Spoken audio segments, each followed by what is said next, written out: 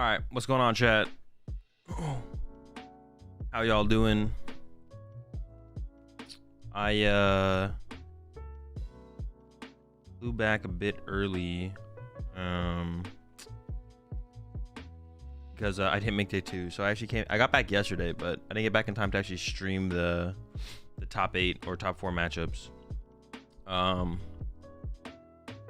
But in time for the finals. And actually, I don't know, maybe I'll stick around and watch the what's up after the TCG. Is it Unite or VGC? I assume it's Unite. VGC is last, but I know they already did Pokemon Go. VGC is next. Unite was yesterday. What? Unite was yesterday? Why did they do it a day earlier? Why did they do it a day early? That's kind of cringe. I don't know how I feel about that. That seems weird. I don't like that. I don't like that. Oh, my chat box is a little bit off. Man, maybe I need to change that color back. Like too bright. Hold up. Let me fix this real fast.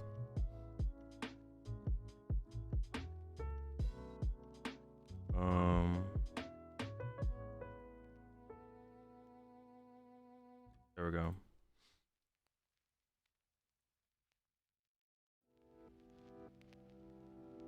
Dude.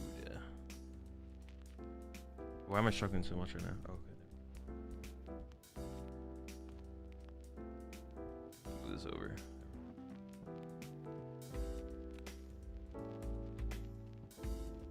What did I play? I played Guardy at NAIC.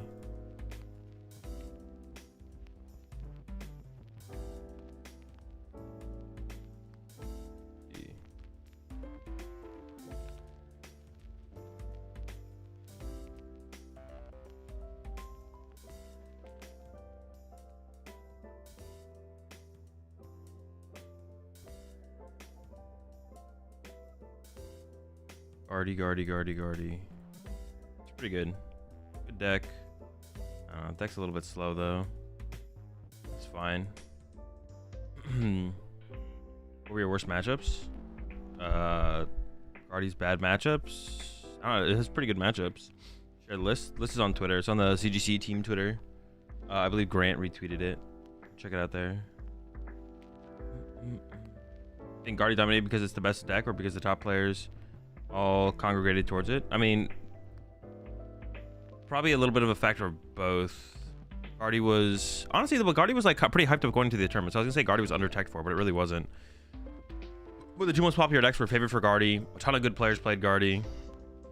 I don't know if it's the best deck, but yeah, I'm not sure it's the best deck, but it's good. Definitely good. PDIF, possibly. Oh wow, it's BDIF again. Oh my gosh. 2 years in a row, Guardy's BDIF at Worlds. Back-to-back dubs for Vance playing Mew.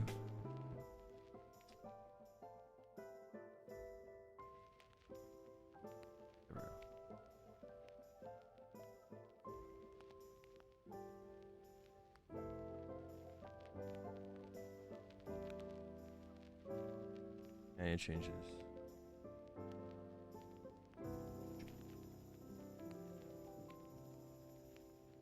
Okay, that's way better. So you're home already? No, I actually brought my house with me to... no, yeah, I am home. I brought my room with me to New Orleans. I prefer to like sleep in my own bed at tournaments, so...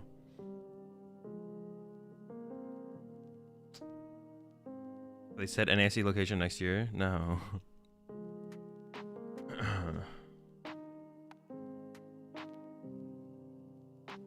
They might give us more info at the end of NAIC though. Isn't that when they gave us NAIC for this next season? Was at the end of NAIC? I actually forget. I think so. I'm pretty sure.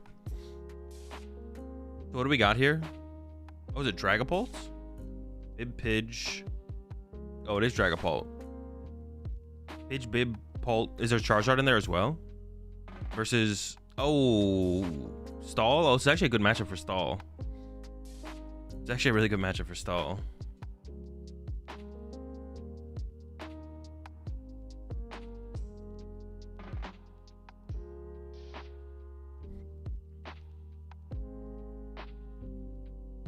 Am I home already?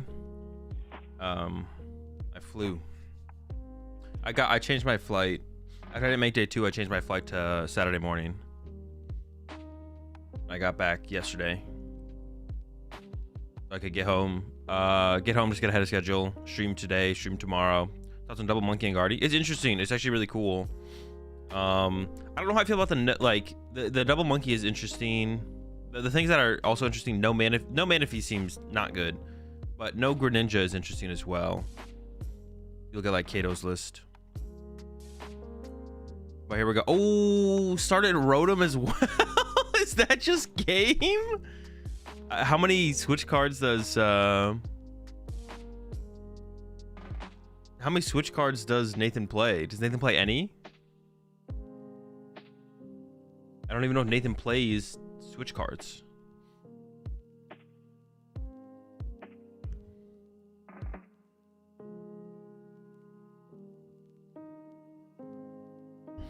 This is yeah, it's already looking pretty bad. There's Turo, right? I don't know. Might be a Turo. Kato's list seemed cool. Yeah, Kato's list is actually very close to the list that got top 8 in the Japan Championships. It might even be the same 60. Actually, I don't know. But the Guardy list that got top 8 Japan Championships is like super close to what Kato was playing. Double Monkey, Tatsugiri, no Manaphy, no Greninja. It might actually just be the exact same list. I'm not sure. Oh no, I think Kato went out. Like, I think Kato had 1 boss, 1 Turo, 2 counter catcher. No, now that I'm thinking about it, I think I saw Kato's list on Twitter this morning. I'm not 100% sure, but it's close. Winner goes to Worlds, right? No. Both these players already have their Worlds invite. Both these players are already going to Worlds. Yeah. these players are going to Worlds. Nathan's already won like 2 regionals this year or something. Kato played Stamp. The top 8 list also played Stamp. Stamp was kind of pretty good card. What happened I don't even know what happened in game 2. Was it a slow play penalty? Kato was playing pretty slow, I'm not gonna lie. I tuned into the beginning of game 2, end of game 1. Like, Kato was playing pretty slow. I actually am not so shocked that he got a slow play penalty. Yeah, I'm actually not even that surprised that happened, to be honest. All right, the roadie for 3. Over to Daniel. Now, is Daniel here? Do you even bench Rotom? Well, actually, as Daniel, do you even have a playable hand? Actually, Daniel's hand sucks. There's the Eerie. I don't even know if Nathan has anything in hand. Nest Ball, Candy. The Nest Ball and the Candy are pretty good, though. That stops like the turn 2 Dragon Ball potential.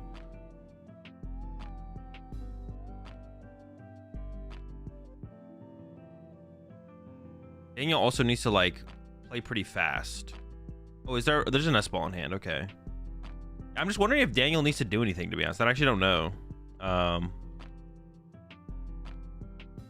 If you ask me, this is similar to Torta LIC, where he had a reputation for slow play coming in, so that just run high alert. Or on high alert because of Tord. I feel like Kato was just doing his best to make meaningful decisions and not misplay. Yeah, it doesn't mean you can play slower than you're allowed, though. It doesn't matter. Do you see Pram's list? I did see Pram's list, yeah.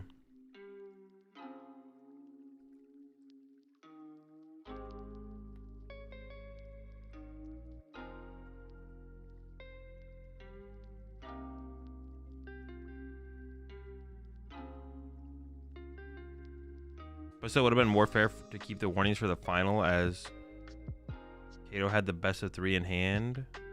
No, in French, I'm still very happy for Stefan.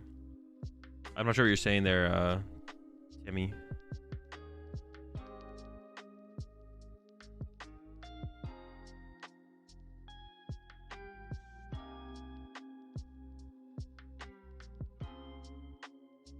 Kato's a known quantity through Japan and the rest of the world for pays of play. No issue with the DPL. I have seen some stuff on Twitter about people talking about playing against. I've never played against Kato before. I mean, yeah. I mean, it's what you're gonna, like. If you're playing slow, you're gonna get warnings and you're gonna get penalties. Like, I don't think there's anything wrong with Kato getting a penalty if he's playing too slow.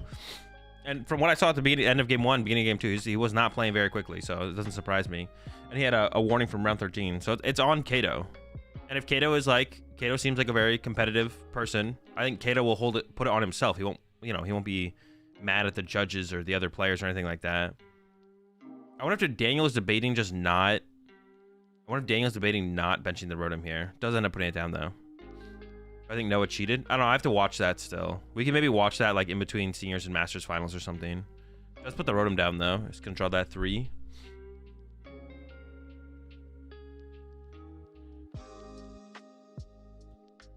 There's the Iono from Nathan. Nathan, I guess, didn't have a Drac look in hand. No, I didn't talk about the Noah DQ yet. I have to watch the video.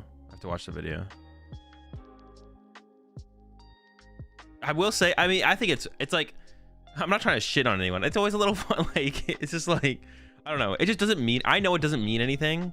So I guess it's a little bit funny to me when people like come out and saying like, and people are sticking up for their friends, so I can't hold it against them too much. But like, when people are like, Noah's a good guy, he would never do this. It's like, maybe, but that doesn't change whether or not he, like, that shouldn't sway anyone else's opinion, right? The good guy,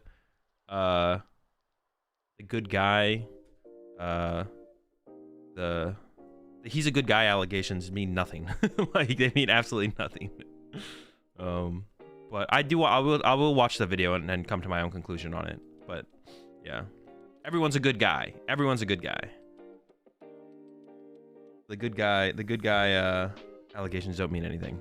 It means literally zero, and it shouldn't mean anything. Like, when you guys are trying to like come to conclusions by yourself on situations in life, like people saying, "Oh, he's a good guy," should not change your opinion. You should deal with what seems to be the facts and then kind of go from there. Come to your own conclusion on that.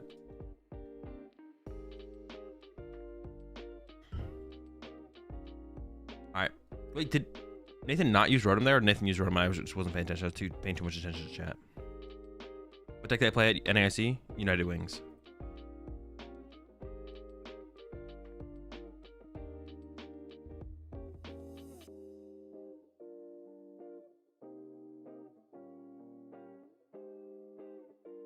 NAIC is scripted. The stream is pre-recorded. TBCI is making Stefan win 3 ICs with the DPL. It's possible. I think it's possible. You appreciate the 83 tier 2 month also. Congrats on top 16 without cups and challenges. Now take down worlds, my friend. I'm gonna try. Appreciate the prime sub there as well. Rip. Jacka. To the Rat Pack. Also appreciate the 3 months there. AMM. And tier 1 coming in from Chad. Welcome both to the pack. Got plenty of poke to watch. We're all out of ice cream. Have I discussed my day 1 yet? No. Be surprised if people try on stream. We've seen some interesting stuff. Okay, here comes the Misfortune Sisters. Dang, almost lost a card there. What do we got? There's 5. Dude, it's hard to tell with those black sleeves, bro. I'm like nervous for Daniel there, potentially. Ooh, the vacuum's a big one. You could just leave the Poffin to like increase Nathan's dead draws, but actually, honestly, in this matchup, I actually probably would leave the Poffin there as Daniel, because you don't win this matchup by like turbo decking out. There's some matchups where it gets close and like decking out is important, like forcing the deck out, like up against Lost Box and stuff. Like you want to get them closer to deck out, so you like threaten that as a win condition. So that way they can't dig for cards with Colress and Comfy every turn without the fear of decking out. And there's just the Rotom draw there from Daniel. Nathan is still sticking it out. There's a boss top deck, so that could lead to a retreat this turn, I guess. I don't know what else Nathan plays. So that's like another thing. Not sure. Let's see, there's a Candy. And the Force Seal Stone being grabbed with the Arvin. So not gusting this turn. Like I said, I have to assume Nathan has a way to move besides boss retreat. But it might just be boss retreat, which is not good enough. That's true, actually, with the flute. I always forget about flute in the deck. When we were testing with this deck, I kept forgetting flute was a thing. That's true. I guess you do want to thin out items out of the deck so your flutes hit harder, right? Nathan really wanted Daniel to cut the deck there. Please. I feel you have major bad luck with Guardian. The deck seems to let you down. Nope, not a thing. Could have played better. A couple times I played it, there's always been something that could have been done better. No major bad luck. I did have some beignets. I did not go to Cafe late. I went to the main one, the Dumond. Alright, so Pidgeot's online. There's a quick search. I'm trying to like see if there's a Turo in the deck. Why are we going for Luminion here? Why is the Oh, we're Ultra Balling it away. Okay. I was so confused. Okay. So Nathan is just getting the basics out of the deck out of the hand. I was so confused. I was like, what? But this makes sense. Yeah. I don't know if Daniel actually plays Mantine, and I assume Nathan probably knows if Daniel has the Mantine or not, which is like a big card to worry about, but a lot of people don't play the Mantine anymore. You just like turbo get your basics into the discard pile, and then hope the flutes don't hit anything else. But I think we'll see that first flute on this next turn coming up here for Daniel.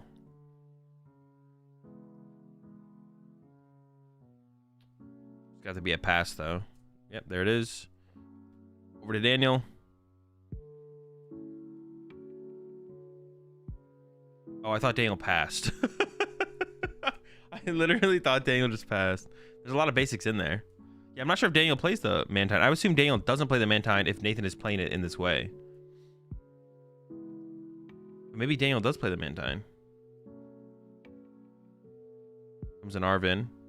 I wonder if the combo is possible in the current hand. Let's see. Is there a Mantine in here? I can't see. Oh, that's a fire energy. That means there is a Mantine. Wait, what ace spec is that? Wonderbox? Yo, is that actually the move? Wait, what ace spec do you normally play? Oh, Cape. There was the fire in there, so that means Daniel, you wouldn't play the fire energy without the man. Oh, there's a fire in hand as well. Yeah, I don't think you'd play the fire energy without Mantine. No way it's better than Cape. It doesn't seem better than Cape. I don't know. That's like a lot of cards to discard. It does give you a way to fire could be for Chi-Yu. Yeah, but if you play the fire energy, you should play the Mantine. If you're gonna include the Chi-Yu in your list, you should play Mantine. There's like no reason not to play Mantine. I'd be surprised if there's 2 fires and a Chi-Yu, but not a Mantine in this list. Think about just recovering the Eerie and the Misfortune Sisters with a Pal Pad, maybe? It doesn't even seem like, once again, it doesn't seem necessary. Like, you're not trying to turbo mill them. Oh, just ready for 3. Wait, isn't there a flute in the hand for Daniel? Or am I trolling? Why would Daniel not play the flute?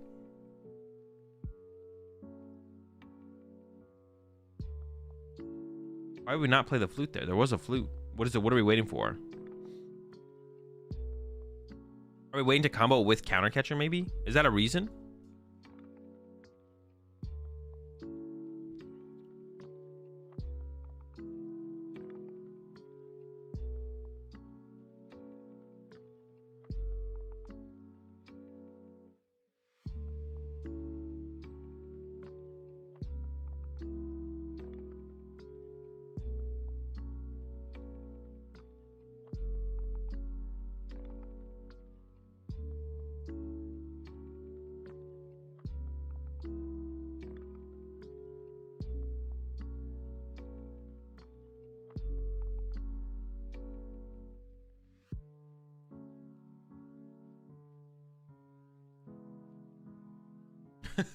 Dude, the V-Star animation. All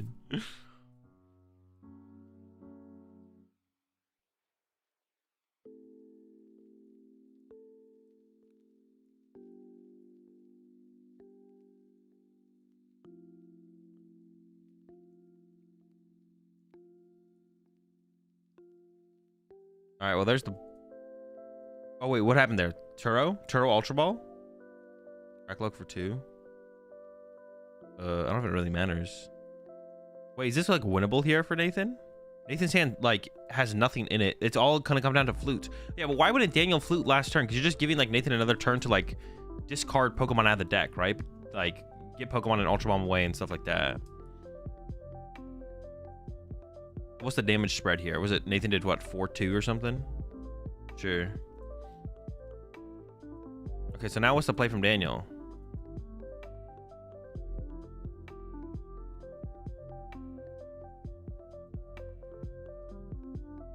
Giacomo's not obviously not doing anything. Is there anything about playing the penny? I guess you're scared of your Rotom getting bossed? Dude, I feel like... Oh, well, we got this. Okay, got Counter Catcher on Pidgeot, so we can drop this for a turn. I assume Nathan plays the Neo Upper, but you could Neo Upper this turn and just keep swinging, or you could just like attach a basic and pass. Because the Neo Upper could get Giacomo or Sinnoh, I guess. S-Ball probably get another Snorlax.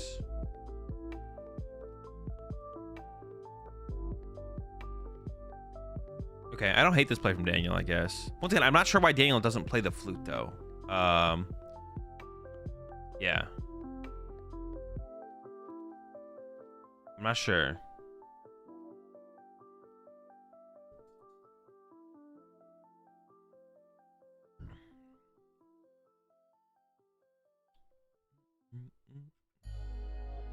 All right, there's the pass. The Pidge is trapped. Another boss top deck.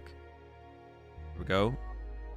Let's see if the Neo up energy is taken here. Because Daniel does have the Giacomo in hand here. I think you maybe do... Oh, maybe you go Iono first here as Nathan. Actually, I kind of like that. Play Iono, disrupt the massive hand of Daniel, and then next turn, go into the Neo upper energy. I like that, actually. Wait, what is the condition on Neo upper energy? Gotta be attached to...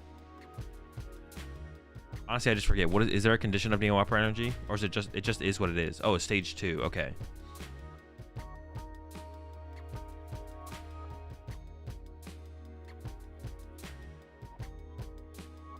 Tammy, you're assuming that people don't misplay though, which is not how you can assume. Also, you have to assume that the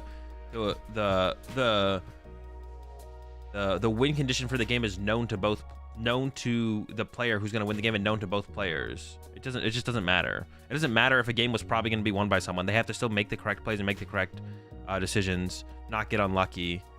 Oh, actually drew into the Neo. So you could just start swinging this turn. There's no reason not to, right? You should just start swinging. Because even if you get Synod, then you can still go attach again. Because, yeah, the Neo just becomes a colorless energy.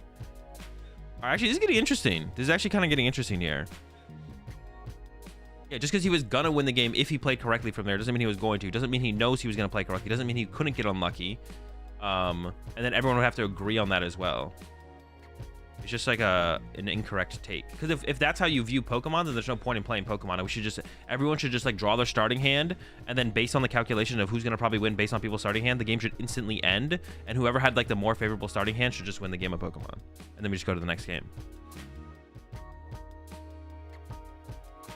You can actually let the Pidgeot hit for 150. A little bit of extra damage in there. Yeah, I guess you like 1k with Snorlax if it doesn't have a tool on it. Oh, Daniel like didn't put the Bravery Charm back into play after like penning the Rotom. That's definitely a misplay, right? It's all of a sudden looking not that bad for Nathan, to be honest. I mean, this game's gonna. Oh wait, we have the Mimikyu as well, which will make things awkward. Wait, we're gonna let this Snorlax die? Why? Why are we getting up on the boy? I guess we don't have a penny in hand, maybe to. There's a quick search. So Nathan just needs to get a basic energy. Or I guess you could bump the stadium. I don't know which one's better here, to be honest. I saw Nathan played a Sinnoh, so I don't know how many stadium bumps Nathan plays. You played Arven already? No, but you could have attached a Luxurious Cape to the active is what I was saying. Because then your Snorlax doesn't die to the Pidgeot. I guess you don't have a penny in hand, so... You can't, like, protect your cape after that. Big Bird bump stadium. Oh, that is true. The bird. Well, yeah. I mean, you have to commit the other energy anyway. So basically, the Sinnoh's done its work at that point.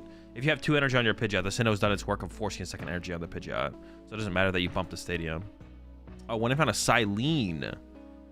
Oh, Silene is interesting there. Maybe that's enough to like just win this matchup. There is a Dreepy in hand, which could be invitation tier. But yeah, even though the Sinnoh gets bumped here, it's done its work. So he's not playing Cape, right? No, he plays Luxurious Cape, not Hero's Cape. He still has a cape that he could have played. Also, didn't bench Mimikyu last turn, which was interesting. Because that would have forced... Could have pushed up Mimikyu here and forced a different attacker into play. I honestly just don't like the way that Daniel's playing this at all. I don't know what Daniel's playing towards. The problem here... I just don't know what Daniel's plan is. I'm actually just so confused as to what Daniel plans to do here. Is eyeing up Giacomo. Now it's going to go back to the Artisan. Why discard Mimi? Well, isn't going the Mimi route, I guess. There's only... no Pokemon in play can hit the Mimikyu except for the Dragapult's like spread damage. Putting Mimi in play here seems decent because your hand is so... Like, Daniel's hand sucks. Daniel's hand is super, super slow and doesn't have draw power in play. Does not have Rotom. Do you get an item card off this as well? You do, right?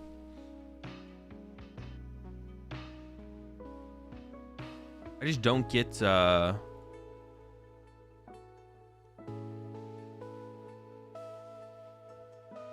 just don't get how Daniel's playing this. Okay, they're just super hard. Maybe we're getting Mimi back.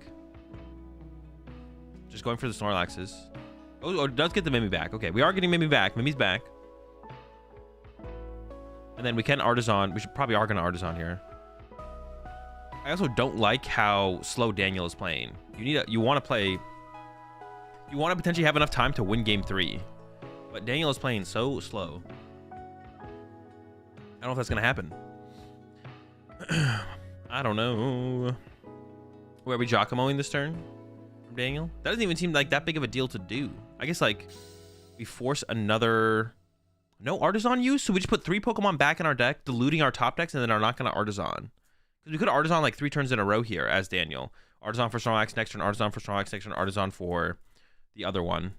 Yeah, not Artisaning there from Daniel is definitely not correct. Because giving it to Nathan doesn't matter at all, right? I don't think it matters. So we do force another energy on the Pidgeot, which I guess is something. So then maybe once Daniel eventually puts Mimikyu in play, Nathan won't have the energy to actually deal with the Mimikyu. I guess that could happen. You are never winning game 3 even if you play fast. I guess that's not true. You can concede game 2 really, really quickly. Or potentially this game really quickly if you play faster. I mean, you're just wrong. Oh, actually, I don't know how many fire Nathan plays. That could be all the fires. Wait, could this ever end up in a scenario where Nathan can't KO Mimikyu now? I don't know how many fires Nathan plays. It could be 4. Because now Daniel could go, dude, put the Artisan in play. Why does Daniel really not want to give Artisan over to Nathan? Maybe he just wants to save it. Maybe Mimikyu just wins now, to be honest. Are we going to get Mimikyu going to Mimikyu after we force the second fire out? Maybe that's the play here. Daniel's been cooking him. We might have it. 4-2 and Neo. 4 fire, 2 psychic. We could always retreat the Dragapult, though. We can retreat the energy off Dragapult and attack with Dracloak still, I guess. Pidgeot kills Artisan. Oh, that's fair. I forgot about that. I'm trolling. You're right. Pidgeot does bump Artisan. My bad. I was like, why are we not just using the stadium? But that's a good reason. That is a good reason. And I kind of like don't like the Super Rod last turn, but I guess you need to play it to get Mimikyu back. All right, we'll see how well this works here for Daniel. I feel like Nathan can even like play this. Well, I guess you have to play it slow here as Nathan. You can bump the stadium for a turn, go to set up a Dracloak. Dracloak does 70, right? I believe it does. Oh, big Mimi. You would have to 3-hit it. Nope, just a pass. Okay. For Nathan, there's a Sinnoh. I mean, that could bump the Artisan. You could just do that to bump it more aggressively right now. But I guess you're going to attack a Pidgeot anyways. So you may as well keep it in the deck as one more card.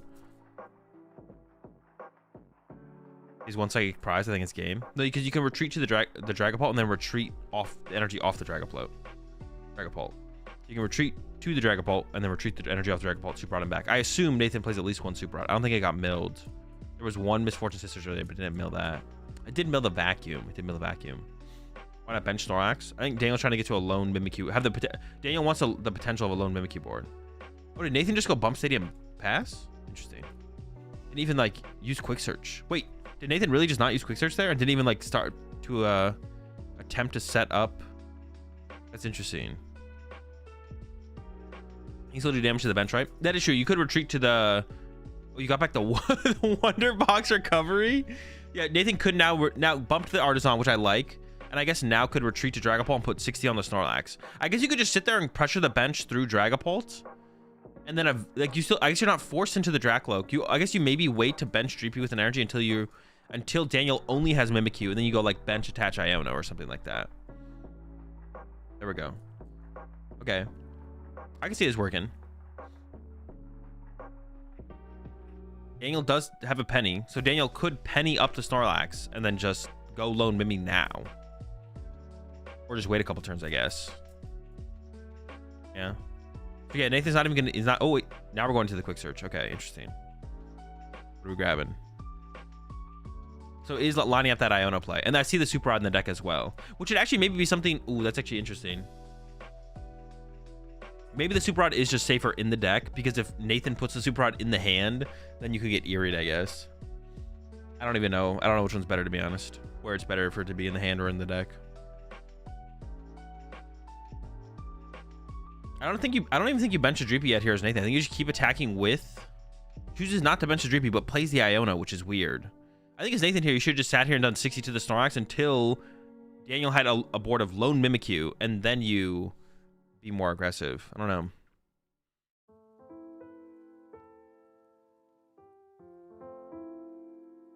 But here comes the 60. It didn't feel like it did a whole ton for Nathan. That turn specifically. I don't know. That's interesting. Daniel here now. I still want to know why Daniel has not... When Daniel had that flute earlier, why did Daniel not play the flute? Was there a reason for it? I can't think of a reason. Lone Mimikyu, then Cologne for game. Does Nathan play Cologne? If Nathan plays Cologne, that makes a ton of sense. If he can't play the flute? Why can't he play the flute?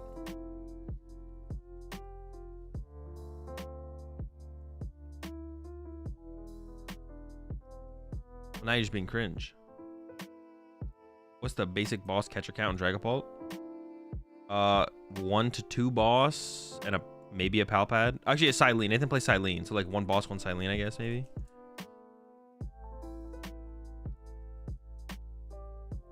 Not sure what Daniel got there. An Arvin maybe. It is the Arvin. Get the Wonder Box. Dude, the Wonder Box is so funny. Maybe Daniel's just waiting. Maybe Daniel's waiting as long as possible to play the flutes. I don't know. I'm not sure.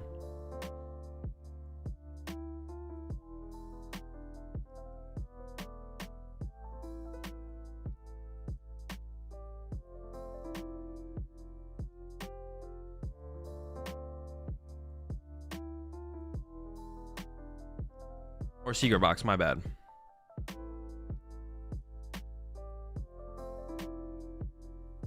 My bad. Secret Box, Secret Box.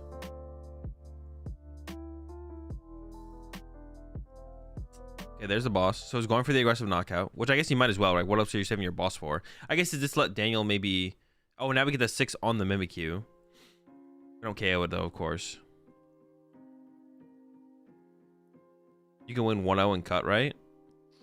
Yeah, I guess I just thought it would be like unlikely. Okay, here's a flute, finally. Oh, wait. Is it reveal? Uh-oh. Can Daniel not afford to bench that? All right, make his way to the bench. Is it reveal or is it you look? I actually don't know.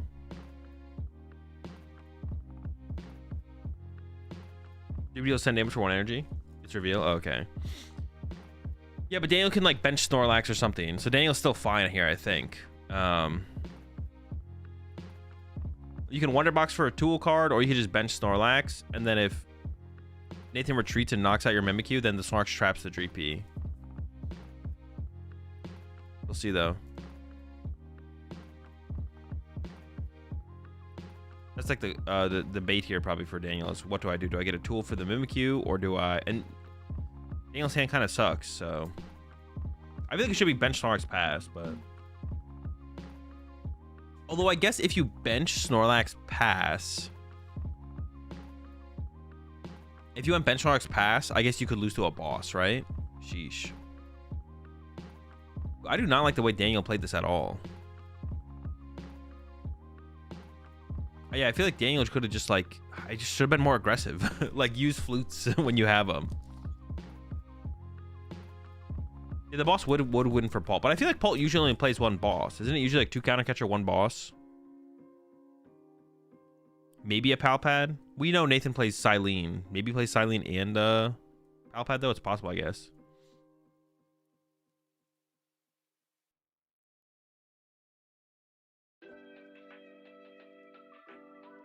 All right, Mimikyu's tanky now.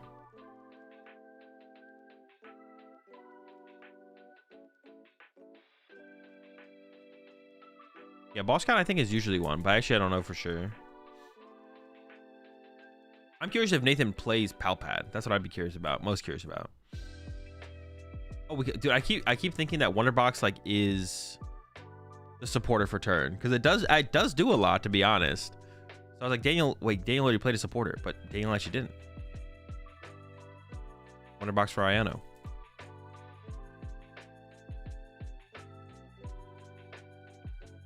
Ooh. You can switch card into the Snorlax and then trap the Dreepy. Once again, why would we not play this other flute though? Maybe you wait to shuffle the deck. You could wait until the deck is shuffled, I guess, because there's a bunch of cards put to the bottom that I don't even know if that makes sense. Like, oh, there's a Kieran in there as well. So that's another switching effect.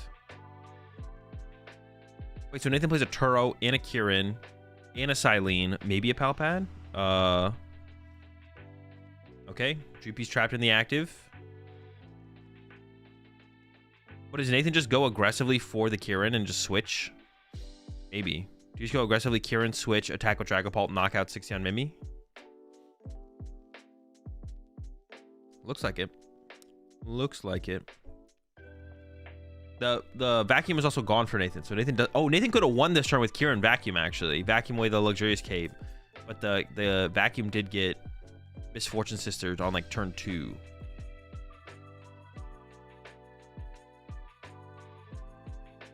Yeah, there's the switch effect. Knock out the active. 60 more to the Mimi. Not KO'd yet. And the psychic energy is still prized. Which is like Nathan's I don't even know how much energy Nathan has left. Did Nathan use Silene already? No. Silene's still in the deck. So we still have that. Yeah, still has double or still has Silene in the deck.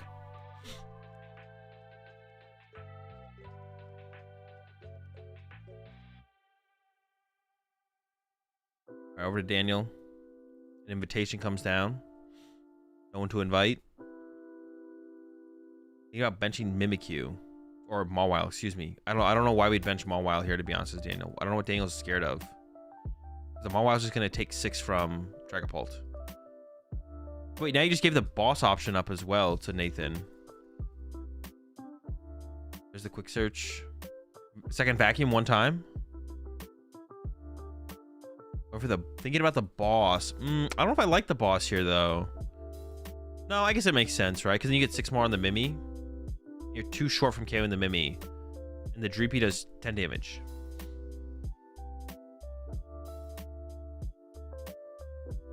Ultra Ball happening. I'm not sure how I feel about the Ultra Ball either, because you maybe want to say that to discard Pokemon and put them in the discard pile, but goes aggressively for it. Gets the Dracloak. I don't think Nathan has the energy to support a Dracloak attack, though. I could be wrong, though. Silene Vacuum. Oh, true. Silene Vacuum would work. It actually would work. But you couldn't get both cards in one turn here, though. You can't get both cards in one turn. And if you Silene and put the Vacuum on top, then Daniel knows where it is and could Misfortune Sisters it. So that's actually interesting, to be honest. I feel like I like this approach a little bit better from Nathan, because if you get the Psychic off the prize cards, which Nathan did, now you can just go and swing with Dreepy for 10.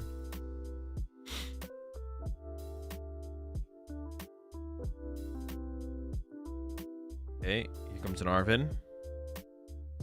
Oh, true. Silene the Vacuum, then Dracloak for Vacuum. Oh, yeah, you could have. You could have Dracloaked into it. Wait, that's very true. That's very true. I forgot about the Dracloak draw power. Yeah, so that's what Nathan could have done. You might as well just go for the win there, right? There's no reason not to. Because you get... Yeah, you may as well just go for the win. Because if you get double tails on Silene now, you could get double tails on Silene later. Who cares?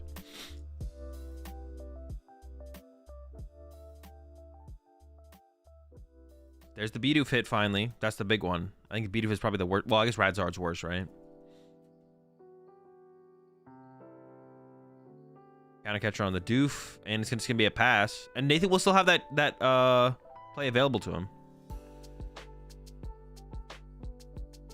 Nathan will still have the vacuum play available. I guess because Nathan had the play available last turn and didn't see it, so I don't know if Nathan saw the play, but it's lining up Silene now, so.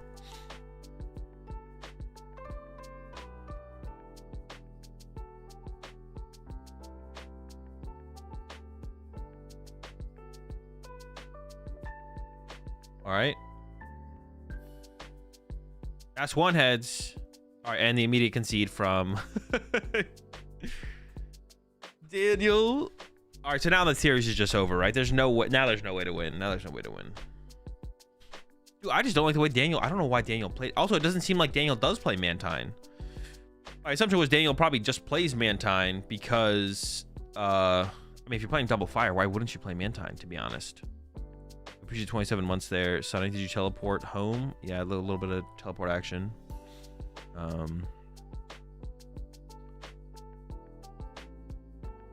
So what deck did you take to NAIC? I played Golden Go.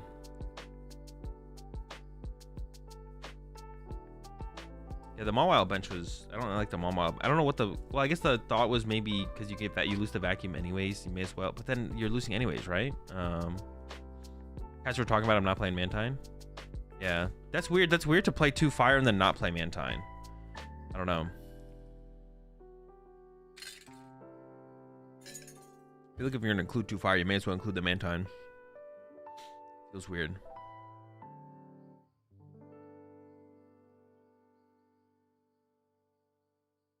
Yeah, definitely played that wrong. He's got to get more aggressive getting Pokemon on Nathan's board. Yeah, you want to do it as soon as possible and make things awkward for Nathan. Because Nathan had just so much time to, like, use every single card. Nathan had so much time to use every single card in, like, any way he wanted to. Like, maximize the efficiency of every single card.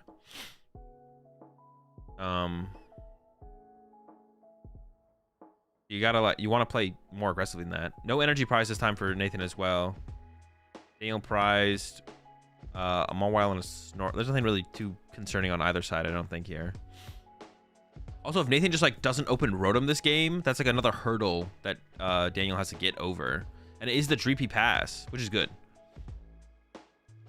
Okay, there's the arm for Daniel. So we have that turn 1 Roadie here to start building up the hand. He's going immediately for the Wonder Box, though. Oh, no, just, like, checking in, I guess. You see the 4 prize Arvin yesterday? Yeah, I did, yeah. Alessandro prize 4 Arvin. It's a good meme. All right, Roadie's set up. You don't really need a Bravery Charm, to be honest. You want the option of, like, the 4 Seal Stone. Secret Box, yeah. Wonder Box, Secret Box. Same difference, same difference. All right, Arvin in hand for Nathan. I don't see Candy Dragapult in hand. It might be there, though. It might be there. We'll see. There's not very many energy in this deck. Is there a Mela? There's got to be a Mela, right? Maybe the Silene is the Mela, though. You just recover the... Did he just draw 4? Oh, did he actually draw 4? Wait, we should be watching on YouTube so we can instant replay this stuff. Hold up. Let me change browsers or whatever. Streams real fast. Look at Nathan's hand, yeah. That's crazy. Yeah, let me just switch scenes real fast.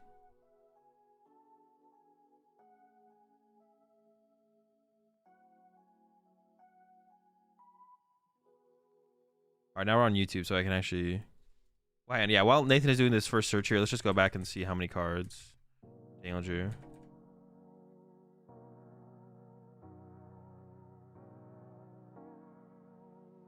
It looked like 4. Let's see. 1. That's a wide card, but it could be 3. I can't tell. It could be 3. That's a wide ass card, though. It could be 3. That one looks wide as fuck, though. The middle one looks super wide, but I think it is just 3. Definitely not malicious. I don't think, for sure. Shadow made it look like 4. Yeah, I think it is 3. It looks a little wide, but.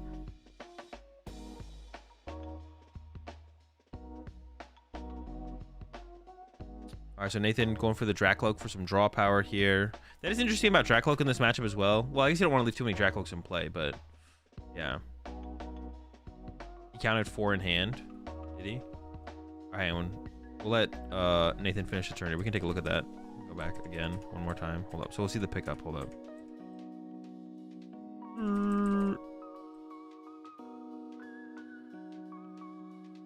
right, here we go. Fire Energy in the front. Oh shoot, it might have been actually. So Fire Energy's in the front, and then man, can I play it at let's slow it down. 1.5. Eerie. No, he just like, I think he just like double. No, it is 3. It is 3. It is 3. It looks like 4, but he misses the fingering. It looks like he hit. Yeah, he double taps. Yeah, he double taps the Mimikyu. Like, yeah, it is 3. All right, normal. It is 3. It looks like he hit 2 Eries. It looks like he fingered through 2 Eries, but he didn't. Dude, don't worry. Chat's on the case. Detective Chat. Honestly, if chat was the... if what people said in chat was the... If chat was like judge, jury, and executioner for Pokemon TCG games while they're being played live, everyone would be banned and DQ'd. Like every single person. No person could go on stream and not exit the stream banned or DQ'd.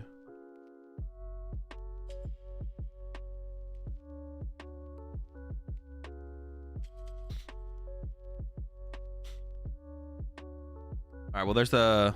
Oh, is it back-to-back 70 punches? How deep are we here into the... So Daniel going for the reset, not wanting to give a prize card here. Roadie for 3. Leaving the Roadie in the active is interesting. I don't know how I feel about that. Why is Daniel really not want to give up a prize card here? I don't hate it. You want to buy as much time as possible, but... Well, I guess, yeah, we need to find some flutes. That's what needs to happen here. We need to find some flutes. I think Nathan should just get aggressive, but it's thinking about going for the Dracloak. Also has Radzard in hand, so Erica's Invitation would be Erica's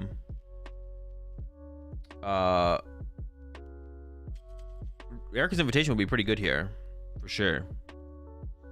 So what do you have Coach Stream drops on? I don't even know if that's something I can put on. Is that something I can put on? Let me see.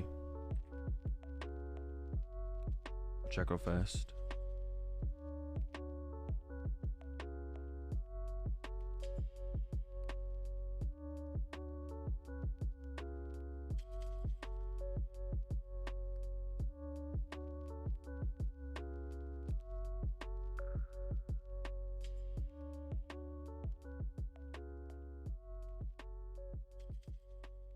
How are you supposed to like... I don't think there is drops. No, I don't think so. Or there's no... I can't just put drops on for it.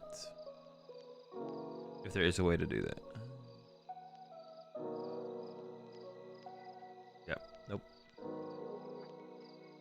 Alright, flute. Okay, we got the... Oh! That's 2 hits! That's 3!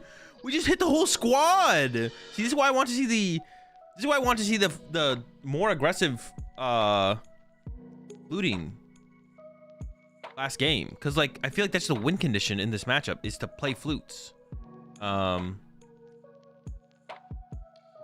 I feel like that's the win condition in this matchup. But like Daniel was just like not using flutes last game, even when he had them, which is weird. But now we see an aggressive flute hits. Things are looking a little bit different now. Now we can go like aggressively down the lax route. We appreciate the 35 months there, Mitch. And then there's the draw 3 from the Roadie. See what Nathan goes for on this turn then. Now with all the squad. But now is it too late? Like it feels like it's too late now, right? Because we're in game 2. Nathan won game 1. Even if Daniel wins game 2 somehow, is that going to be enough? I don't know if it is.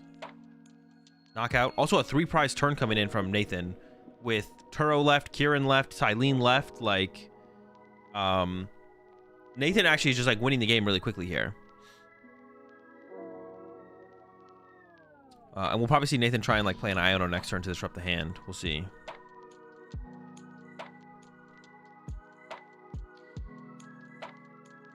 All right, another Lax is found, which we do need. We need the Laxes.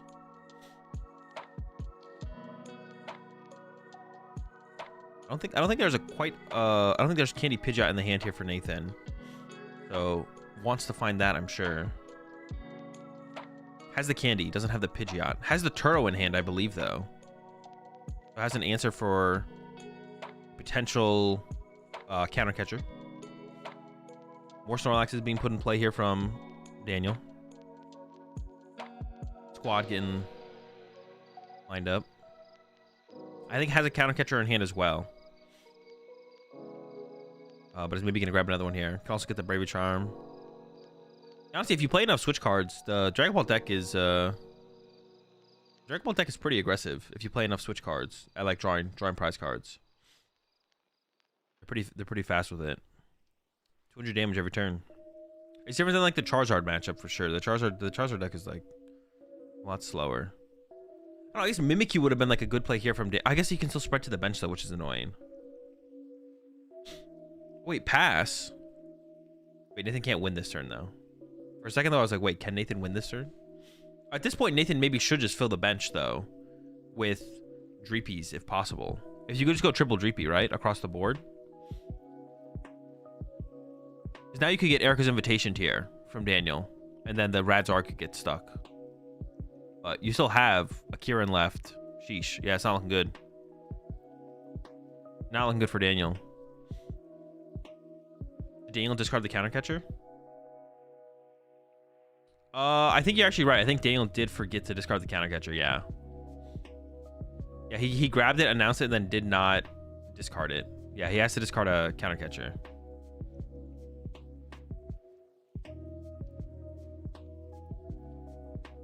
So he has one extra counter catcher in hand. He did have two in the hand, but there's another one on the Pidgey.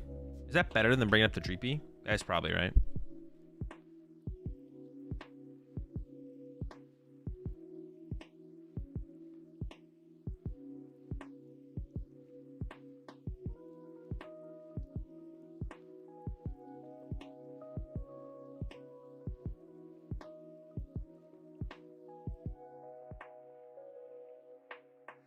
And then hasn't played a supporter yet. Going with the Misfortune Sisters. We got another one in hand extra. Yeah, he has. There's another counter catcher in hand that should be in the discard pile.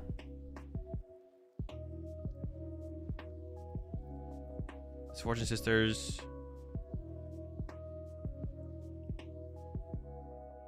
I keep thinking that the judges are about to bring it up because of the way they just like stopped the game there for a second.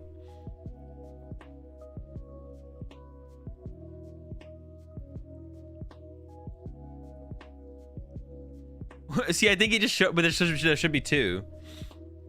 One. Okay, now they're just realizing it, I think. Okay, they got there. Would you rather go for Erica's here? Honestly, I have no clue. The set seems chalked at this point.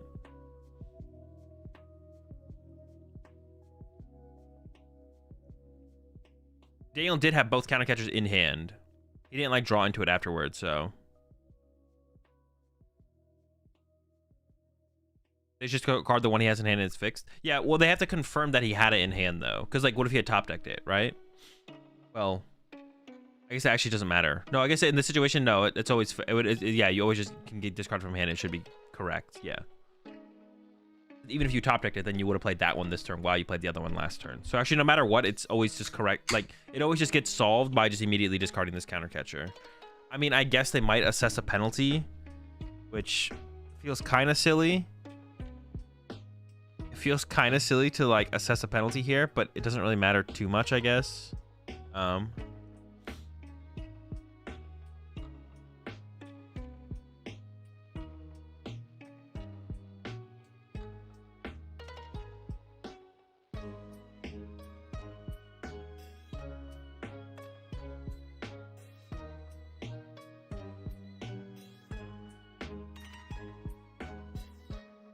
EQ both. Honestly, yeah, just get rid of them. If there's no one playing Pokemon, no one can make a mistake. So if no, yeah, we just have to get rid of everyone. Dude, is it me? Dude, I feel like this is like weird, where it's like it's like blacked out when they've drawn 0 prize cards. Like it looks like Daniel's drawn 6 prize cards, right? Does anyone look at this prize card graphic here on Daniel's side and Nathan and think Daniel hasn't drawn 6 prize cards? If you look at that prize card graphic, oh, well, you guys can't see it because it's behind my other thing, but basically all the prize cards are like blacked out. It looks like Daniel has drawn 6 prize cards and Nathan has drawn 2. Has it been like that the whole time? Or did they mess it up?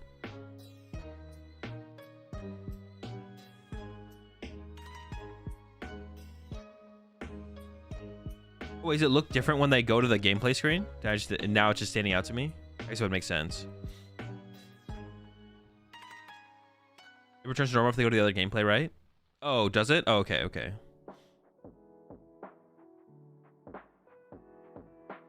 Wait, are Joe and Ross casting this? Oh, they're not at like a caster desk? It's been like that? It looks wrong? Yeah, it definitely looks wrong.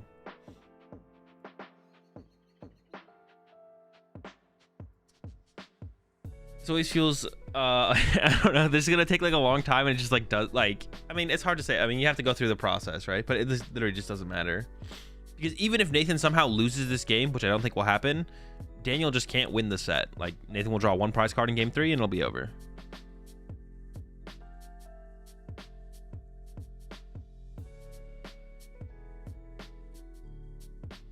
I think it's the other way around, like the blacked out ones mean he hasn't taken. Well, no, that's obviously what they're implying with the way the graphics look, because Daniel has drawn 0 prize cards. I'm just saying it looks wrong. When you look at it, it looks like Daniel has drawn 6 prize cards.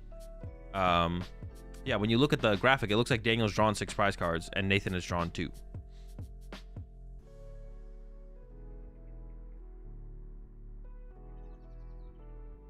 If they review this footage, they surely see he has the second one in hand and it's just a discard. I would hope so, but I guess we'll see. Maybe it's a 2 prize penalty and it just ends. Okay. Yeah, now it looks better on this. This looks good. The other one looks weird though.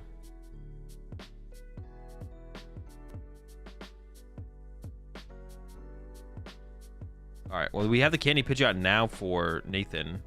Nathan also has vacuum. So Nathan could go Iono, Neo Energy, Vacuum or something, I guess. And then knock out the active. Oh, you would also need to... Oh, no, because there's a Temple of Sinnoh in play. Never mind, you can't do that. I guess you could see, like, Kieran attack. Yeah, Kieran, knockout with Dragapult, 6 on the bench one. I wonder if you'd ever want to Iono first, though. Like, play Iono and then Kieran next turn or something. But it looks like Nathan's going to be aggressive here. Just play the Kieran. Knock out the active, 6 to the bench, go again. We'll see, we'll see.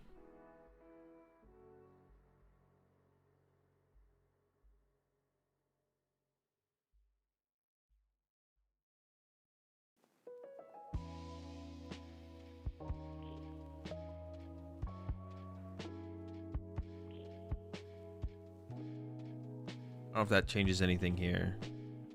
They're probably done the Dracloak before the Pidgeot, though, for sure. Not a huge deal, though. There's the switch. Down to 1. This was a pretty uneventful series here so far. I'm excited for the finals, though. For Masters, excuse me. All right, let's see if Daniel's got anything left here, though. The Silene is still left for Nathan. The Turtle's been played. The Kieran's been played. I don't know if Nathan plays Palpad. Yeah, I don't know if Nathan plays Palpad. There's a boss on the Pidgey here. Nathan does play a 2/2 Pidgeot, though, so could just candy this into Pidgeot. I see the Silene in hand. It's possible you go like candy... No. Yeah? If there's no tool card here for Daniel, you could candy Pidgey, Vacuum, Sinnoh, Upper, Knockout. That's a lot. There's a cape in the hand here for Daniel, so you would be able to play around that. He's not going to play it, though. Why not play the cape there? It's so bizarre to me. Our Dracloak first. Rhodey. If there's a Force Heal Stone in hand, I guess you could combo that.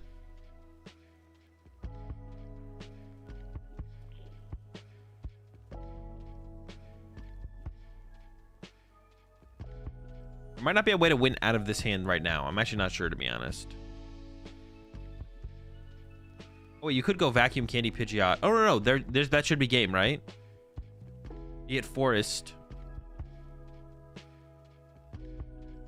That should be game. But I don't know if Nathan saw it. Where's he actually? Actually, is the second Pidgeot in the discard pile? Maybe it's in the discard pile. Oh, no, there it is. So I think Nathan had game if Nathan just took Forest Seal Stone off the Arven there. We have Candy Pidgeot, and then the Neo Upper Energy and the Vacuum are in the deck. There's the Neo. And there's the Vacuum. So if Nathan just had Ultra Ball away a different card, benched it, benched the Rotom, and then forced for Vacuum, I think Nathan had game here. But now, I don't think Nathan has game this turn.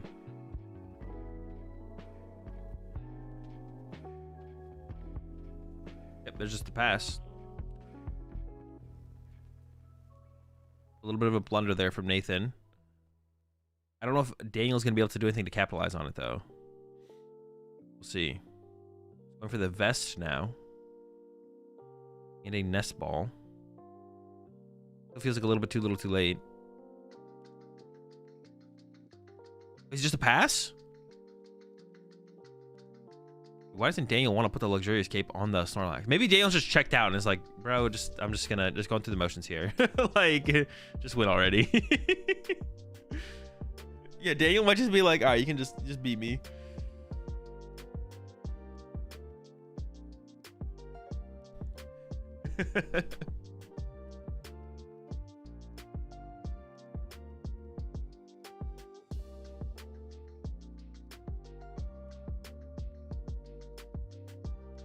Yeah, I couldn't attack because of the Temple of Sinnoh, so I need to get the vacuum as well. Could have had it last turn, but it's fine. Just win a turn late.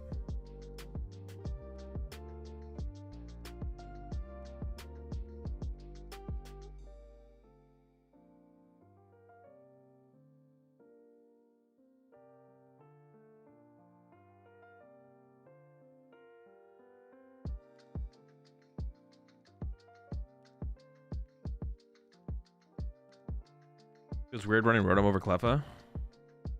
I think Nathan plays both. But Rotom's better because it doesn't need to be in the active. Builds on top of your hand. And then also combos with Force Seal Stone.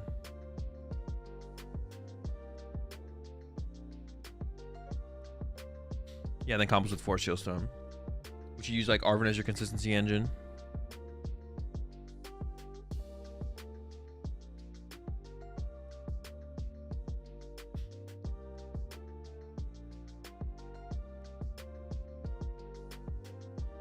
Check the DQ.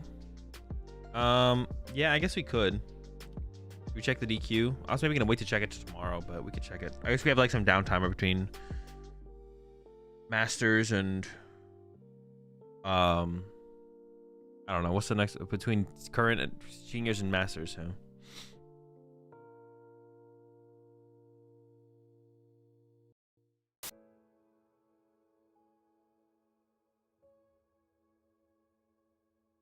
does anyone have the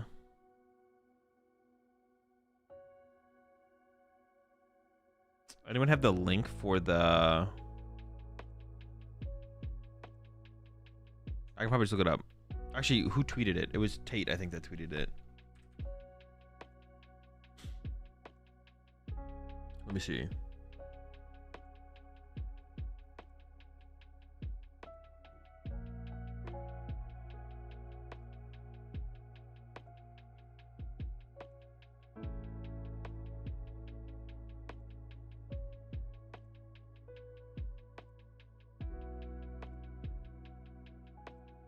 Okay, yeah, let's watch this.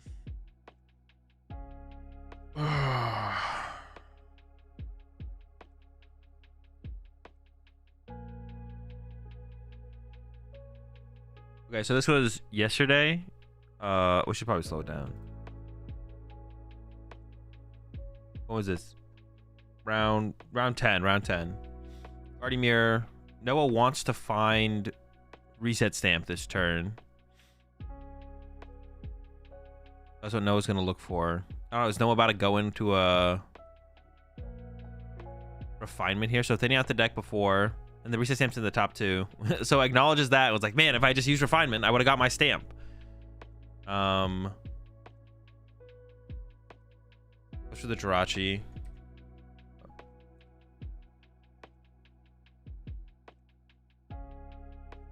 Spins the deck out of the Jirachi.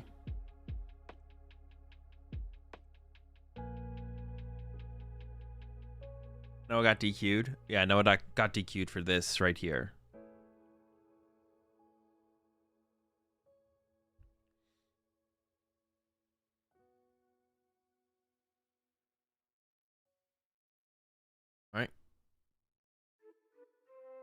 All right, so Noah needs reset stamp. So right here, second from the top. See, I can't tell if that's 2 cards or one card. So right here, Noah wants reset stamp. Wait, does Noah even want reset stamp for sure? Or unfair stamp? Is that for sure what Noah wants here? For sure Noah wants unfair stamp, right? Alright, so Noah wants unfair stamp. It's in the top 2 cards of the deck. Ultra Balls for Jirachi to thin out the deck before going into using refinement. The stamp's in the top 2. See, that's like this is like the weird cut. He like misses twice, but I don't even know if he's looking at his deck here. It's like a thing as well. I can't even tell if he's looking at his deck or is he just like not looking and missing and like realizing he's not missing. They has to like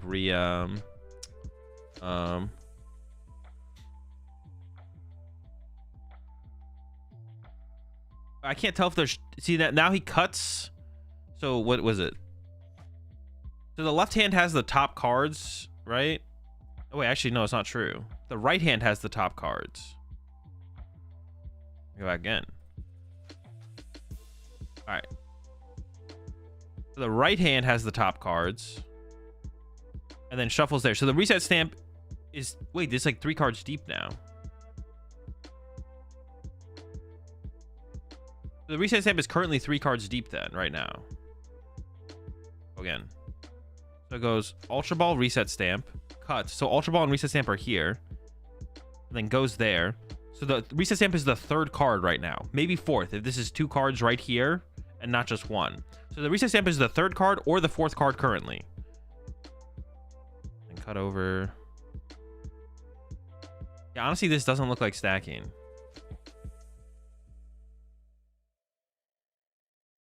Yeah, but the one from the left hand on top is never the thing. Yeah, honestly, I don't know. That doesn't look like stacking to me.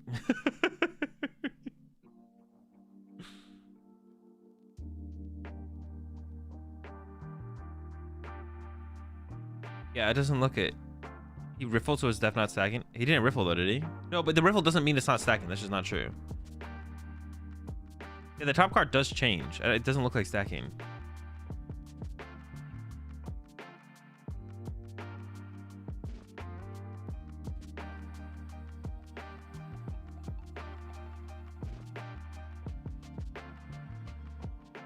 And then I'm curious actually, what are the 2 cards drawn here?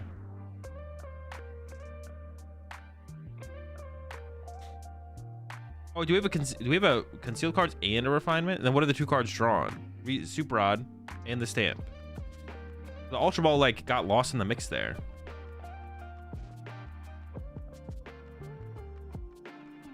If you don't think someone that cheats when the stakes are low isn't going to try when money is on the line, then you're not a serious person.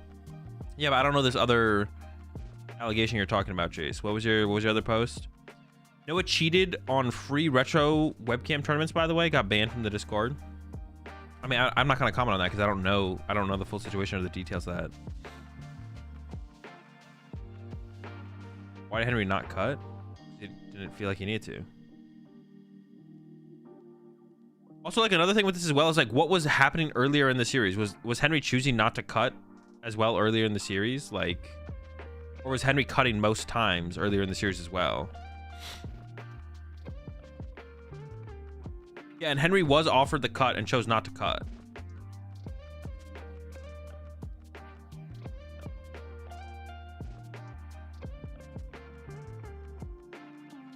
That's not what happened. Lol, Noah and I disagreed with Daniel Altavilla in a server, and the mod crowed Danny, and the mod banned us. Yeah, see, that's why I'm not going to even like comment on that situation. I don't know the details. And already, Piper has some other details about that situation, so that's not going to affect my opinion here.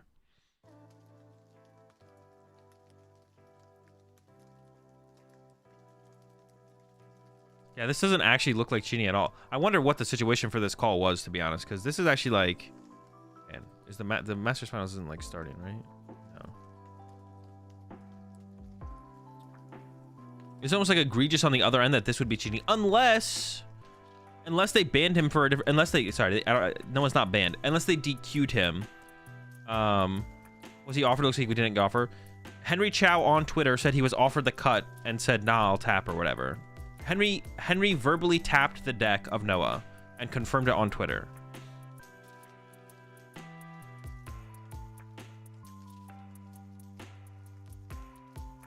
Yeah, Henry said he verbally tapped. What? So also what happens is he got his Worlds invite taken away too. Oh, did he need these points for his Worlds invite? Well, I think if they go back and look at this and realize that it doesn't look like he did any kind of stacking, that they should like at least give him his invite.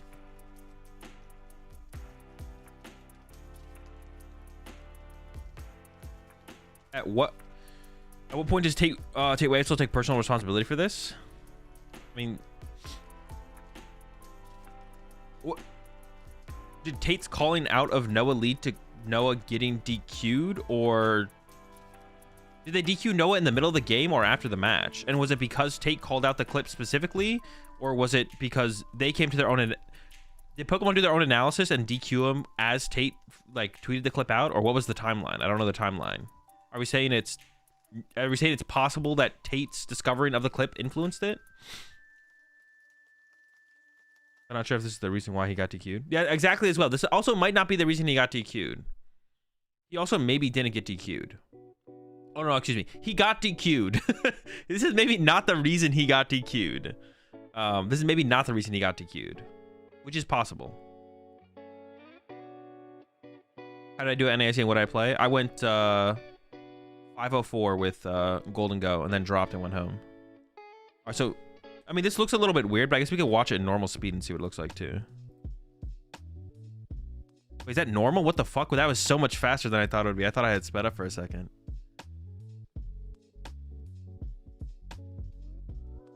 The top card gets like stacked under card. How did that even work? Card. Take it again, card. It once. I guess you could just like rotate the top two cards over and over again, right? But the thing is here is that the first, let's slow it down again. The thing is the stamp doesn't end up in the top two cards here. Watch.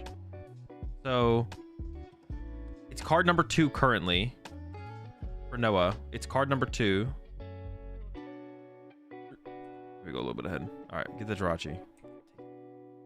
Okay, it's card number 2 currently. And then Noah's gonna, the top 2 are in the right hand here. Then it goes in. So now stamp is card number 3 or 4. I can't tell if there's 2 cards here or 1 card here on the top 2.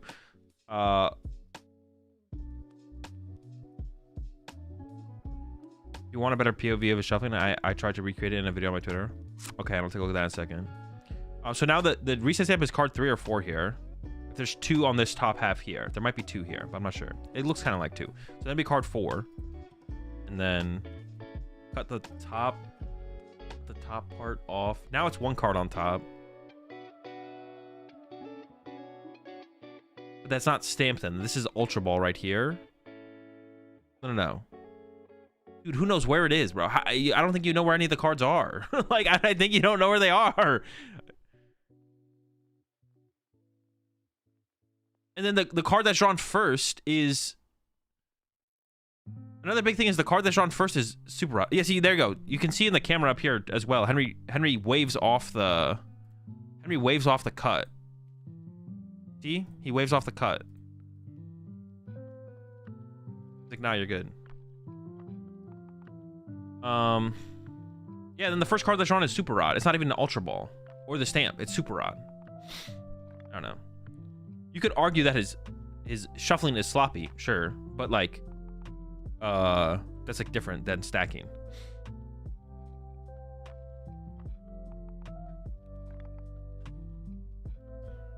DQ for bad shuffling is harsh though. Yeah, but okay. No one is being all right. You should always assume initially and take people at good faith, or like you should assume everyone is. Wait, has the final started?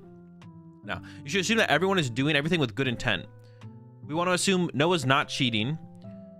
We want to assume Noah's not cheating. We want to assume that the judges that DQ'd Noah thought Noah was cheating. You want to assume, you want to take everyone, you want to take everything at good faith. You want to assume Noah didn't cheat. You want to, unless Noah came out and said he cheated, then we're like, all right, well, Noah cheated. We want to assume Noah didn't cheat. We want to assume the people who DQ'd Noah thought Noah cheated. And then Henry Chow said, I verbally, like, he tapped, right? He tapped the deck. And we'll take Henrietta's word as well, right? And then we take everyone in good faith, right? And then we take everyone in good faith, and then we go from there. You don't just want to assume the worst of people without, like, you always assume the best, and then you work from there. You always assume that everyone's being honest. And, yeah. Noah was not DQ'd for bad shuffling. Noah was DQ'd because they thought Noah was cheating. And from what I can tell from this, it doesn't look like Noah was like cut stacking, cut shuffling, whatever you want to call it. Henry is a paid actor. Yeah.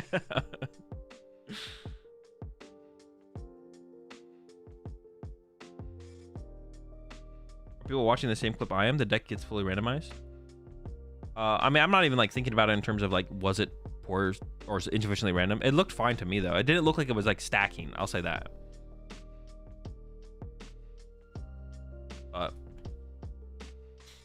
It doesn't look intentional. It doesn't, because it doesn't look like he keeps the stamp in the top two.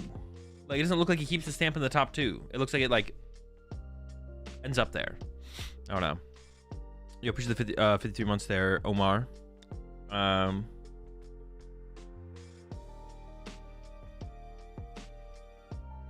the first thing it seems really fishy is how specific he is with that first cut. I mean, it looks like he just missed. Like, if you just go back to the first shuffles here, it looks like he just misses. Oh wait, that's not the first one. When he goes to shuffle here, it looks like he just misses the deck. It looks like he's not looking at the deck. It looks like he's looking out here at the board. It looks like he's looking at the board and then just misses, and then catches, then finds the deck and then shuffles. But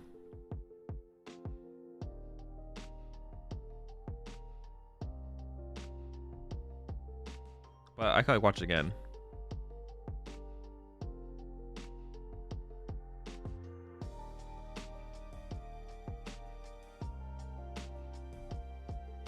He also offered the cut to his opponent, so if Henry did cut, then how would he have cheated? You can cheat and not be able to fully take advantage of, like, if you intentionally, if you know your deck is not sufficiently randomized and you know a position of a card, that's cheating. It doesn't matter if someone cuts or doesn't cut your deck, it's still cheating. Even if Henry cut here, it would still be cheating. That doesn't make it not cheating.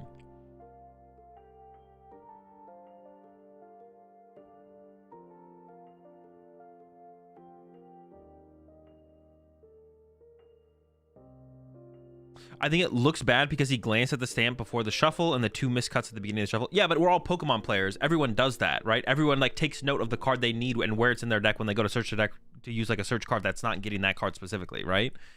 So like, I was just weird that someone would be like, I feel like the average player does that though, you know? Like the average player like will go, oh, where's my reset stamp? There it is. I miss, and it was in the top two, right? The average player just does that. They take the note of the card they were looking for when using a card that can't find the card that they're looking for. And then the two miscuts do make it look back, though. I agree. It makes it look bad. I would say, I guess, those two things make it look bad.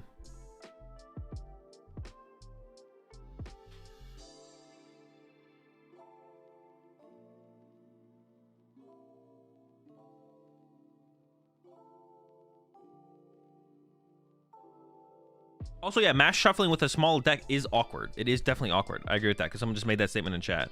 The initial shuffle looks bad, but it's a very low count in the deck, so missing it happens sometimes as your first two mash or two, to be honest. That is also true. It is awkward to like shuffle a deck or mass shuffle a deck when it's gets super small.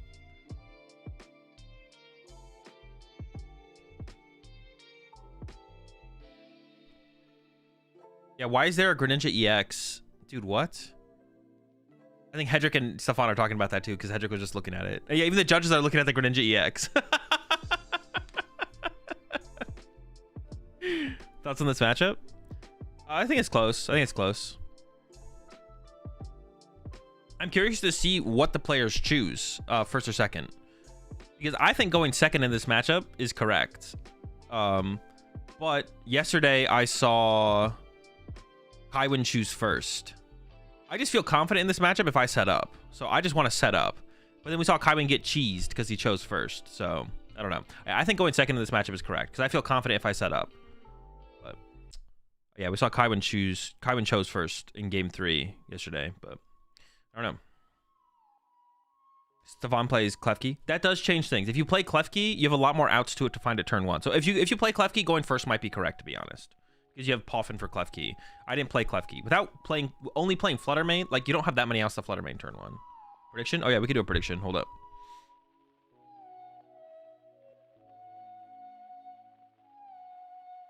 Make sure this goes through correctly. Oh, okay. Aroma, though? Oh, that's true. Stefan is playing Aroma. Okay, actually, all right. Because of Stefan's list, I think Stefan probably should go first. Stefan doesn't play or plays Aroma. Yeah, Stefan plays Aroma and plays Klefki. Okay, for Stefan's list, yeah, going first is probably correct. Yeah, like the list that I played, going second in this match, I felt better for sure.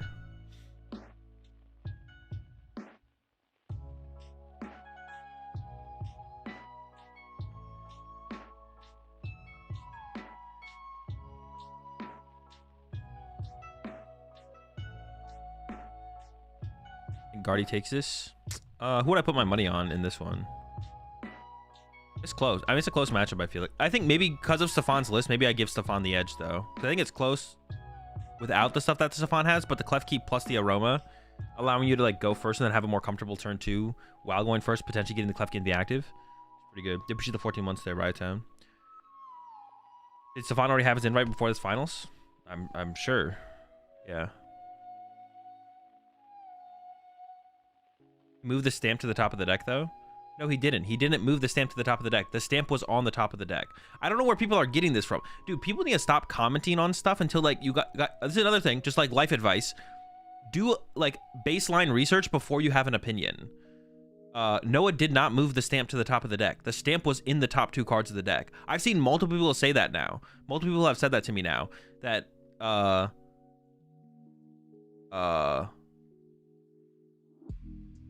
Noah moved the stamp to the top of the deck. But when you watch the clip, Noah did not move the stamp to the top of the deck. So I don't know, like, who started the... okay, they fixed the card there for Hedrick, the right Greninja. All you have to do is actually watch the clip. And if you watch the clip, Noah does not move the stamp to the top of the deck. Just watch the clip.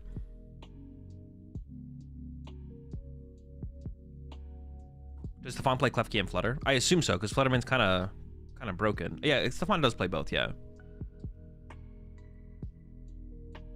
Tate kept telling people Noah moved the card, took a while for him to concede the point. Yeah. Which is like, even if like Tate, and it, like, once again, I'm gonna take Tate at his word. I'm gonna assume when Tate tells me that Tate thinks that, but I'm gonna go watch the clip before I say anything. Like, I didn't say anything on Twitter about it yesterday because I didn't have time to, like, sit down and watch the clip and actually look at it and give my thoughts. And you, like, that's just how you should conduct yourself, because you just look like a moron if you just say something stupid, or you just, like, regurgitate something someone else said and they're wrong. Just make sure you do some baseline research for yourself. Do a little bit. Put your own research in there. Like I'm gonna assume Tate is acting in good faith, though. Like, once again, I'm gonna assume everyone's acting in good faith here. Tate thinks Noah cheated, and thought Tate thought that Noah moved the card to the top of the deck. But I'm gonna check myself, right? But then you have people, because Tate said that, and you have other people saying, oh, but he moved the stamp to the top of the deck. But if you watch the clip, he didn't.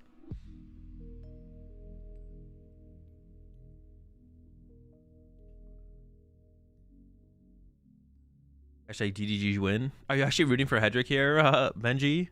What? Not rooting for Europe?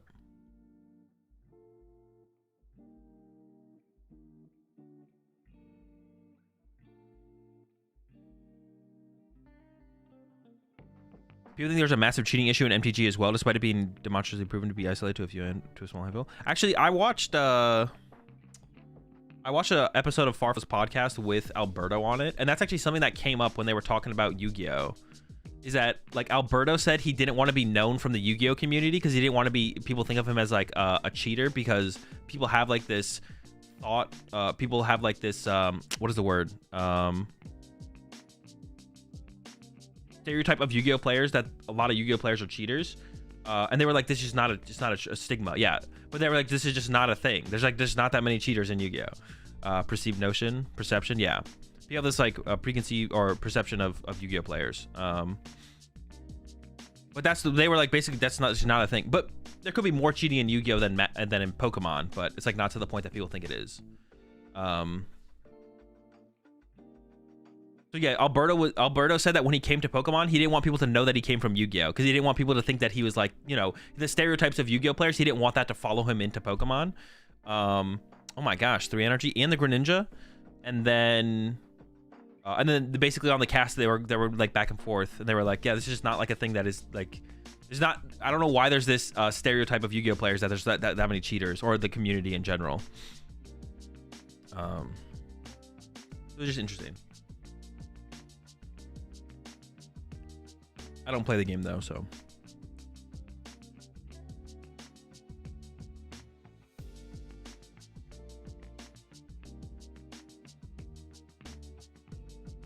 The Guardian's favorite, but I'm pulling for Lost Box. I think it's close.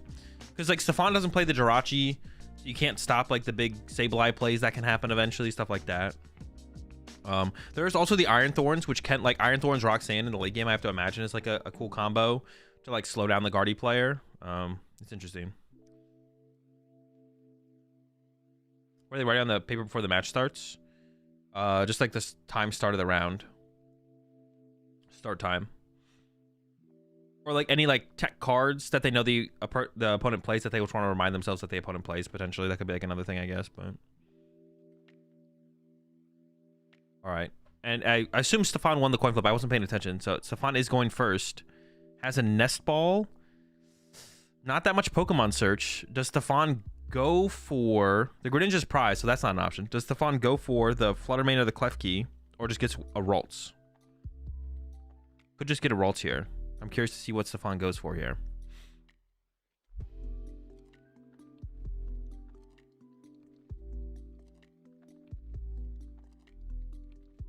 Taking the account of the prizes real fast.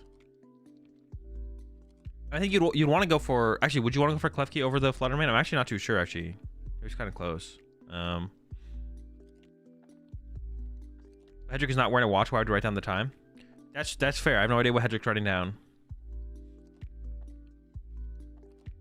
Maybe he's like making a tournament report or something. Oh, it has the Iron Bundle in the opening hand as well to play around the potential Klefki or Fluttermane.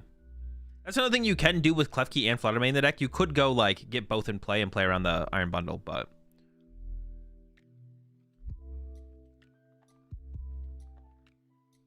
he has a watch on the table. Oh, is he just not wearing the watch? He just has it on the side. That makes sense.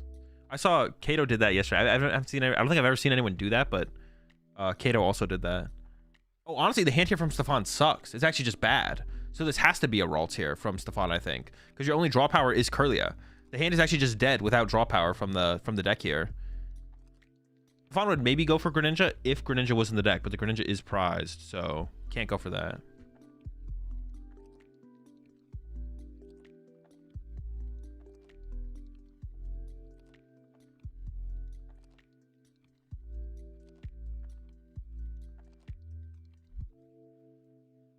Oh, goes for the Klefki though. Wait, maybe I'm trolling. Is Stefan's hand not dead? Maybe Stefan is gonna prey on the top deck, but Hedrick has the Iron Bundle. Yikes! This is gonna be a rough.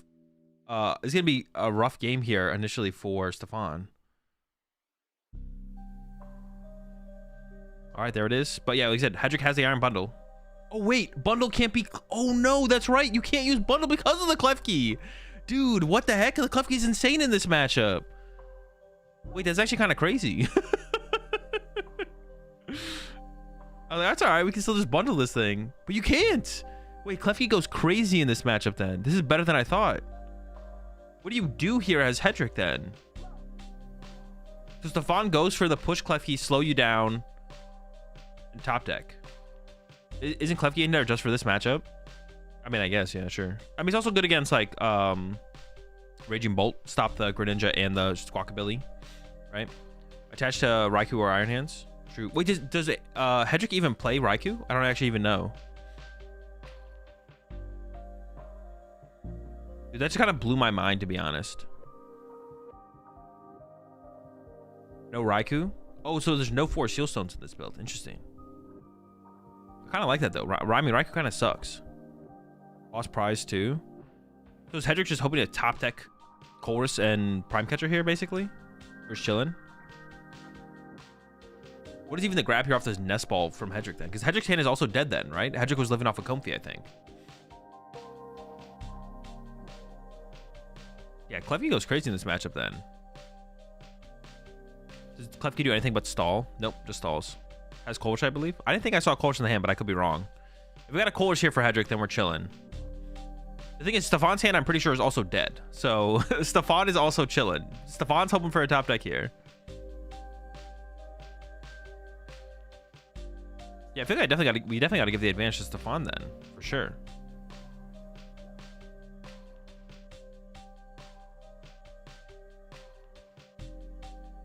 What if he breaks his pencil? You got to use your teeth to sharpen it mid-match. Heavy Pokestop build. Is it like 3 Pokestop, 3 vacuum? Just goes for the Iron Hands. Just start loading it up. Yeah, there is no... the hand is just dead. That's crazy. That's crazy.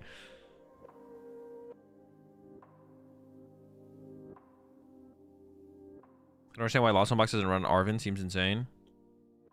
I mean, it's only like okay. You have to play 4 Steelstone and then it's like okay.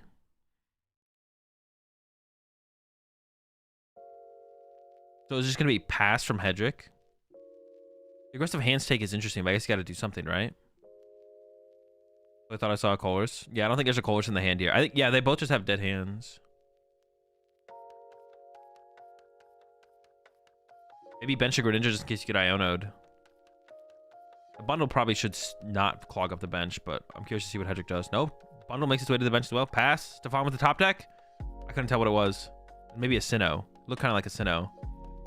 Is it just a pass from Stefan? That'd be hilarious. Turo. Is it Sinnoh top deck? Yep, it's a pass. Okay, back and forth. Lightning top deck. Okay. All right. 3 turns later, Hedrick will be attacking if we top deck energy. Top deck Iono, but do you play it? I mean, you have to, right? You can't just pass. Yeah, was hoping for Arven's, of course, I'm sure, but you can't not play it, right? All right. Now, the only good draw here from Hedrick is basically Colress, though. Yeah, the only good draw here from Hedrick is basically Colress. Also, as far as time being a factor in this match goes, like, Stefan definitely wants as much time as possible for a potential game 3. All right, looking for a Poffin here for Stefan. 1 Ralts. Ooh!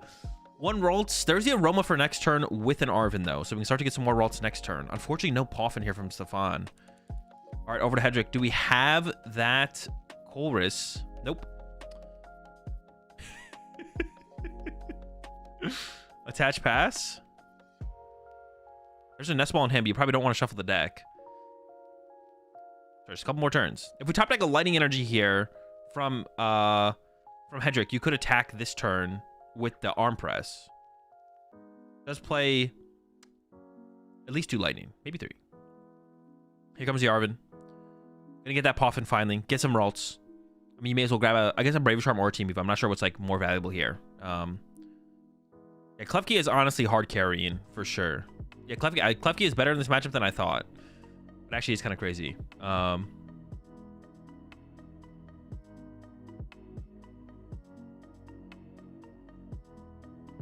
what is the tool grab? You're not going to use... Wait, does Stefan play TM Evolution? I assume Stefan does play a TM Evolution. At least just one, right? Maybe not, though. I'm actually not sure, actually. The more I think about it, I don't know. Oh, there is one in there. Okay. So grab it for some fodder, probably. Obviously, going to go back in with the Poffin. I guess you could use the TM Evo this turn to get the Guardi EX online. And I guess maybe the 4th Kirlia that's in the deck. So we might not... I assume we're going to see the Aroma to get 3 Kirlias out of the deck and use one. All right, there it is, the Aroma. So yeah, going first in this matchup is huge. But Stefan does have 2 Pokemon that he can start with that are just really good. You should open the Klefki or the Fluttermane. I don't know if there's a Kirlia prize or not. There's 3. Well, it looks like the last one is in there as well. So we could still TM Evo into a Kirlia and the Guardi EX just to find it. So that way we don't have to find it next turn.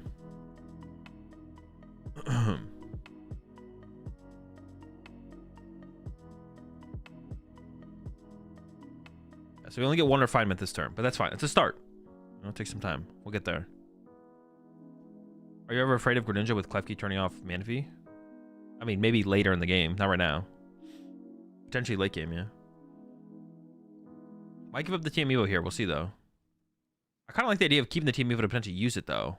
But the rest of the cards in the hand are pretty... Well, I mean, the Screamtail's like, okay, we could give up Screamtail maybe there. Because if we get an energy here, did not get an energy. But if we had gotten energy, we could have Team Evo'd for our Kirlia just to thin it out of the deck, plus get the Guardy. Because we don't have an out to Guardy yet.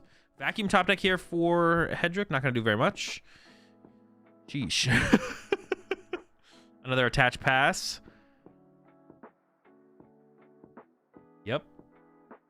There's nothing else to do, right? You don't want to play the Nest Ball because you don't want to shuffle the deck here. Sheesh.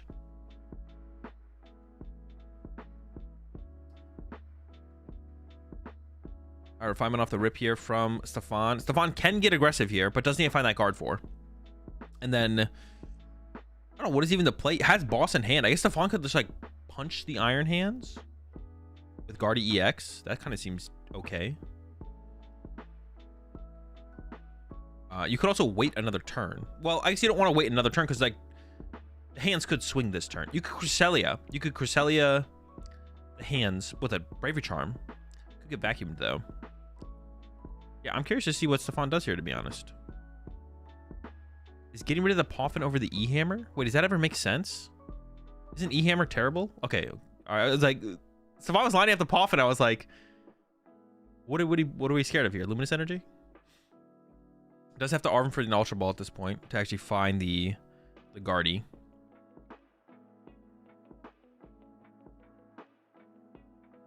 And then, yeah, the question here for Stefan, I'm curious to see what Stefan attacks with here, to be honest. I'm curious to see what Stefan... I think just Guardy EX punch... Well, no, now we have to get the Ultra Ball this way. I was going to say, Guardy EX punch the Iron Hand seems kind of good.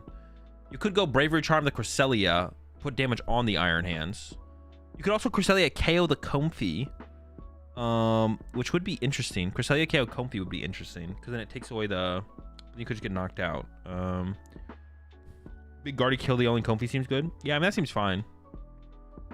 Yeah, I'm not against that play. It seems decent. I think you definitely want to do something this turn. You definitely want to do something because like you could get hands the next turn. So, the question is just what do you do? A lot of options. A lot of options for Stefan here.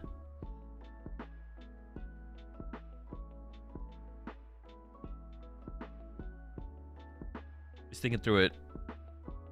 He's going to be going back into the deck with that Ultra Ball. I'm assuming to grab the Guardy EX, but we'll see. And I'm sure Stefan probably knows the exact 60 that Hedrick is playing, would be my guess. Whether they traded lists or just like looked at the stream VOD. So I'm sure Stefan knows exactly Hedrick 60. Just passes. It is just a pass. Gonna wait. Set up further.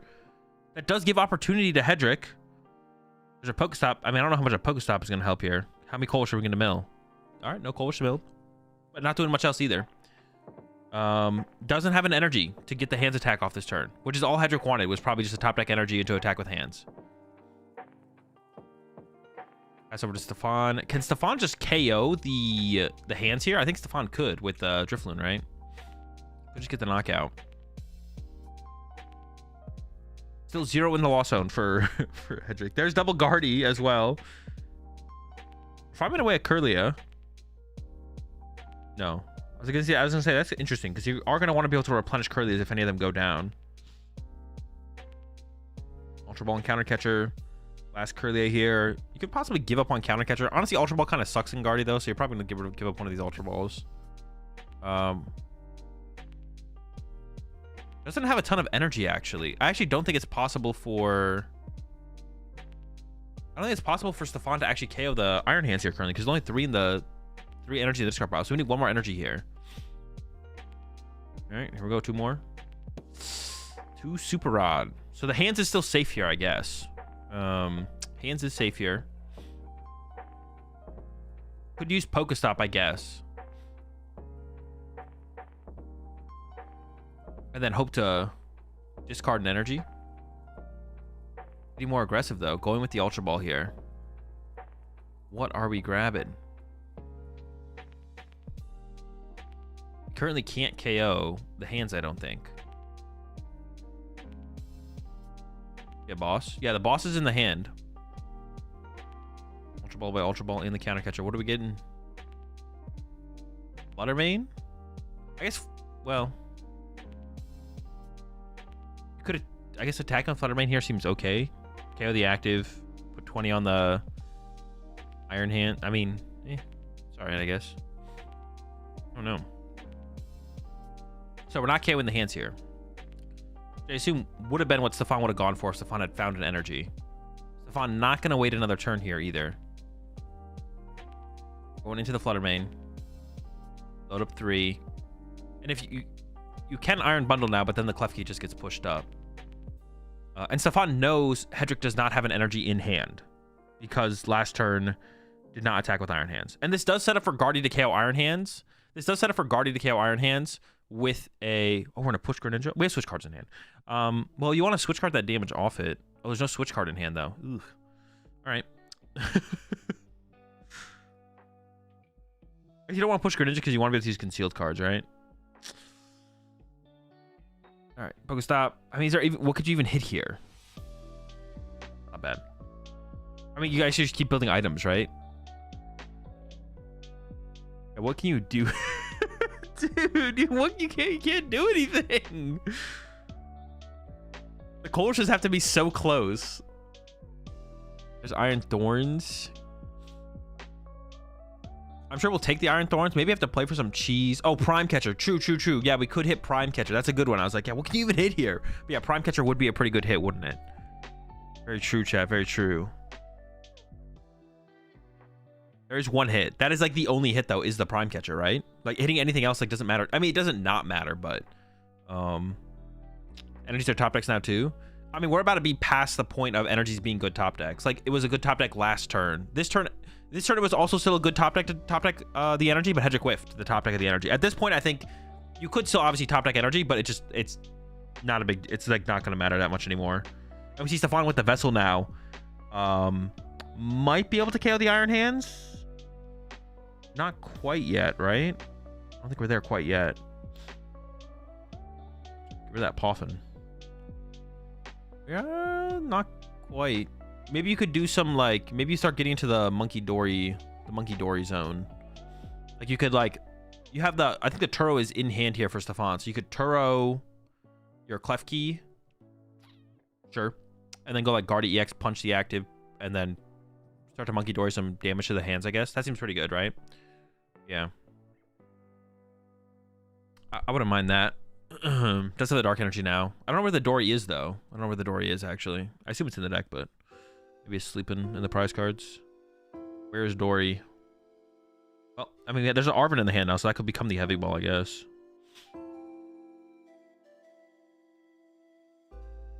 Dude, this hand is just... These all the options. The Boss, the Turo, Manaphy.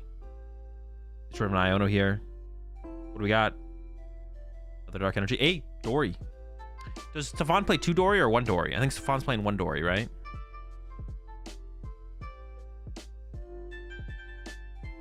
I think it's a punch with Guardy X plus Dory Turo line here from Stefan. Removes Crest. Okay, interesting. Those are the Crest removal from the board. I mean, there's so little in the loss zone. I guess it seems fine. We might even leave the Flutter Mane in the active here from Stefan, I guess. Could. Gonna heal 30. And you could put on the Iron Hands retreat attack with Guardy. Or you could just move it to the active, yeah? Move it to the active attack with the Flutter Mane. Sure. Why not? Seems chill. There's the knockout. Put some more damage on the Iron Hands. I mean, Stefan knows there's no energy in the hand, right? Jeez. Stefan also not getting energy off the prize cards. I mean, Hedrick here... I mean, you could push up the Greninja. Sure, go for it. Push up Greninja first. I mean, you could just push up the... Well, I guess you want to be able to concealed cards, right? Even if you top deck energy here, you'd rather concealed cards into a Colress than actually just go attached to hands, I think. Because I think you have to build up your Lost Zone still here as Hedrick. So I think maybe... Dude! This is... Prime Catcher. Give him something, bro! Yeah! He's just so sad at this point. Holy smokes. But I think you should stick it out here as long as possible from Hedrick. Like, you should just... You want less time on the clock going into a potential game 3, so... Counting with Hedrick. What do we got?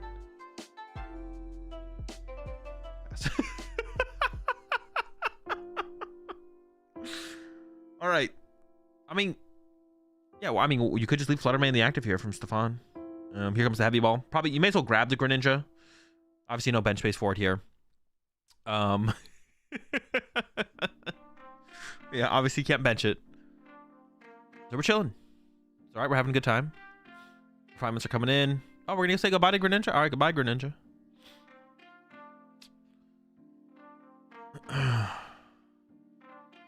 Not that many cards left in the deck. Honestly, you don't have to. At some point, you probably don't want to go too much further. But it's looking like maybe getting rid of the Dark Energy.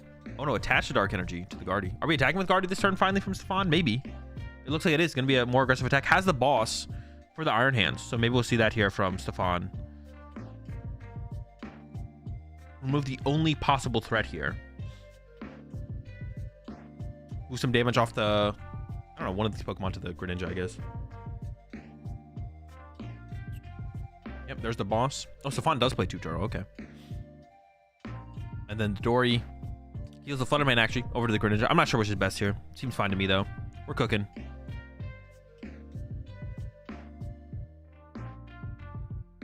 And then, yeah, there's the knockout on the Iron Hands. 2 prize cards left here for Stefan. Hedrick still has 6. I actually just don't...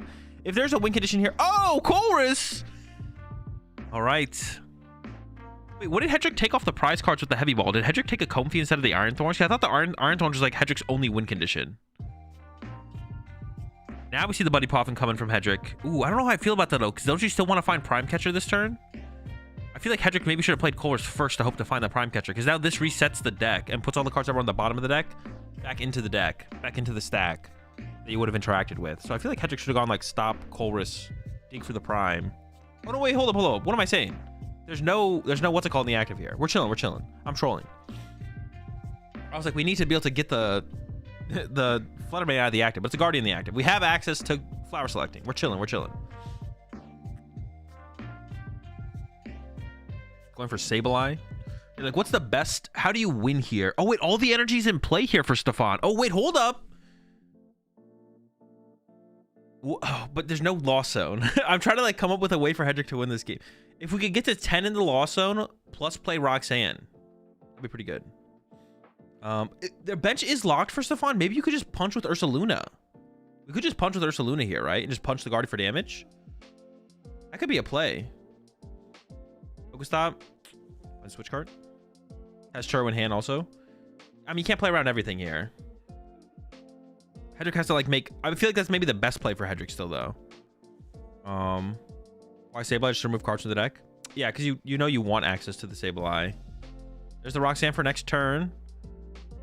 Or for the future. Honestly, the switch cards might be better than the Colress just to try and turbo through Comfeys instead. Where are we lost owning the Roxanne here, Cedric? I kind of just like taking 2 switch cards here from Hedrick to take 2 switch cards. Oh, wait a second. There's no Manaphy on the bench here from... Yeah, I definitely like taking double switch card over that Colress. We can actually Greninja double Curlia this turn as Hedrick. And then next turn go for like a Roxanne play. Wait, this is like... Hang on. I can see it. Wait, can we get to 7 in the loss zone, though? We can, right? We can. Comfy.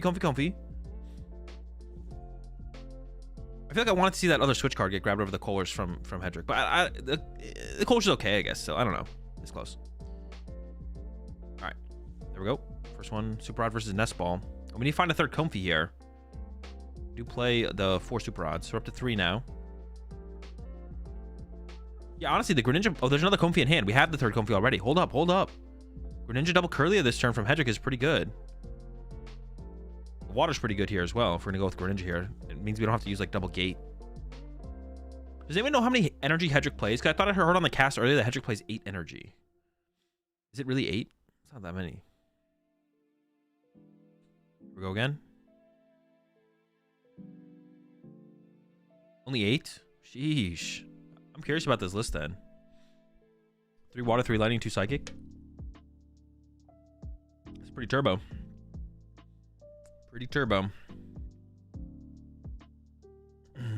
Yeah, I assume the Greninja play is happening here from Hedrick. Yeah, at first I was like wondering how we're gonna piece anything together. We should be at 5 in the loss zone at this point. The thing on the what's it called says that many, but it's more or less. There we go. End up giving up the Colress anyways. I was saying the Colress pretty bad. Here comes the Gate. Hedrick thinks there's the energy in the deck. Okay, there is. Also, not that many... There's not that many cards. The hand is pretty big. So if you get Iono'd here, there's still like a lot of stuff gone. All right. I mean, Rods and Gates, Prime Catcher, and Roxanne is all you need here from Hedrick to try and close this out. The KO and the double Curly is coming up. I'm trying to like still piece together in my head where we go from here. There's actually one reason I didn't like the idea. I wasn't really thinking about this situation specifically developing, but you do want to be careful with discarding Greninja. Even when you have a board like the way Stefan does, as soon as your Curlias get focused down in like a lot of matchups, the mirror match, this match, a couple others, all of a sudden you're like, man, I wish I had my Greninja just to draw cards this turn. So I'm curious to see what happens here. Attached to the Greninja, and then I think it has a switch card in hand. A couple switch cards, yeah. There's a switch. And then Greninja Snipe. Do you go after both Curlias? The Fluttermane is also a possibility here, but just goes for the draw power. A draw power removed. Actually, is it possible for Stefan to win this turn? I don't think so, right? Because you could like double Monkey Dory with the Turo, possibly. Stefan taking account of resources. No draw power on board for Stefan, but does basically have everything in hand here. Stefan basically has everything in hand.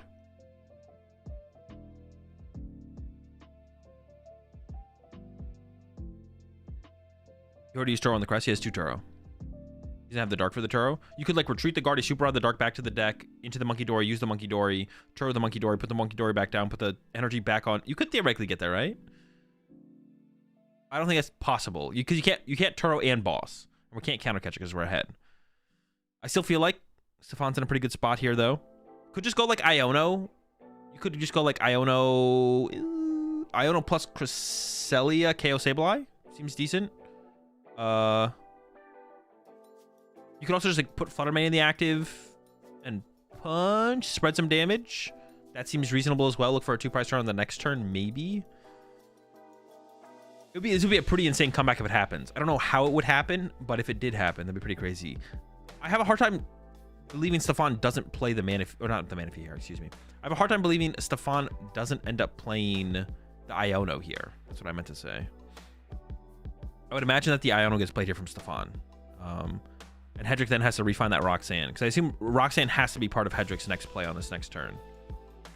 I assume that's got to be a big part of this next turn from Hedrick. We'll see though. So like just like stop Stefan and then close it out on the following turn. Hedrick's only Angel's only chance is Roxanne Bear next turn. Oh, is that even that good though? What are you gonna just punch the Guardian? Just punch the Guardian? Is that even that good?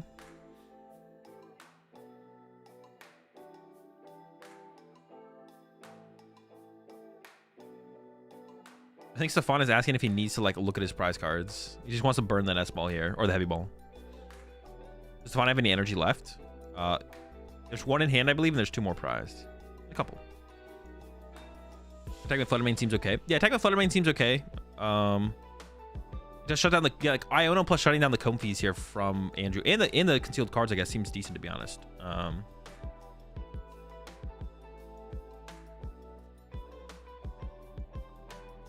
What did I play at NAIC? United Wings. He's benching the Manaphy now to protect the bench from a potential another Greninja attack. But I don't even know if that's that scary right now. Is it almost more scary to put the Manaphy in play? Because now Hedrick can trap Manaphy in the active. Stefan doesn't have that many energy left to work with, especially after Iono's going to put the Turo and the energy on the bottom of the deck. Actually, I don't know if I like this Manaphy bench here from Stefan. What are those? You know what I'm saying? Like, if we go Guardy knockout, like, what if we just attack with Guardy here and go knockout? Why do we ever need Manaphy? Because if Hedrick uses Manaphy again, we just win, right? The Manaphy bencher, I think, is actually bad from Stefan, because now Hedrick can go can Prime Catcher up the Manaphy. I can Gus Klefki and Ninja. Klefki and Ninja. I mean, I guess you could, yeah. You can trap Klefki into Ninja. We can't trap Klefki because you can always Guardy to it and then retreat it, right? That's what I mean. Like, you can't... None of the Psychic Pokemon can get trapped. Well, actually, I don't know if there's any energy in the discard pile for Stefan. It's possible anything could get trapped here, actually. Is there energy in the discard pile here from Stefan? I'm actually not sure. Honestly, Brave Charm doesn't seem bad to, like, make something tanky. I'd probably put on the Klefki, though. Or I guess the Ralts is actually pretty chill. I just don't like the Manaphy bench here from Stefan. There might be no energy in the discard pile though, so it might not matter one way or another. Because you might not be able to Guardy to anything here. But if Stefan retreats the Guardy, then there's Psychic in the discard pile to be able to put on anything. Like, a decent play from Hedrick here seems like Gust up Manaphy and use Sableye or something like that. I don't know. We'll see what Stefan ends up attacking with here. I actually just have no clue what Stefan's going to attack with here. The more this is playing out, though... Oh, yeah, he's just going for the knockout, which I kind of like. But then if you go for the knockout here, you shouldn't bench Manaphy. Actually, because, well, I guess Stefan knows he's drawing energy off the prize cards, though, right? Which is interesting. So you know you can retreat anything. Actually, I take it back, though. Because it doesn't matter for Stefan, because Stefan knows he's drawing. Here comes a Pokestop from Hedrick. Actually finds a way to shuffle the deck to potentially find the Roxanne. Yeah, Stefan knows he's drawing energy off the prize cards. I still don't think that makes sense to put the Manaphy in play. Yeah, putting the Manaphy in play still seems weird to me from Stefan. Maybe benching Crest would even be better. I don't know. It still feels a little weird. Oh, I thought we would see Hedrick shuffle the deck there, though, to try and find the Roxanne. Because isn't the Roxanne on the bottom of the deck right now from Hedrick? Maybe there's a Pokegear on this top half and was looking for that first. Goodbye, Ursaluna. Honestly, attacking with Ursaluna here didn't seem terrible, though, because Stefan doesn't have a way to KO the Ursaluna currently. If you attacked with Ursaluna here as Hedrick, what does Stefan do? I don't know. Good gone. Yeah. Rod, gate to the Comfy, retreat the Comfy into the Ursaluna, punch your Guardy. Stefan goes... What does Stefan do? Going to Flutter Monkey? Oh, true, you can... No, it wouldn't work. There's only... Flutter Monkey wouldn't win, right? Because there's only 2 on the Sableye on the bench.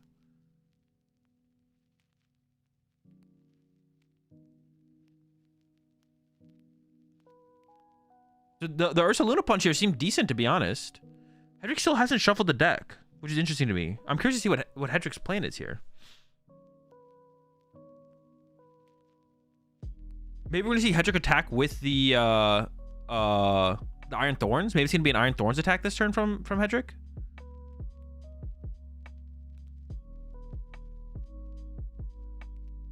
Trail plus Crest or Tail or anything. Yeah, but you force him to have those cards.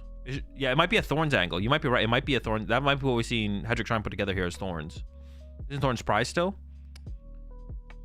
Did Hedrick get the heavy ball off the prize cards, I guess? Hedrick maybe got the heavy balls off the prize cards. I don't know. I don't know where the heavy ball is right now. It could be on the bottom of the deck. It could be somewhere else. It could still be prize, I guess. No, heavy ball was in the last prize. Oh. Then what is Hedrick even trying to do here? Attack with Sableye? But if we're attacking with Sableye... maybe this is fine. Yeah, honestly, the more I think about it, the more kind of just like the idea of punching the Guardy with the Iron Thorns. Or the Ursaluna, excuse me. Yeah, he used Heavy Ball for Comfy, but then he drew 2 prize cards, so you could have drawn the Heavy Ball again. Yeah. You can only trap Klefki with Sableye to put 60 damage on the Klefki, and the Klefki stops your own Monkey. Ooh, that actually is cute. Oh, Hedrick's going for an Iron Hands play. Okay. Just going hands for 2 into Prime. Oh, no, we're Prime Catchers down. We'll go for Boss next turn, I guess. Okay, the Iron Hands play is interesting. Can Stefan find... Oh, I kind of like this, actually. I actually kind of like this. Because Stefan now needs to find... With no draw power in play, Stefan needs to find... Where's Stefan need to find? Well, Stefan doesn't need to find that much. Stefan can find Cresselia. And then Hedrick's going after the Ralts to remove the Kirlia draw power here. So Stefan needs to find Drifloon, Bravery Charm, Cresselia, Screamtail. There's a lot that Stefan could find. And I'm sure if the 2 damage... And Hedrick, I think, did have access to a switch card. So even if Stefan had put the damage somewhere else, I think Hedrick still had win. The more I think about it, the more I hate this Manaphy bench from Stefan. Because Stefan could have also benched Cresselia. And then Stefan just has win with Cresselia. Like, Stefan could have benched Cresselia, bench another Ralts. There's, like, actually, literally benching anything besides the Manaphy, I think, is just better, right? Literally, the Manaphy bench was just terrible. Hedrick couldn't vacuum the Pokestop here to take it away from Stefan as well. And then thin out the deck even further. You could vacuum away the Poffin, bump the Pokestop. Or you could leave the Pokestop in play to help you find the Pokegear potentially. No, but then you're gonna mill your own boss. I feel like you should probably vacuum that here as Hedrick. You should probably vacuum your Pokestop here. Press to win if he promotes Guardy. Yeah, he's always promoting Guardy here. Boss prize? No, it's in Andrew. It's in Andrew's hand. Andrew has boss in hand right here. Question is, do you vacuum? Looks like Hedrick is gonna go with the vacuum here.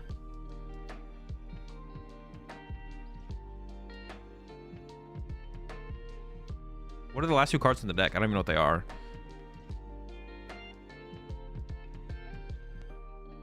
Yeah, because if you use stop next turn, you're gonna mill your own. Or do you get rid of the bravery charm? No, you're always going for the boss win here as Hedrick. You don't get rid of the bravery charm off the thing. Yeah, you always get rid of the stop. Take that away from broad cart left. All right, there we go. 2 prize cards, vacuum and something. I'm not sure what it is. All right, so for Stefan, can't win on board. You don't have game on board. Yeah, the 2 damage to the Sableye from Stefan was also probably bad. Should have gone to a Comfy. I think Hedrick would have been able to find the switch card if he really needed to heal the 2 damage off the Comfy, but still should have been there, right? So Stefan needs to find Cresselia. Screamtail, I think, is in the discard pile here for Stefan. So we'd have to find, like, Super Odd. I mean, that just doesn't matter. Has an Iono in hand, I believe. Oh, has an Arven. Oh, but there's not enough energy in the discard pile for Stefan to KO with Drifloon. And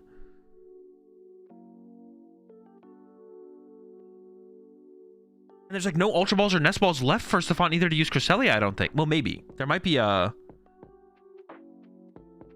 I actually just don't know. I mean, you can get Super Odd Bravery Charm, right? There's got to be a win condition here. No, but there's not enough energy. Stefan burned all of those resources earlier. Is there a Nest Ball left? Counter catcher. Dude, no way the comeback actually happens.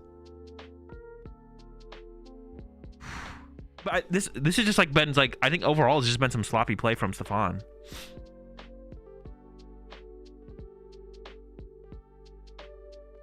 All Stefan had to do was, like, bench the Cresselia over the Manaphy on that last turn.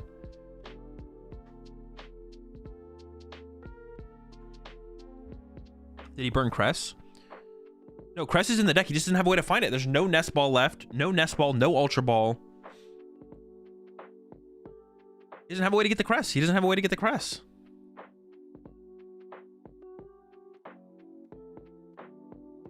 I think Hedrick won. I think Hedrick wins.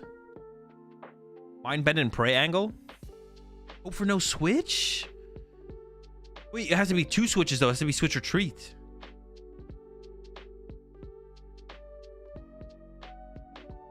Yeah, this was actually an insane game for Hedrick to win. That is actually absurd how well.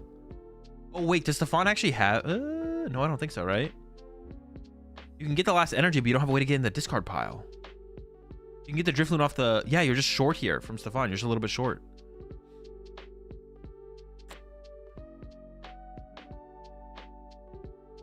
That's insane.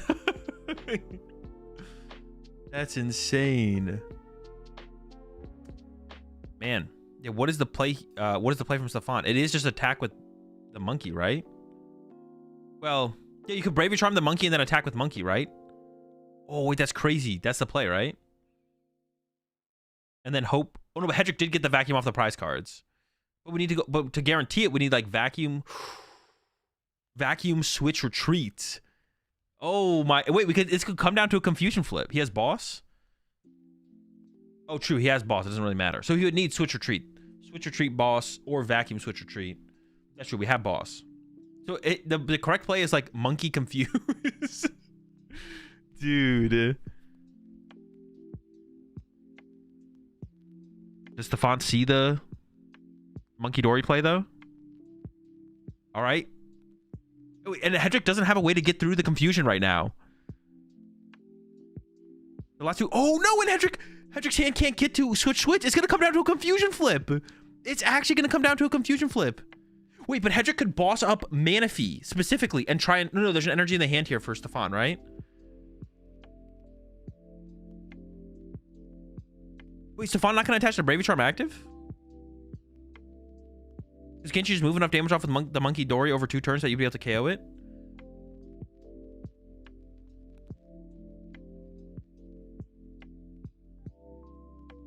We have the Bravery Charm still, right? Okay, we have the Bravery Charm still. 60 confused. It's literally gonna come down to a confusion flip. There's nothing Hedrick. Oh no, Hedrick could draw the switch card or the switch and then switch into Comfy and then get the super rod. Oh, but it's not the. No, but that wouldn't work anyway. So because you don't have. That wouldn't work anyways though because you don't have the gate. I thought there was a gate in hand. There's no gate in hand. Is it literally just a confusion flip? Dude, that's crazy.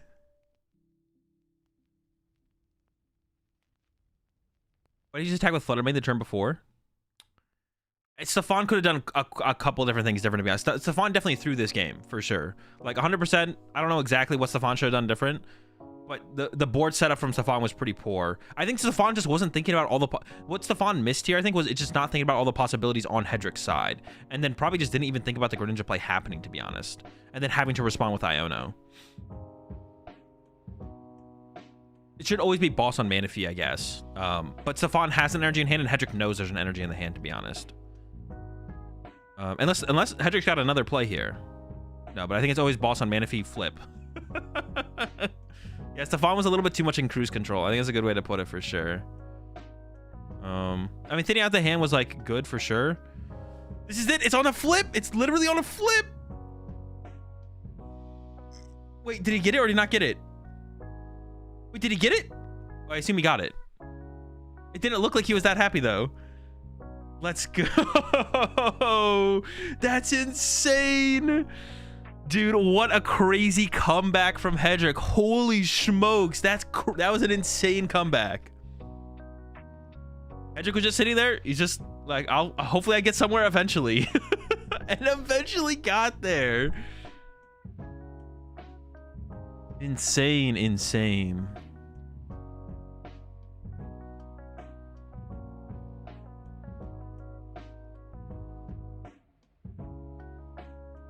Absolutely crazy.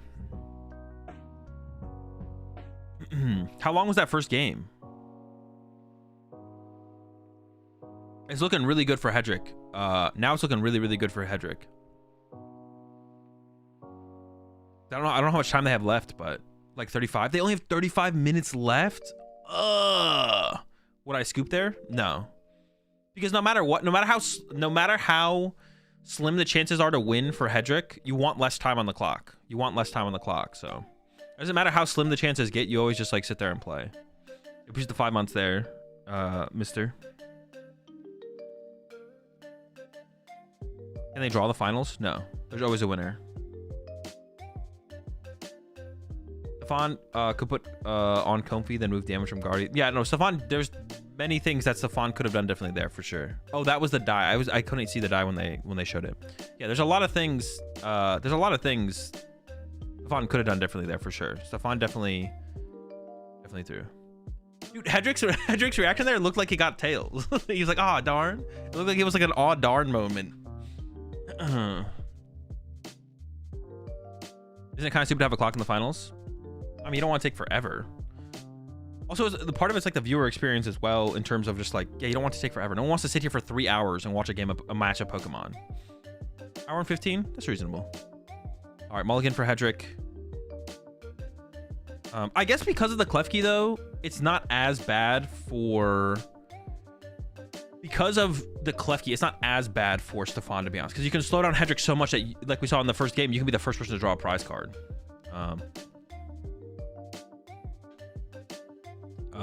So it's not that bad. It's not as bad for other Guardy lists, for sure. But it definitely will be hard for Stefan. Stefan also has to win this game as well. And that first game took 40 minutes, and they only have like 30 minutes left at this point, so...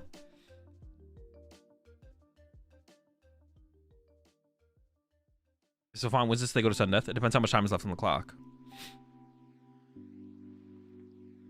Prize cards for both players look fine so far. Heavy Ball and Ursaluna are prized, although Hedrick kind of didn't utilize it too much, or didn't look like he wanted to utilize it like at all in the first game. So, all right, Flutter Mane, or excuse me, Screamtails. Oh, Iron Hand start here from Hedrick, which is not great, but opening Comfy isn't that good if you're just gonna get Klefki'd anyway. So, which I'm sure is what Stefan is gonna go look for here off this Poffin, especially if he's got an energy to be able to retreat into it. We'll see though. We'll see what Stefan can put together. Stefan also like needs to start playing pretty fast as well. Like, just gotta pick up the pace. Just gotta go. Because yeah, the hand actually looks pretty good there for Stefan. Line up the clef key. The hand start for Hedrick usually is like, I mean, it's not great. Even like you'd probably still prefer not to open it, I assume. You do want to find it though pretty early though. It is like how you know, be aggressive in the matchup.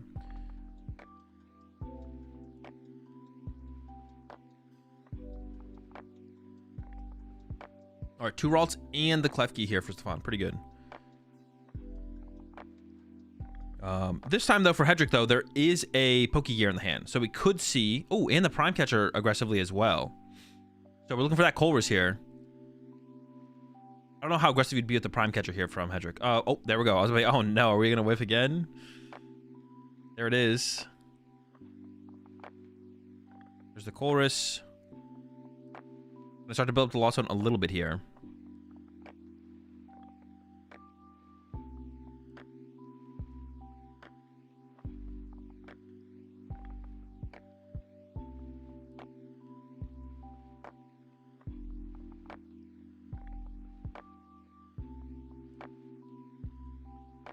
The rest of the hand is like okay. I mean, we gotta wait to build up the Lost Zone, I guess. Okay. Not much happening here for Hedrick. I mean, I don't even know. Honestly, I don't even know what you take. You probably like Lost Zone, the Super Rod, and something else though. Super Rod and Hedrick also hasn't checked the prize cards yet, so giving up a Super Rod and Gate here. You don't know if the second Psychic is prized. I don't think we saw it in the Pokegear. Well, I guess you'd have to see both though. Gives up Super Rod and Gate. Keeps the Sableye, keeps the energy. Keeps whatever the other card is. Oh, Nest Ball. I mean, you could Nest Ball for Comfy and then start using Flower Selecting with the Prime Catcher. I don't know if you want to use your Prime Catcher in that way though. You maybe just like play it slow and just attach active or something. Because you know you're not getting like Savant's not doing anything aggressive next turn, so you maybe wait for like 1 more top deck. Maybe 2. Maybe you just sit here and wait for like 3 or 4 turns. Plays 2 Psychic? Yeah, 2 Psychic. Alright. Stefan top decked Arven as the Curlias. Like I mentioned, Stefan does need to like play fast though. Time is going to become an issue for Stefan to even win this game potentially.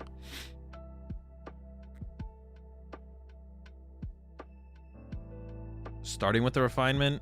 Can give up a Turo. Turos are pretty good. Okay. Follow-up was not great, to be honest. Pretty mid. Never see the Arven. Could go for Poff and TM Evo and then Klefki Evo out 2 more Curlias.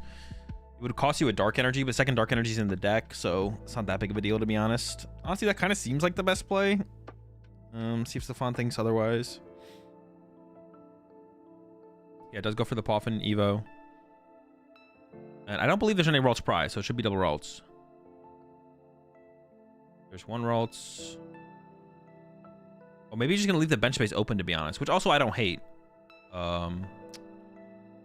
Yourself like the Manaphy potentially to protect yourself or attack with Fluttermane. Also, you did just lose a Turo, so I guess this actually does make more sense to leave a bench space open, right? You want to be able to bench Manaphy or just use some other attacker or something like that.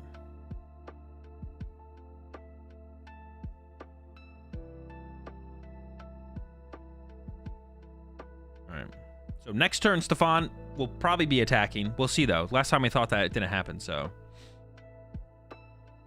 Well, Hedrick top deck. I mean, that's something. Dude. The question is, like, when do you get aggressive here as Hedrick? Because you have the Prime Catcher, so you can get aggressive at some point. Question is when. Should Hedrick have played the Pal Pad last turn as well? I guess that could have been a question. Probably not. Might just be a pass. I want to see the Joust set up the Monkey Dory math. Oh, the Joust actually is efficient here, though. That actually is pretty cool, actually. The Joust is efficient at like setting up for the 2-hit. Joust, and then you go Guardy, Raging Bolt, knockout. Guardy, Raging Bolt. Guardy, Monkey Dory combo knockout. Excuse me.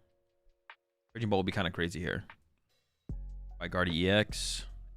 I mean, trying to keep around the second Guardy EX isn't a bad thing, though, to evolve up your Curlias in the end game to take away prize card options, but He's just getting rid of it. Psychics to the discard pile. So yeah, the question is Stefan going to attack this turn? And then what is Stefan going to attack with? Although, honestly, Fluttermane seems like a really good attacker here. You only give, like, the Greninja draw potential over to Hedrick. Fluttermane seems pretty good here.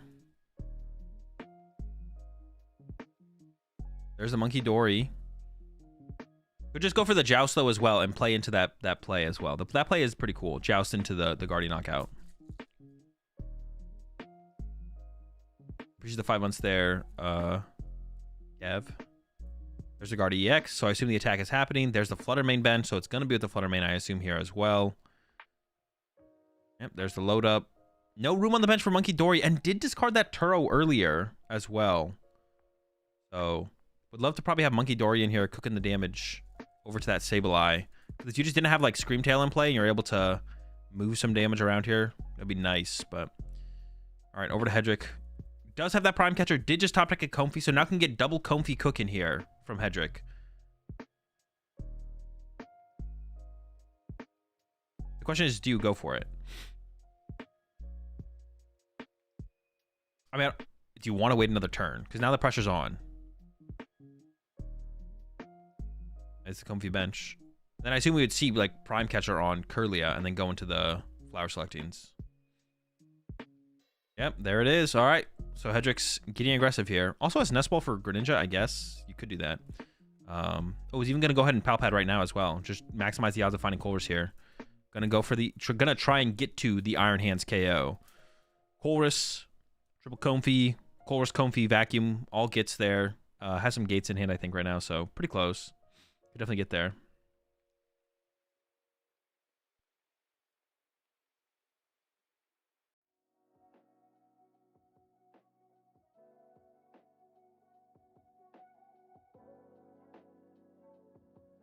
Not going to use the Nest Ball yet. Just immediately into the Flower Select. Bundle, and I can't see what the other card is. Bundle and something. Switch. Kind of have to go with the... You don't have to go with the Switch, but that Nest Ball is going to have to become another Comfey, I imagine, here. Gives up on the Bundle. And then Nest Ball. I assume Nest Ball for Comfey. We'll see. I can't imagine anything else makes sense here. No, you don't even have 4 in your Lost Zone. You can't even actually KO with Cram. I was like, maybe you go with Cram KO, but this is also the first deck search for for Hedrick here. So taking account of the prize cards here as well. Was doing all the other Lost Zoning blind up to this point. Why'd you not go to NAIC? I had to walk the turtles.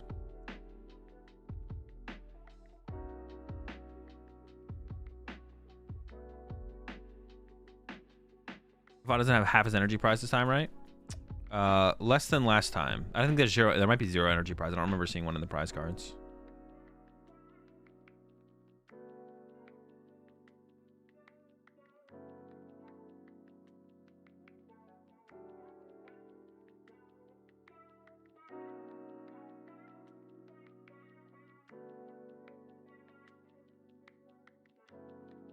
We'll take an account. It's basically all in on this last Comfey. I guess if you don't find a Colress off this last Comfey, if you find like a Cram KO Curly is still something. I don't know if that's quite enough. You really want to find a Colress here as Hedrick. Has the Switch as well. Doesn't have to use the Switch card here because they take that over the Bundle.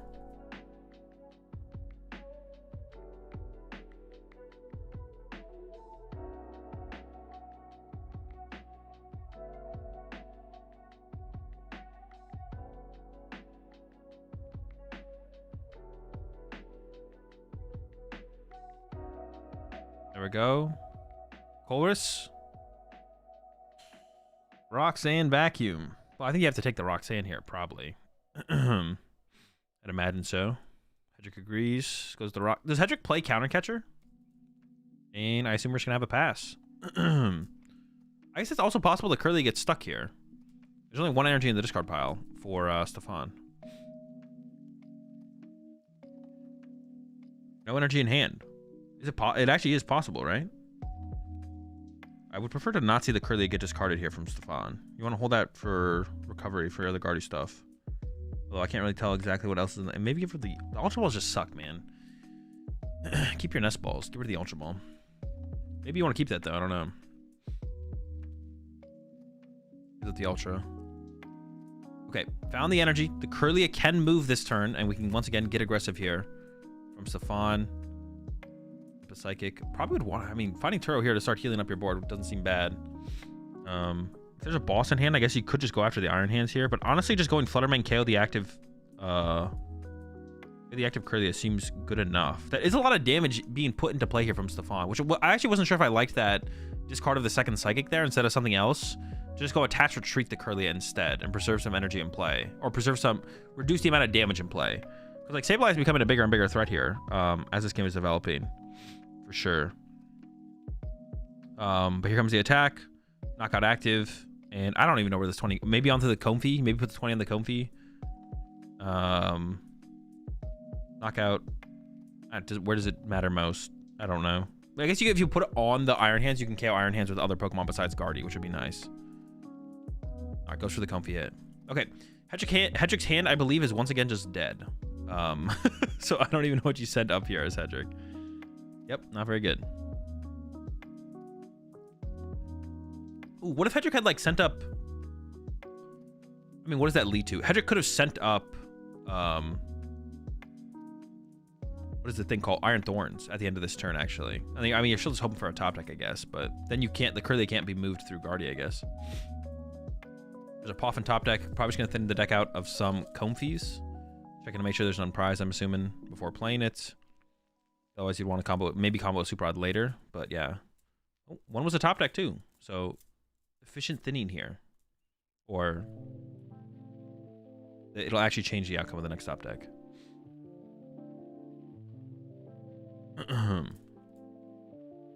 Wad's online, still hoping for a top deck, and Roxanne won't be live for another 2 turns here.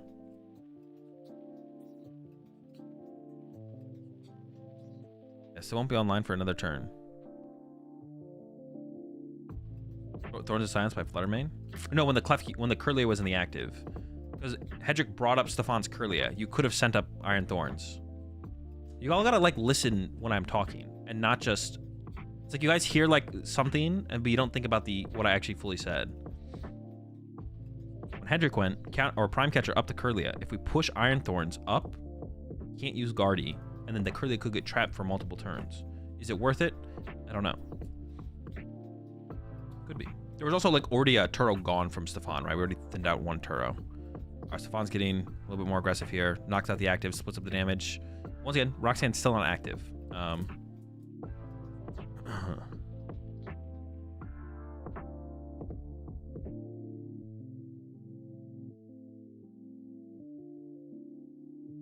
Probably gonna be another pass here from Hedrick.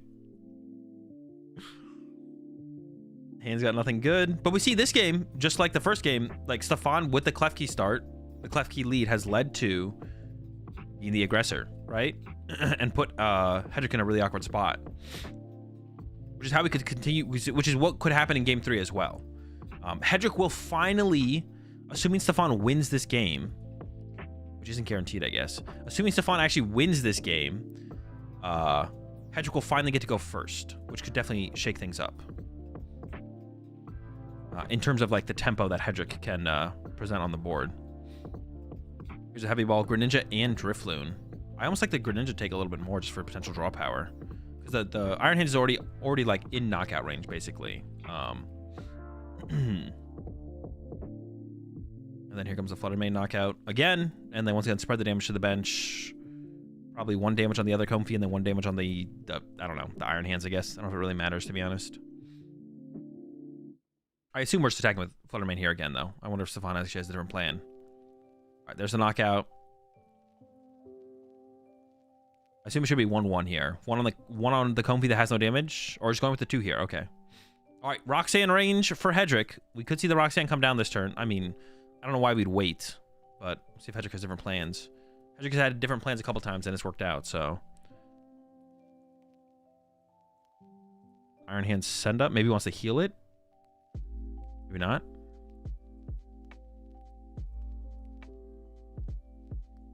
Lighting Energy top deck. I mean, get him going. Maybe we was thinking about setting up the Iron Hands there to heal it a little bit with the switch cart before playing the Roxanne. You ever bench the Iron Thorns here? Just get it in play, have that as an option.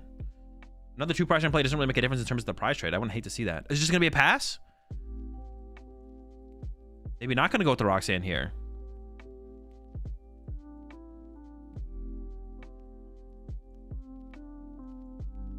Pass. Isn't even gonna play the Roxanne. Interesting. Is Hedrick waiting for like a bigger play? What is the bigger play that Hedrick's waiting for here? Hedrick most patient player NA, honestly.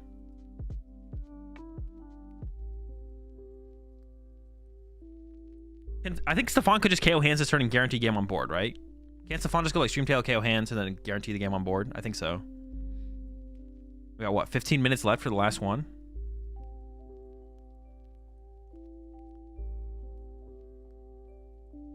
I think we're just masterclassing the clock.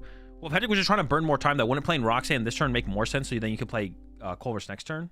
Or is there something else happening? All right, it's just knockout plus build up more damage onto the Iron Hands. Screamtail is in play.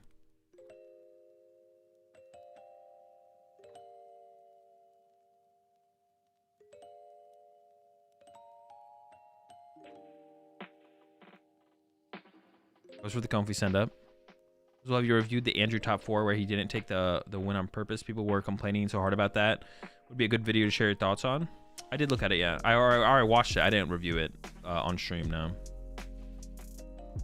Did Andrew apply this red damage? I think so. All right, there's a nest for a Greninja.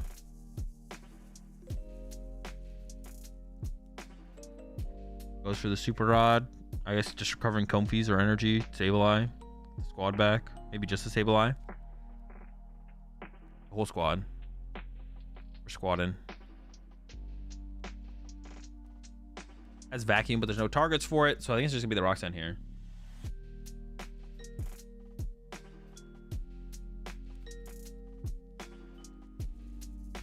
Thorns is down now. Oh, I wonder if you send up Thorns here, because then you could like delay stuff on further. You can't ever win through the Thorns. Roxanne's in play. I don't think the Greninja is definitely not having this turn though.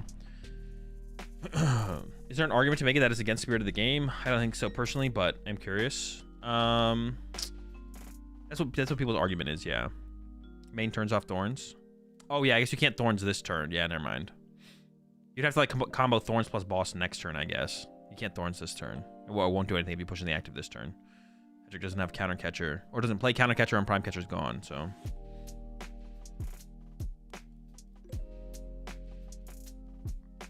All right, to get some more options. Yeah, the comeback in this game seems impossible though, because this would be like the turn where something would have to happen from Hedrick, like we saw in the last game. Focus stop, gets the hits. You could just hide behind Iron Thorns, I guess. I guess once again though, if you do find boss, then you could like boss trap something.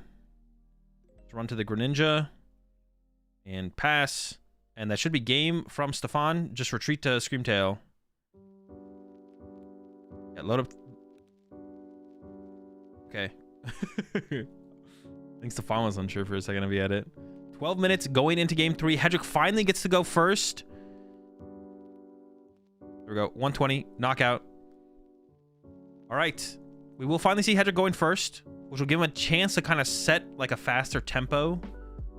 Dude, they need to just get rid of those animations. They'll set like a faster tempo for Hedrick to actually maybe take pace. Because what we've seen both times is Stefan has gone first, both games, pushed Klefki up, and been able to take tempo with Flutter, like basically lock Hedrick out of the game with Fluttermane. But Stefan does play Fluttermane and Klefki, so has 2 Pokemon that you could start with that just like completely shut down, completely shuts down the field there, the opening, potential aggressive opening from Hedrick. So yeah, Stefan here is going to be wanting to open up with that, with the Klefki ideally. Fluttermane would still be good as well though. Fluttermane would still be a good start as well, but Klefki is ideal because then you also shut down Greninja. Only 12 minutes for game 3 feels kind of ugly, not gonna lie. Why not just remove the timer?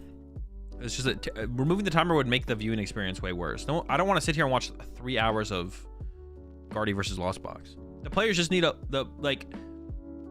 in most matchups, it is either it's more advantageous for one player than the other to for there to be more or less time. The player who's it's not advantageous for just needs to play faster.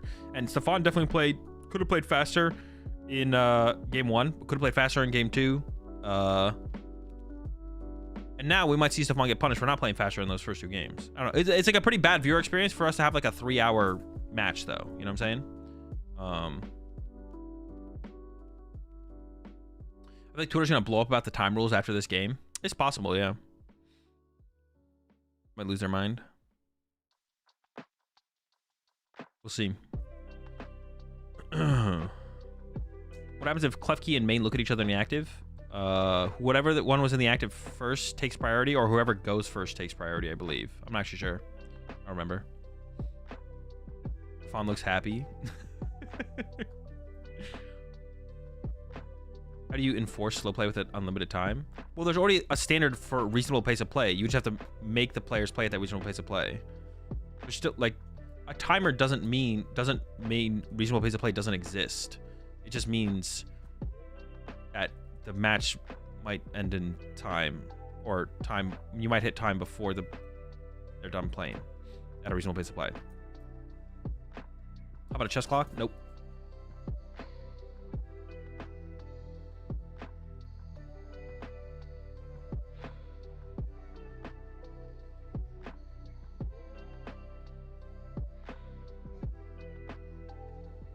I think it's 2 mulligans now for Hedrick. I just want to know what Stefan's starter is. I just want to know what the starter is for Stefan. Yeah, it's not hard to enforce reasonable pace of play in untimed matches. But I don't know. My current take on untimed matches is just it sounds like a bad viewer experience. I don't know. But I don't know. Is this a better viewer experience? I guess that could be the argument, right? Is this actually better than seeing 3 full games of Pokemon? I don't know. I don't really want to watch 3 hours of a finals, to be honest, which definitely could happen. Both players can be playing at a reasonable pace of play, and the finals could be like 3 hours. You know what I'm saying? Okay, prize cards here. Double Poffin for both players prize. Double Gate prize for Hedrick. That could be tough to get those really aggressive plays going. Let's see. Starters. What are the starters? Oh, it's the Drifloon. It is not the Fluttermane or the Klefki. Pokestop off the Rift does mill a Comfey. That actually could be a big deal because Hedrick did prize a Comfey here. So getting to that 7 in the lost zone aggressively. The hand also is not that aggressive here for Hedrick. No second Comfey to take advantage of here before the Fluttermane or Klefki potentially makes its way into the active. Now, if a Fluttermane or a Klefki does go to the active here, though, Stefan won't be able to use TM Evolution. All right, see what Stefan has. Poffin, Aroma, Klefki off the mulligan, it looks like. Oh, it wasn't bench, excuse me. But we can see triple Ralt into retreat to Klefki, so looking pretty good for Stefan. Yeah, Hedrick wanted a more aggressive start there for sure.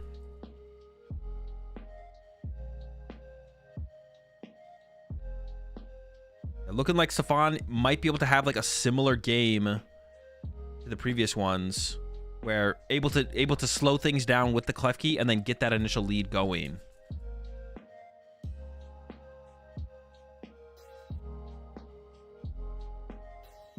And then we'll have that follow-up of the Aroma.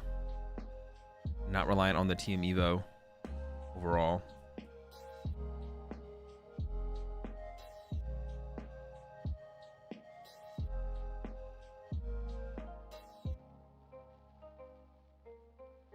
There's an S-Ball. I assume for third Ralts. I guess you could get something else here. I don't know what else you'd get, but I assume third Ralts is going to be the play. Also, I guess like one thing that Hedrick could still find to have like a more explosive follow-up would be... I mean, Hedrick could find the Prime Catcher here. And Prime Catcher could lead to... Oh, thinking about getting the Greninja actually here from Stefan. I kind of just like the Ralts personally, but it does end up on the Ralts. We could see the Prime Catcher get found here. And Prime Catcher could lead to like a turn 2 Greninja from Hedrick, which could, yeah, kind of blow this game out of the water. KO double Ralts and just take over from there, which Stefan could get. Stefan could get the Manaphy here. Chose not to. Could have got it though. There's retreat, Klefki to the active, and pass. Yeah, turn 2 Greninja here would be pretty disgusting. Have to find the Prime Catcher though. All right, stop first here. Nest Ball's decent. Goodbye Roxanne. Could Palpat it back later. Now into the Colress we go here for Hedrick.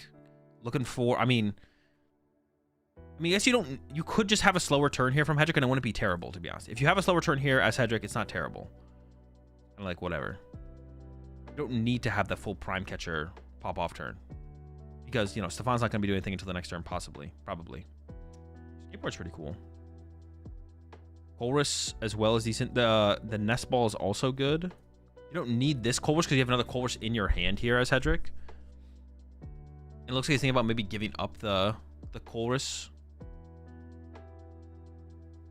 Oh, gonna give up the escape board. I kind of like the escape board.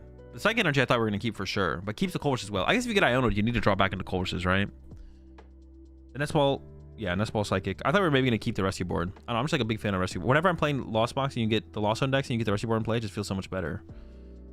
Here we go with the Nest Ball. I guess we could just grab the hands and attach to it, right? That's probably just gonna be the play here from Hedrick. Grab hands, attach to it, start to put on, start to threaten the possibility of the prize cards. And that's have another Nest Ball in hand for next turn to potentially get Greninja or another Comfey or something like that. Has not found the Prime Catcher yet though, which is the big part, which is the big turn for Hedrick to actually pop off. Is it 4 Pokestop? A lot of Pokestop.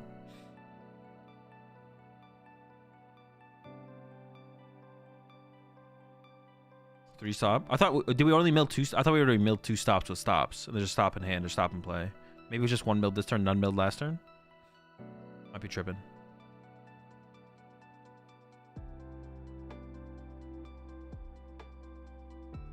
What's the grab? There's like no Pokemon. There's like no Pokemon in this deck.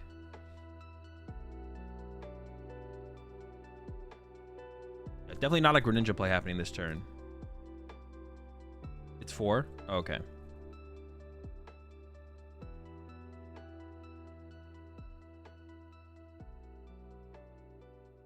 Four minutes, 40 seconds.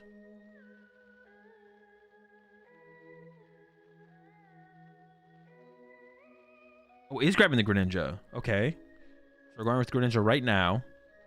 Has Colress Vacuum in hand for next turn to get to 7.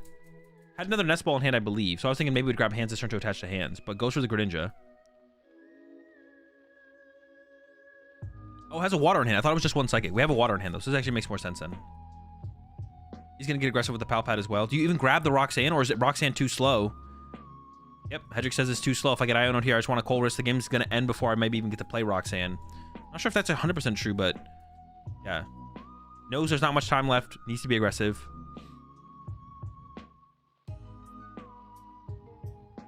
All right, pass.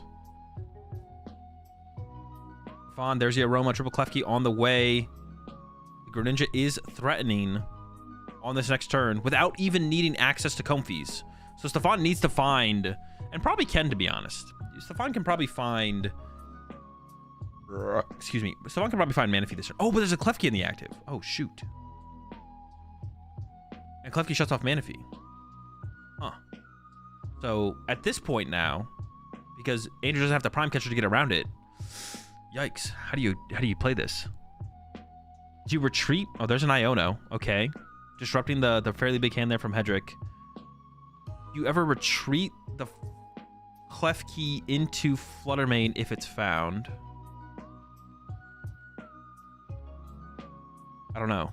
I'm not sure. I don't know if that's correct or not. The 6 still has 2 Curlius to use here. I actually want to see that second Guardy get held just in case you want to protect your bench. I actually don't like this Guardy discard here from Stefan. Discard something else. Is there anything else to discard? There's like a Screamtail in there. That guy sucks. And a Psychic here. Finally starting to build up those into the discard pile. A Ralts and a Vessel. I don't know if the 4th Curly is in the deck or not. I don't know if you'd ever bench this. Another question would be, do you want to leave this Pokestop in play for Hedrick to be able to utilize, or do you want to go use Artisan to go get something else here? And you have Vessel as well, so you could retreat into something else. You could retreat to the Fluttermane this turn, so you're not... Oh, but you can't retreat to Fluttermane and put Manaphy on your bench. The Artisan is put in play. That does give it to Hedrick, but I feel like the Pokestop is probably better for Hedrick on average, so this probably makes sense. I mean, there's just the Fluttermane grab. Retreating to Fluttermane makes no sense here if you don't have bench space for Manaphy as well. So I guess we're just grabbing Fluttermane and passing. And then the big question is, can Hedrick get to Iron Hands? Or I guess you'd want a Greninja knockout here. Can Hedrick get to the Greninja KO here? Draw from Hedrick. Artisan first. Shuffles the deck. There was a Chorus on the bottom. Gets a Comfy. We're looking for... Ooh, now, though, it's Stefan Stadium in play. So Hedrick needs to find a Pokestop as well. The Vacuum or a Prime Catcher. Prime Catcher also works. And I think all Hedrick has here is the Pokegear. Oh, it's a boss, though. The boss actually works. You can Comfy Vacuum or Comfy Vacuum. It's not a Chorus. I think we would have preferred a Chorus. Gonna have to settle for boss. Oh, okay. Really good catcher from Stan. Gotta go with the boss first. I think Andrew's got ahead of himself. There we go. Comfy. That's the Chorus. That's a Nest Ball. That Nest Ball could become Cram. Oh no, we have Cram in hand. We're chilling. Is it just Cram swing? All right, next Comfy first. I guess that makes sense, right? I don't know what's better here. All right. Apparently that one. You also bench hands, I guess, as well. You could switch into Cram, attach energy to hands. Or Hard Retreat. Going with the attach on the Greninja. Okay. So it's really wanting to try and threaten that Greninja as soon as possible. And maybe you just want to keep the two prizers out of play until you're going to get that for sure attack off with them. That could be possible as well here. You maybe want to wait. Here comes the Cram attack.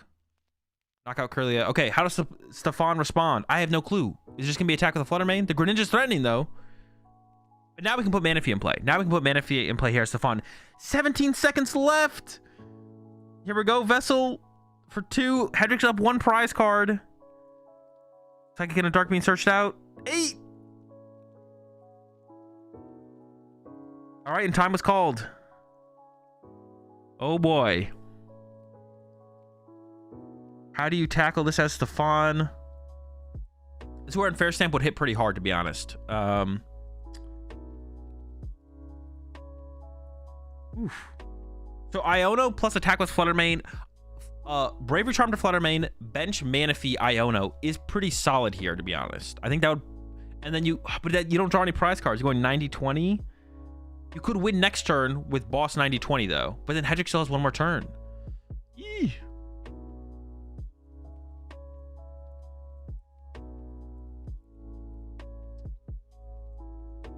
All right, so Vessel used. Here comes Artisan. You got to protect your bench. You got to protect your bench. I feel like we got to get... maybe you just attack with Guardy, right? Yeah, bench Manaphy, attack with Guardy, play... probably play Iono, I guess. Is there a reason not to play Iono here? I'm trying to think of a way we can keep Flutter Mane in the active, but maybe it's not... I don't know. I kind of still like the idea of trying to keep Flutter Mane in the active, and we could do it here. Stefan could keep Flutter Mane in the active here. You could go attach to Flutter Mane. Like I said, attach to Flutter Mane, Bravery Charm to Flutter Mane, so that way Greninja can't KO it. And then go Flutter Mane, Cram damage Cram, 20 on Comfy. But then things get sketchy after that for you to actually get prize cards, I guess. Yeah, Prime Catcher the key is a possibility here for Hedrick. Needs to find Water Energy plus Prime, though.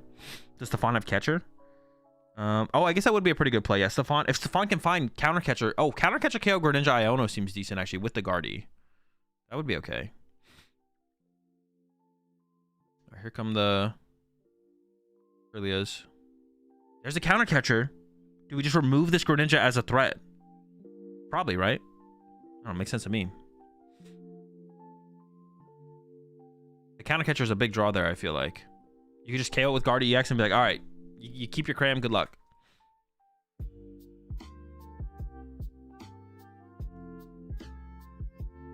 There's the Iono. I think we already had an Iono in the hand, but now we have another one. Let's send one to the bottom of the deck. Yeah, we see the players, or Stefan has slowed down a little bit in terms of pace of play here. Because, you know, we're in turns now. That's it. I mean, you still have to play at a reasonable pace of play, but, you know, I mean, you don't have to rush. No clock is being eaten.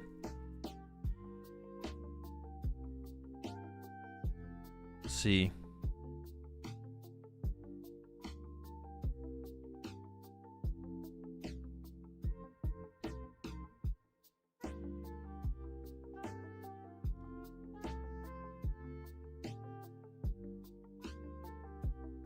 All right, the counter's there. Bravery Charm to protect something, maybe. Guardy X is in hand, of course. There's another thing I was talking about as well. I wouldn't have hated to see, like, holding on to that second card EX just to protect your bench more, but I don't know if it's going to matter too much. I was thinking about using Turo here. Oh, you could Turo the Klefki. Stefan does have Turo. You could Turo Klefki here. And then get that out of play so that way Greninja's not actually a threat. Oof. It's a tough call here from Stefan. How is Stefan gonna? And Stefan looks like is thinking about going with. He's gonna go with the Flutter. Is attacking with Fluttermane here. Does have counter catcher though, so we could still see knockouts happen. And then, like I said, does have that Turo. So you can Turo the Klefki and then Nest Ball for Monkey Dory, and then start to move this damage off and actually knock out the active here or something. You definitely pick up Klefki here though, right? You can't risk Prime Catcher. You can't risk Prime Greninja. That's too risky. And the question is, okay. No! Not the Klefki pickup? That can't be correct, right? There's no way you don't pick up Klefki here. I feel like you definitely pick up Klefki here. Now, another thing, I'm curious. Artisan gives bundle. Artisan does give bundle. But if you push Klefki, you get Greninja. So you can't push Klefki here. You just can't push Klefki here. He wants to knock out on Cram? No, he can get the knockout on Cram. You just don't. You just pick up Klefki instead of the other thing, and you still get the Monkey Dory down. Although, do you want to knock out the Cram? Because that gives Hedrick a free pivot into a pivot into a Comfy. I guess it doesn't matter when you have Fluttermane Klefki here. But you don't want to push Klefki because then Greninja can get used. You don't want to push Klefki here. Yeah, I don't like that play from Stefan. I feel like we should have picked up the Klefki. I don't hate this play if we pick up Klefki and then we probably go for a KO here. But Stefan looks like he's going to play it slower. This means Switch Card can get involved. Wait, no, we have Counter Catcher. Okay, we still have Counter Catcher. So I assume Stefan's going to play the Counter Catcher. You got to take a prize card this turn, right? I don't think we can... if you punch the Cram, you could get bodied by Switch Card, depending on how many are left. I see one in the discard pile, one in the Lost Zone. But if there's two left, that's a lot of healing. So I feel like you got to Counter Catcher the other Comfy here.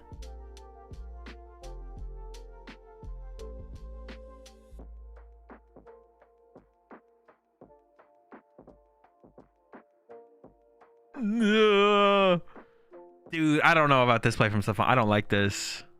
I don't like it. Why not use Catcher? I don't know. I couldn't tell you. I feel like drawing a prize card's pretty good here. That's a good top deck there from Hedrick. Question is, do you shuffle the deck first? I don't remember. There was no Iono played. I don't think. Artisan first here. Thin out the deck. What are we going to grab? I mean, we're looking for the Greninja play here for sure from Hedrick. You go really far ahead in the prize trade. If you can find some switch cards as well, find some switch cards. They're both in there. Switch card, heal the Cram, plus heal this Comfy would also be pretty good. I like the position here for Hedrick. We're looking for switch cards, heal up some of this damage. So follow up Hex Hurls and Monkey Dory shenanigans can't do too much. And then the Greninja could even KO the. You KO the Curlia for sure. You could also KO the Fluttermane, I guess. You could also actually knock out the Manaphy. Immediately into the Pokestop. Here we go. No switch card. Energy. Nest Ball. Did have a Nest Ball in hand that Hedrick could have played first here. Could have played that Nest Ball before actually, using Pokestop. Then have one more card. Now 2 Nest Balls in hand. Maybe she wants to leave the bench space open. I'm not sure what we're going to leave it open for. I'm not sure if there's anything in the deck to actually grab either, to be honest. So, just a thought. Is Iron Hands ever a good play here as well, I guess, is a question. Oh, Iron Bundle, right? Isn't Bundle like a thing? Where's the Bundle at? Bundle's a thing. But I guess we maybe should have Nest Balled for Bundle. Okay, there it is. Yeah, we maybe should have Nest Balled for Bundle. Oh. Wait, that's a mistake, though, from Hedrick. Wait, no, it's not. Wait, is it? Wait, no, it's not. Wait, well, Hedrick should have used Culver's first to potentially use Greninja. What if Stefan just sends up... No. You never send up Klefki here, right? You could send up Klefki, and then what if Hedrick needs to use Greninja to draw cards? But there's no way you send Klefki here. There's no way you send... Wait, but if you don't send Klefki, then you get to use Comfies. All right, actually, I'm not sure. Less info for Stefan. Yeah, but what if Stefan now sends Klefki before you get to use concealed cards when you need to use concealed cards, right? I'm not sure. You could have used Culver's first. Use concealed cards, and then you do it, right? If you don't get there. I mean, you could get there, though. I feel like the Klefki can't be sent here. The Klefki's too risky, though, right? It can never be the Klefki, I don't think. Don't you send Guardy here? Probably, yeah. You just don't send... I don't think you ever send Klefki here. Would it be interesting if it mattered? It'd be very interesting if it mattered. I wouldn't want to show the colors as Hedrick.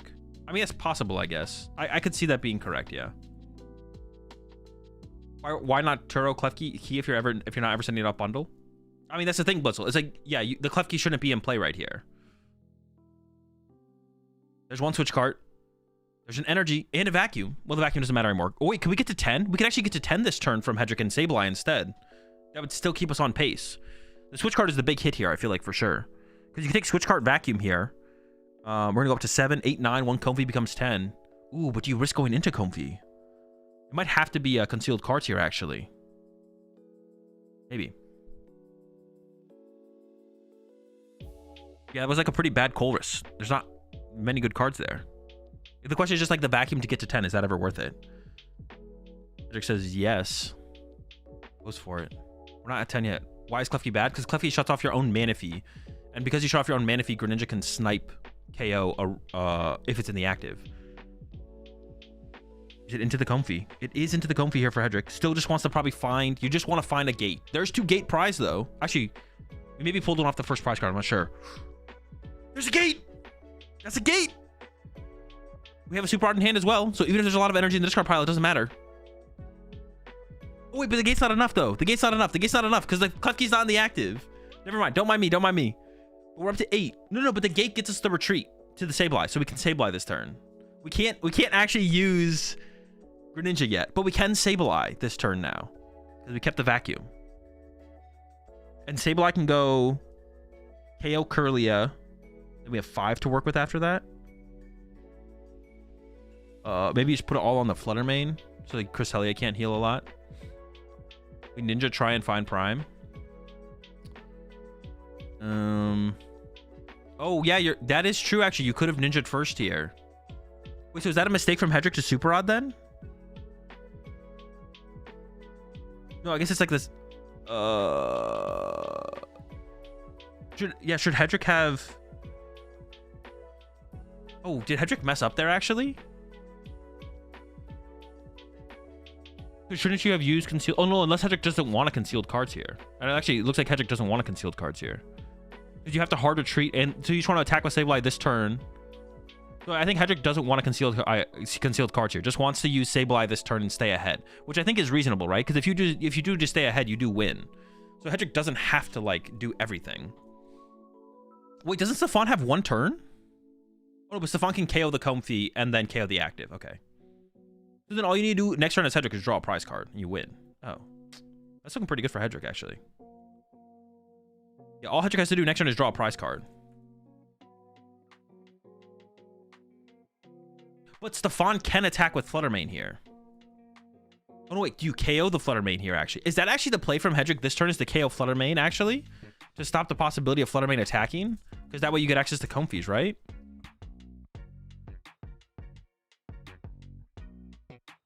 KO Monkey? Well, the Flutter Mane KOs the Sableye and the Comfy here, so that evens up the prizes for Stefan. I think you want to KO Flutter Mane here. KO Manaphy?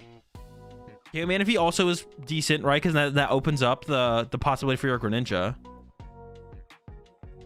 I think I would KO Flutter Mane here, I think. Because Flutter Mane is the scary guy, right? Flutter Mane KOs your active and your Comfy. Well, I guess Monkey KOs your Comfy anyways. No, but it lets Flutter Mane stay in the active. You don't want Flutter Mane to be the attacker here, right? I guess you can do that no matter what, though. Dude, honestly, I have no clue. Maybe you don't KO the Flutter Mane. Maybe you don't KO the Flutter Mane because you don't want the energy to get freed up. I could see that, right? That could be why you don't want to do that.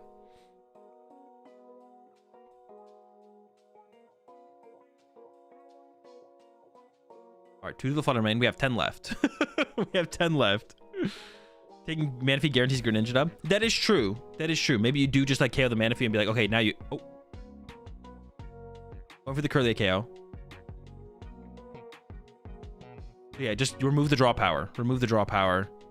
Stay ahead on the prize exchange is what Hedrick goes for here. No draw power left for Stefan. Does have an Iono in hand, though. Has an Iono in hand. Can take 2 prize cards this turn.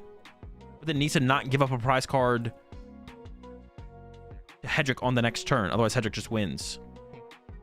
And honestly, do you even want to Iono here as Stefan? Because Hedrick went down to like a 1-card hand and then drew a prize card. I honestly feel like you don't even want to give Hedrick a new hand, but I think you have to, right? Because you have to remove your Guardy. Can he take 3? 3-price turn is possible. Is it? You need a Monkey Dory. Oh, you'd have to Monkey Dory twice. Oh, with a Turo, yeah, I guess it is possible. But Stefan has to move the active first. That's the first concern. Yeah, I don't think Stefan can do it. It is technically possible, but I don't think it's happening. It has to literally... Stefan has to play Iono and hope to hit an energy here. And then just retreat, Flutter Mane, knockout active, knockout Comfy. But this is what Hedrick wants. Hedrick wants to get Iono'd here, because I don't think Hedrick's hand is very good. I don't know what Hedrick got off the prize cards, but... Countercatcher? No, you don't want a countercatcher. You want to kill Sableye. You have to KO Sableye here. Alright, here we go. If Stefan doesn't draw an energy here, Stefan just loses. But drawing 6 cards, pretty good odds. But now Hedrick gets a fresh hand to look at as well. Hedrick might just have game in hand already. There's an energy. It is a dark energy, though, so you won't be able to, like, do double Dory on next turn or something like that. But I don't think that's a big of a deal. I can't tell what the rest of the hand is either. I don't even know how much it matters. Hedrick, what does Hedrick have in hand?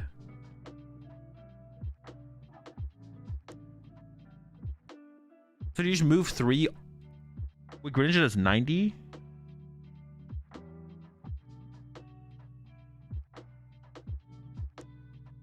Where does this 30 from the Dory go? To the Cram, probably, right?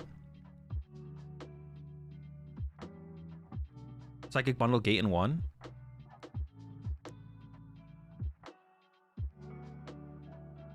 The bundle's pretty good here. The bundle forces the Guard EX back into the active, which means Hedrick will get access to Comfys. And the Prime Catcher's like right there. The Prime Catcher's on the top half.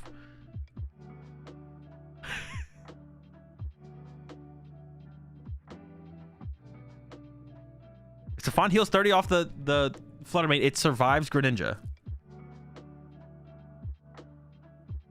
So I think that's what Stefan was worried about. It's like, did Greninja KO me anyways? Because if Greninja KO'd the Flutter Mane anyways, you basically just lose.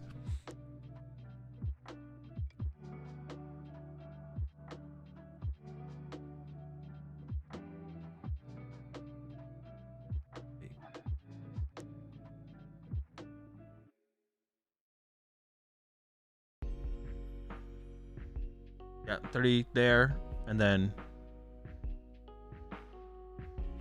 comes a retreat.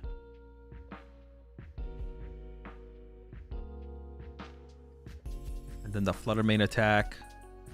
Do you ever knock out the Cramp? Oh, wait, do you actually knock out... no, because I guess the Comfy knockout makes more sense. Actually, I'm not too sure, to be honest. In my head, it makes more sense. All right. Prime Catcher wins the game here for Hedrick. Hedrick needs to draw a prize card. Prime Catcher wins. Knockout wins. Sableye wins. Honestly, a Nestball wins the game here for Hedrick because you can Sableye again, right? You just need to draw a prize card as Hedrick here and you just win. Top deck is...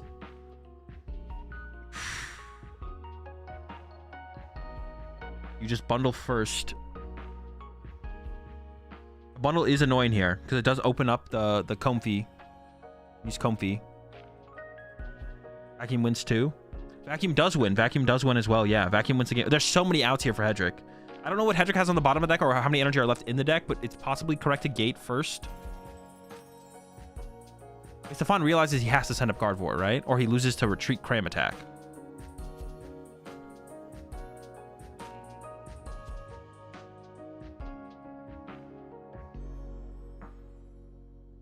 And if you send up Klefki, you lose to Retreat. Oh, wait, is that what Stefan is thinking about? Is like, can you just not retreat the Comfy and then I win by sending up Klefki?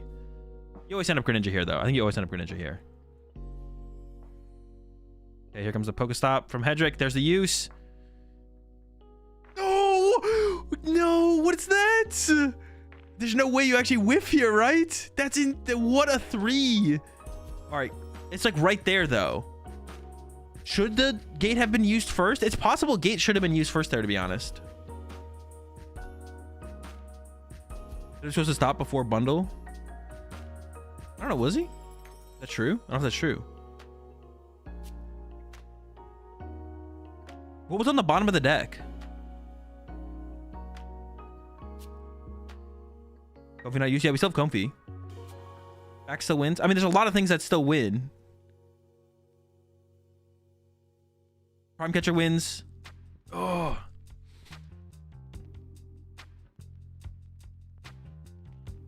Oh, Super Rod. If you get the Sableye, Super Rod would win the game here. If you Super Rod these back and then you hit Sableye off of Comfy, that does win you the game. As long as there's 2 energy left in the deck, though. I don't know if that's correct to do this, though, from Hedrick. I'm not sure if this is correct, to be honest. Because now if you hit Lightning or Psychic, that just sucks, right? I guess you concealed cards. You could concealed cards, I guess. Why would he shuffle the deck? I don't know. I don't know what's on the bottom of the deck. Why does Vacuum win? Because you can Vacuum the Braver Charm off the Flutter Mane, then attack with Greninja. Prime is at the top. Prime was towards the top, but I just don't know what's on the bottom, to be honest. I just don't know what's on the bottom of the deck. I don't know what's pulled off the prize cards. I know there was an Iron Hands, but... Yeah, Hedrick can concealed cards if he hits an energy here. All right, Judge Shuffle. Here comes the Comfy. Prime Catcher, there it is! And then the Greninja.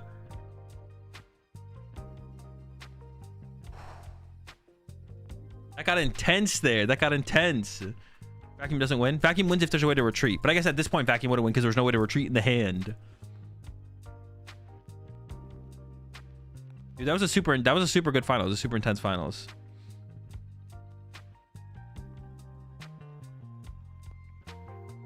Congrats to Hedrick on the dub.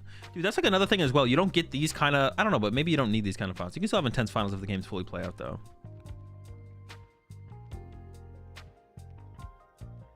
Vacuum only won before bundle.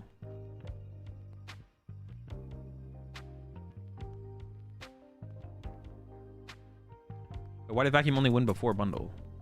Oh, I see what you're saying. You're right. Vacuum only wins before bundle because then the Flutter Mane's not in the active, which means you can't snipe it because there's a Manaphy in the active. You're right. Yeah, because Manaphy. I forgot about Manaphy. I was tripping. Was Rod first correct? I have no clue, to be honest. I have no clue.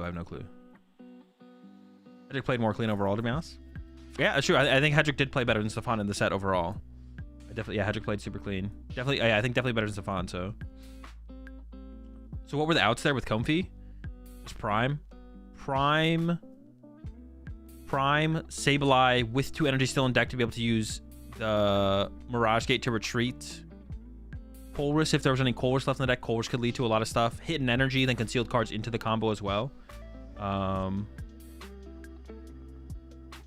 those things, yeah. All those things. They're just Comfy before Rod. Rodding just increased the odds of whiffing.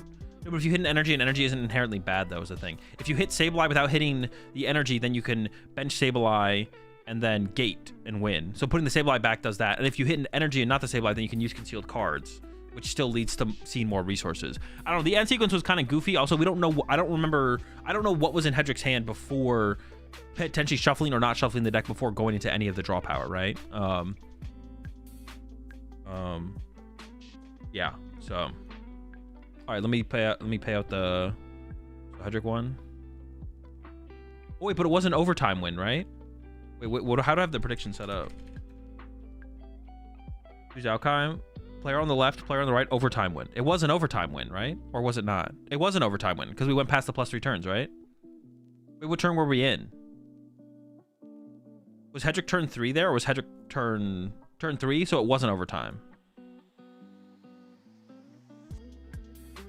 I consider that an overtime win. Wait, how do we do that with the prediction? Is it overtime, or was that not an overtime win? It feels like an overtime win because it came at, yeah, because time was over. It was an overtime win because it came down to next prize card wins, or yeah. When you think about it, yeah, it's an overtime win because we were in turns and it's next prize card, or yeah, turns ended and then person was ahead on prize cards won. Overtime. If you had drawn 6 prize cards on the 3rd turn. Oh, all right, chat. Should I stick around and watch? What time is it? It's only 1:20. I mean, I don't plan on streaming super long. We could watch the beginning of VGC though. I've never really watched VGC before.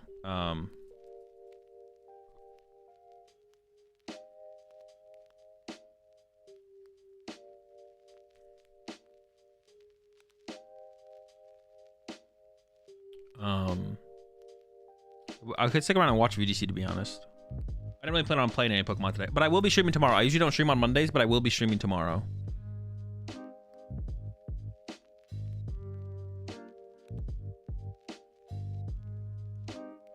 How long is it going to take for the VGC to start? Probably won't take that long, right?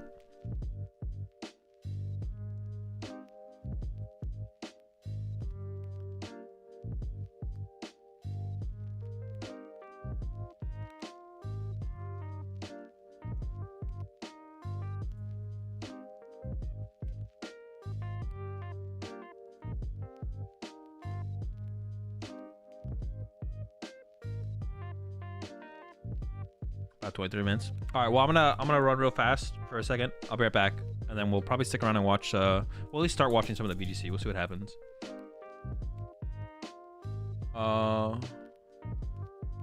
Did we watch the seniors finals at 31 minutes ago? They didn't play it twice, Garchomp. They had 2 in hand.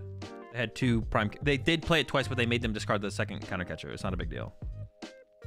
If you watch the whole thing, you should see the correct. You see the conclusion of the confusion.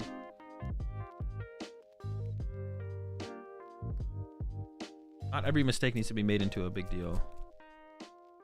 Stefan's list better into Lost Box with Manaphy over Kato's. Kato not playing Manaphy is wild to me, to be honest. Kato choosing not to play Manaphy is wild. I feel like not playing Manaphy is not good. But, I mean, it worked. Got him to top 4. And then, if he had played just faster, he would have... they didn't explain it well? Oh, okay, yeah. He forgot to play a counter catcher, and then had 2 counter catcher in hand, so they just made him discard the other counter catcher on the following turn or whatever. The board state was corrected correctly.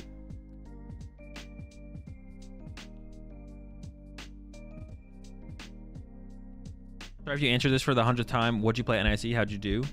I went 306 with United Wings. VGC is a much faster pace, but also boring. I don't know, I've never really watched a VGC match before, like, in its completion. Like, sometimes, like, when I'm at NAIC or Worlds, I'll, like, watch... one of the finals matches or whatever. But that's about it.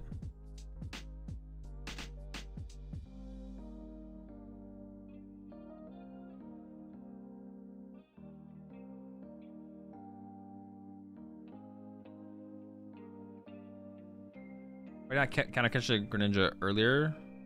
What was he cooking? Well, leaving Fluttermane in the active is something you want to try and do to shut down the Comfey draw power. You want to stop Comfey from being able to draw cards. That's why Stefan was trying to play out the last couple turns with Fluttermane in the active to stop Hedrick from having options through Comfey. Do we have a good meta now? Nope, it's terrible.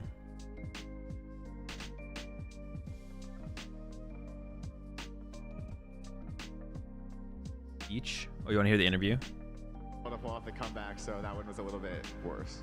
When we went into the overtime, backstage, Wancho was standing up just going, my brain hurts, I don't know who's going to win. How did you feel? Did you feel confident? Yeah, I wasn't feeling too bad. It was definitely a close game going into the overtime. I don't think I played completely perfectly the last turn, but I was able to get there. I had pretty good odds going into the turn, so.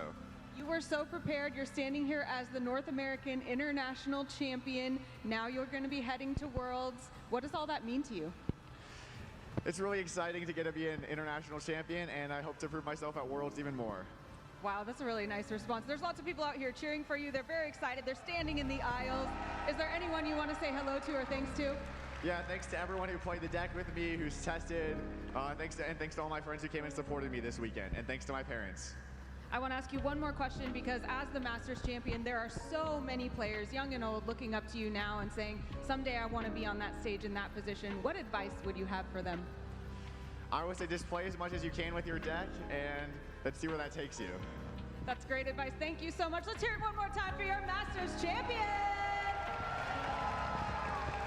Casters, back to you. Did you see Shintaro making fun of the judge last night? No. On Twitter or in the stream? Was Shintaro at NAIC?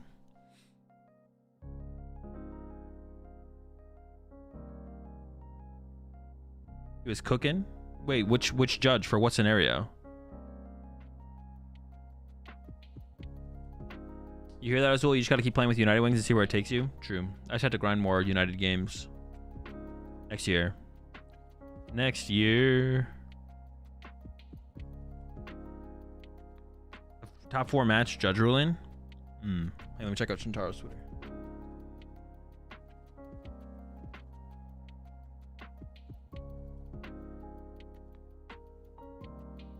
Wait, what the heck is Shintaro's Twitter? I just typed Shintaro and it didn't come out.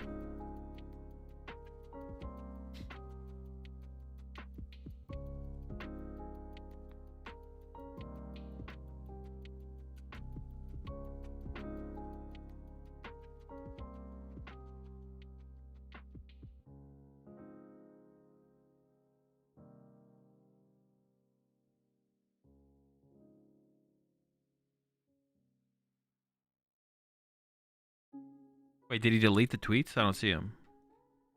Or was it in the replies? He replied to someone.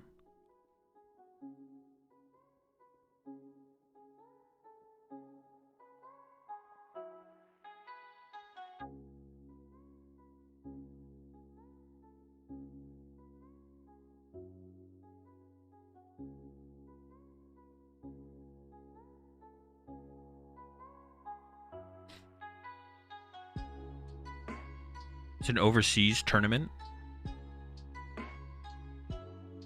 See some of these replies. Old memories. What was the penalty?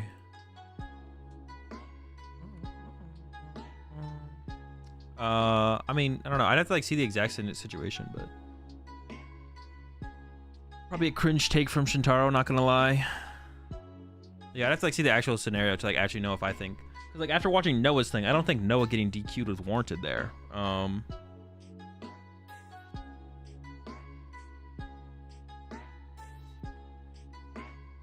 Yeah, I don't think Noah's thing was warranted. I don't know about Kato's thing though. If you're playing slow, you're playing slow. I don't know. Definitely a weird situation. Did they announce next year's Q1 regionals at the end, or is that at Worlds? Last year they announced it at the end, but nothing is like consistent in terms of announcements for Pokemon. So, last year at the end of NAIC, they announced like the first quarter of tournaments going to next season. But, oh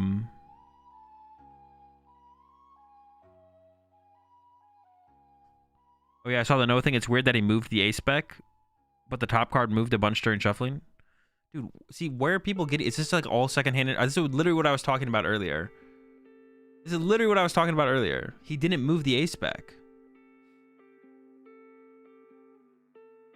It's like a game of telephone out here. No one never moves the A spec to the top part of the deck.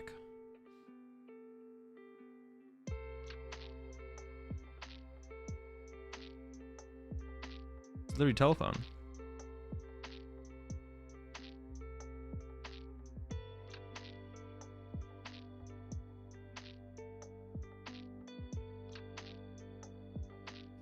Gabriel Fernandez DQ was surprising as well. No opinion on it since I didn't know the details, but I was surprised about the top tier player getting DQ'd. I mean, that's such a weird. I was thinking about like this. There's another thing that I was thinking about. A top tier playing getting DQ'd. I don't know. It's just weird that you qualify it that way or you think about it that way because it just doesn't matter. It's just like what happened and what did they do, and then from there you should think about. Do you think they should have been DQ'd? Like, it doesn't matter if they're a top tier player. I mean, I don't know what happened in the Gabriel Fernandez situation. I don't know. There was his post on Twitter, but that doesn't give you like there's like for the Noah thing, it's different because we literally have video footage to look at and analyze. But like for the Gabriel thing, it's like that's what Gabriel said. I don't want to assume Gabriel's like a cheater, but I don't know what actually happened. You know what I'm saying? So that one's a little bit harder to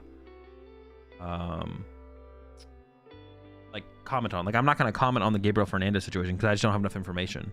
Like obviously if Pokemon comes out with a statement about it, or if like the judge wanted to like make a statement about it or something like that, then we could have more to work off of. But all you have is like Gabriel Fernandez got DQ'd and that's it. And he explained what happened. He explained his side of the story, but you can't like you shouldn't make super harsh judgments based on that.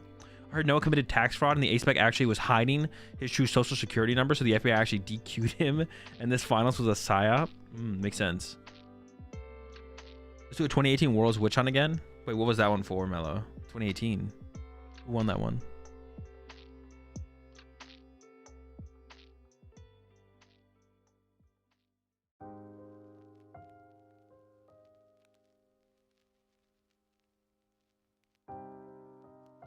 Don't cheat and you won't get DQ'd. I mean, it's not that simple though. That's like it's not that simple, Jacob, because like, well, I mean, you can have a different opinion, but a lot of people looked at Noah's situation and being like, it doesn't look like Noah stacked. So if it's off the stream thing that people think Noah got DQ'd, then it seems like Noah didn't cheat and still got DQ'd. So it's not quite that simple. I think and I think there will always be mistakes in these situations on the judges' side as well, where it's possible that judges think something happened and something didn't happen, and then someone like, just like there will be people who probably should be DQ'd or banned and aren't, there's also going to be people who shouldn't be DQ'd and shouldn't be banned and will be. Like, there's going to be, like, it's just how things work. Like, there's, like, varying degrees of, like, outcomes. Nothing's going to be perfect all the time, but it does suck when it happens, obviously.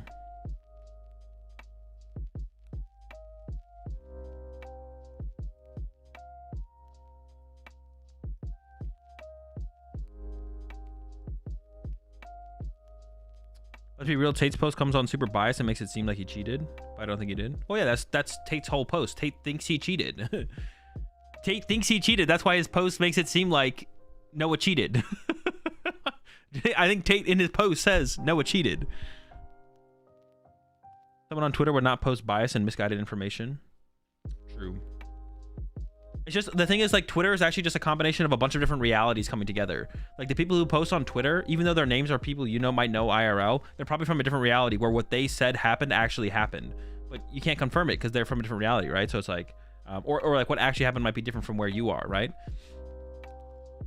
Like, y'all in Twitch chat might not even be from where I'm from, you know what I'm saying? Like, if Noah appeals via support ticket, can he get his points back? It is possible. It is possible, yes. I could see it happening. I could see it happening. It would be like, yep, we messed up. That's on our end. That's the thing as well. Like, I think we should recognize, like, let's say Pokemon admits that Noah didn't cheat, shouldn't have been DQ'd. They give him his points back, maybe some prizing, whatever. Like, I think we should be like, all right, you messed up, Pokemon, that's bad. And, you know, try and do better in the future. But, like, people are going to lose their heads over that kind of stuff, which is so cringe. Like, nothing's perfect, and we shouldn't assume things will be perfect. And it's not bad enough to the point where it's like we should be like, oh my gosh, they're doing such a terrible job. Like, yeah, obviously it seems like Noah shouldn't have been DQ'd, but it's not the end of the world. Or it's not like besides like screwing everything up consistently every single round of a tournament or something. You know what I'm saying? Like, wait, was there a cheating scandal at this event? Yeah, almost half the players were given double prize penalties, and a third of those were DQ'd for some form of stacking or board manipulation. It's pretty crazy. It's never happened. It's never been to this extent at a Pokemon tournament ever. I'm gonna go pee. I'll be right back.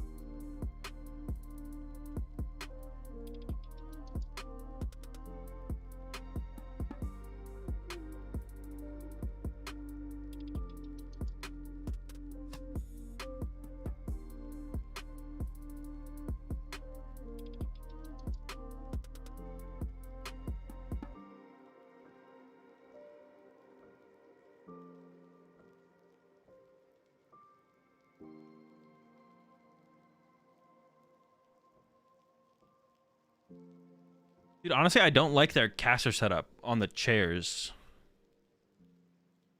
They need a desk. Also, dude, the chairs are like too small. What the heck? Looks like kids' chairs. I like the desk. Why didn't they do the desks? Should done desks, bro. L setup. L production.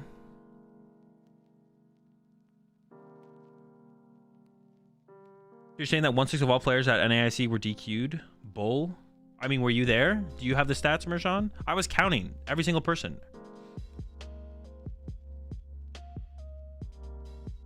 I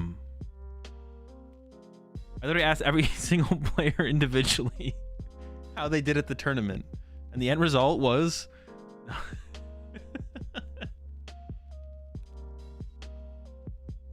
literally every single player, all 3K of them? Yeah. I mean, actually, there was actually 2,600 and something. It wasn't 3K, so...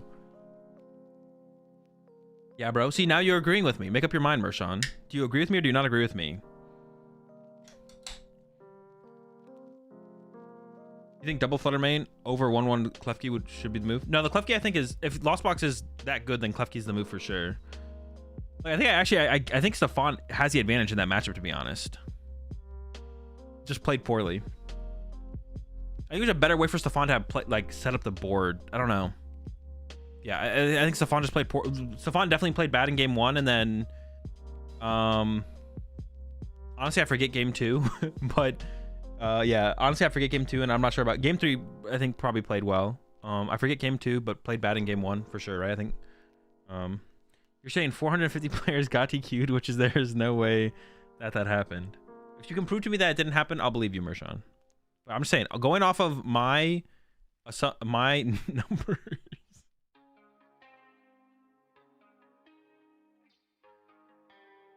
I got DQ'd as a spectator, sighed too hard at another guarding mirror.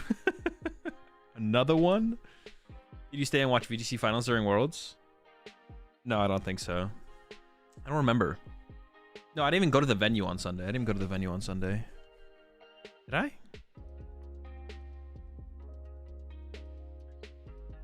I didn't even go. Yeah, no, I went to the venue for like a second on Sunday. I went to the venue just to take some pictures.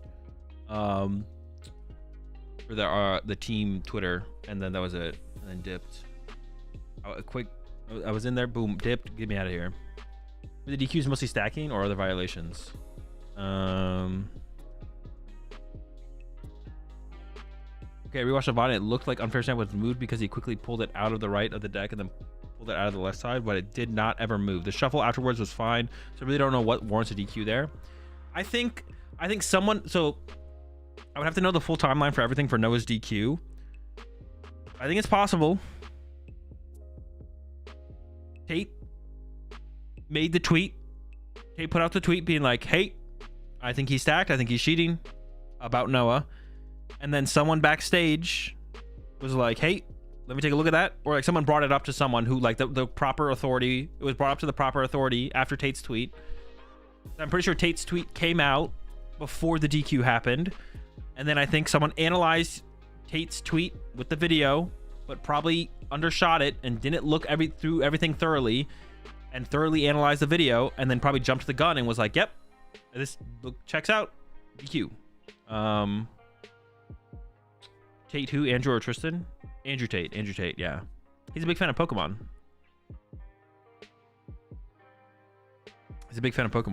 He does not like cheaters, so he was, he was up in arms on Twitter, being like, this is gotta DQs. Where they at?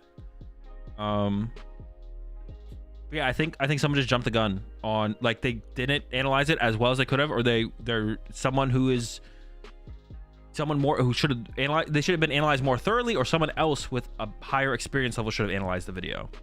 Because like when you watch the video after, like if you read Tate's tweet and then just watch the clip in normal speed, it looks pretty bad. If you just like if you go into the clip reading Tate's tweet, so you have like a what's the word, like you're preloaded with the information from Tate's tweet to make you think a certain thing as you're watching the clip, right? Yeah, you have a preconceived notion, right? Based on reading Tate's tweet, then you watch the clip, like it's like you have a bias. All going into watching the clip, you definitely have some kind of bias. reading the tweet from Tate into watching the clip. And once again, I don't think Tate. Yeah, Tate.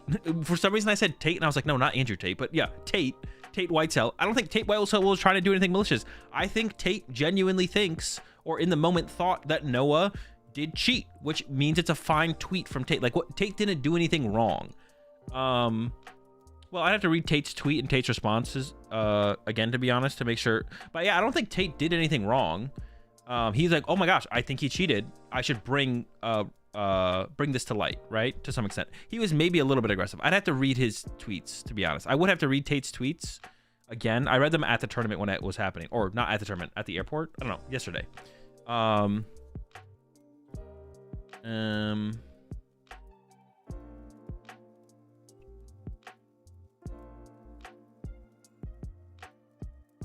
So I'd have to read Tate's tweets again to see if he was like overly. Well, he thought he had the full information though, so I don't know if I can fault Tate too much, to be honest. And also, Tate at this point still could genuinely think that Noah cheated, which would also be, well, that seems a little bit silly because after watching the clip, I don't know, it seems pretty obvious that Noah didn't do anything. So I don't know, that'd be a little bit weird, but I'm not sure where Tate currently stands on it. So. To be fair, we also don't know what levels of investigation the judges did prior to the DQ. Did they watch over the games and see evidence of repeated insufficient randomization? That is also fair, to be honest, Philip. We don't know for sure if that's the only reason that Noah was DQ'd. But the thing is, Pokemon will never make a statement on it, so we only have so much to go off of, right?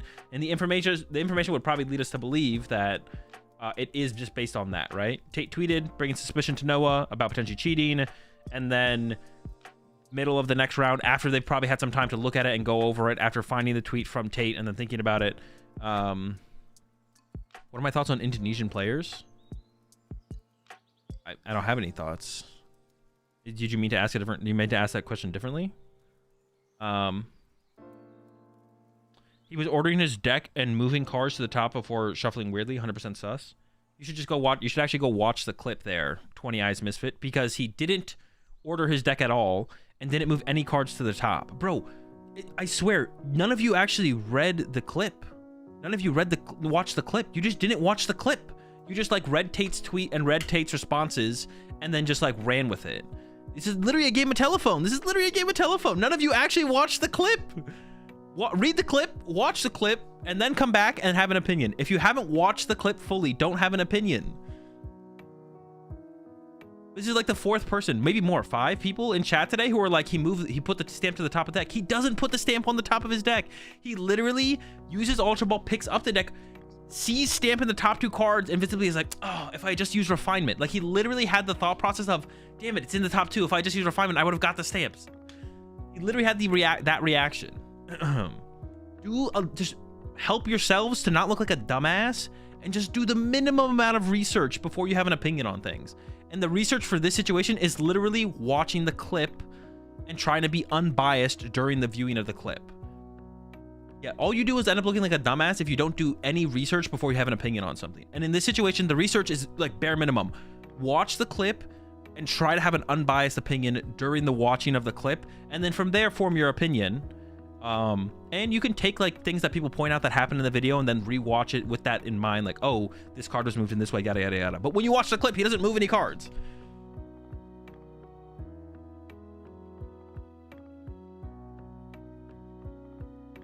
So do you really expect Americans to look at the facts before coming to a conclusion? And ironically stupider to expect us Americans to do that. That's just a cringe comment though. What is the clip? Sorry, I just got into the stream. The clip from Noah. Yeah, it is possible. We only have the clip to work off of, and it seems to be where the most likely the potential for the DQ came from. Obviously, if Pokemon made him a statement and they said and they said like it wasn't just because of that clip, but there was other stuff that happened in other games, then we could reevaluate. But Pokemon's never going to make a statement like that, so. I think that Indonesian players have a strong team to win in Worlds. I have no clue. I don't know how good the average player base is in Indonesia. Probably not as good as the other regions, just because their player base is smaller and they played Pokemon for a less amount of time, is my understanding. But probably about as good as any other region. I don't know, the regions with less players and who have been playing the game less long though are just like generally the average skill level is just lower. So probably less than Europe, Japan, and America, I guess. But like it's just like it's kind of like a pointless question. It just doesn't matter. Whoever wins wins. Whoever doesn't win doesn't win.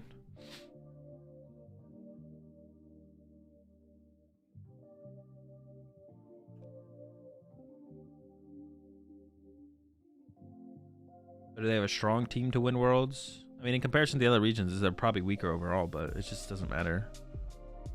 Wait, these kids are the same age? I mean, I would assume one of them has just... Wait, is this juniors? Wait, is this juniors? There's no way. The kid on the right is a junior?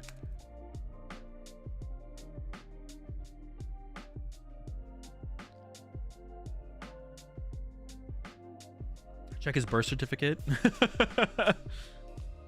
But do I need to move? What does this setup look like when they're in game? Will my chat, where I have my chat, be fine, or should I move it? Yo, has anyone seen, when did this come up? This came out, this because you just said the birth certificate thing. I am 12. Have any of you guys seen Benchwarmers? The movie Benchwarmers? Well, whoever just said I am 12 in chat maybe knows maybe referencing Benchwarmers. If anyone's seen Benchwarmers, they'll know what I'm talking about with the birth certificate thing. Literally, literally over the weekend, I don't know, some interaction came up with me and someone in my group, and I was like, have you seen Benchwarmers before? And they were like, no. And I was like, well, this what's it called, is wasted on you. I'm gonna lie, I thought they were the seniors and juniors champs. No, it's the juniors finals. This has to be his last season. There's no way. For the kid on the right, this has to be the last season. There's no way he's a junior going into the next one. I need to do PED testing after this one. Look, can you move the bottom right thing? Yeah, I can do that. Well, I can just do, I have to do, I can't just, no, hang on, I can do it. Give me 1 second,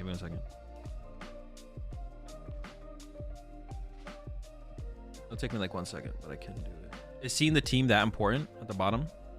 Or how's it gonna look when we're actually in the game? I guess you do want to see like the team that they have available.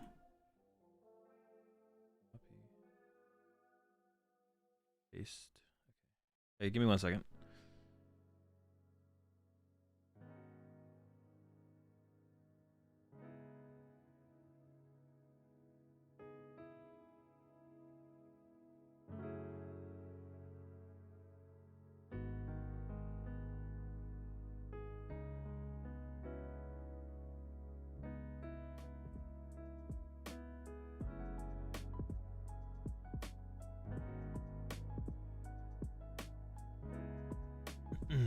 Change your category?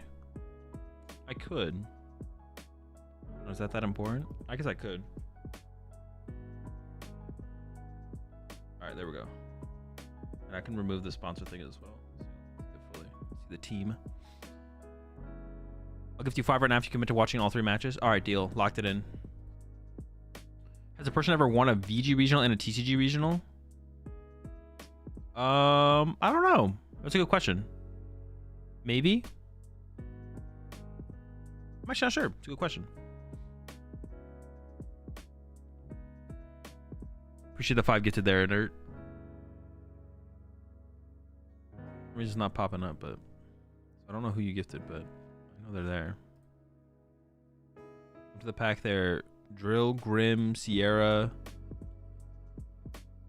Yes, Crier, and Dust777. Come out of the pack. A lot of yogurt, but we got plenty of honey. Sage and Park.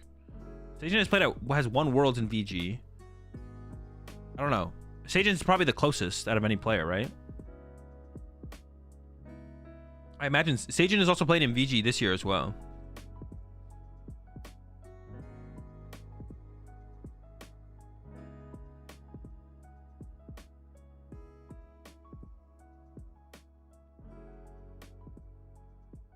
I'd imagine Sajan is the closest player to ever doing it.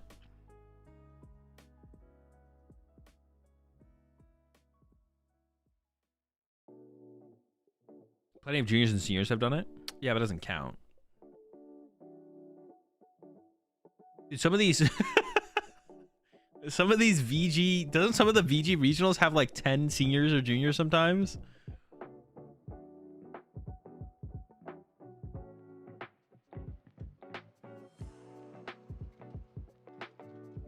Dub's a dub. No, it's got to be in. You got to be in at least. You have to be in Masters Division though.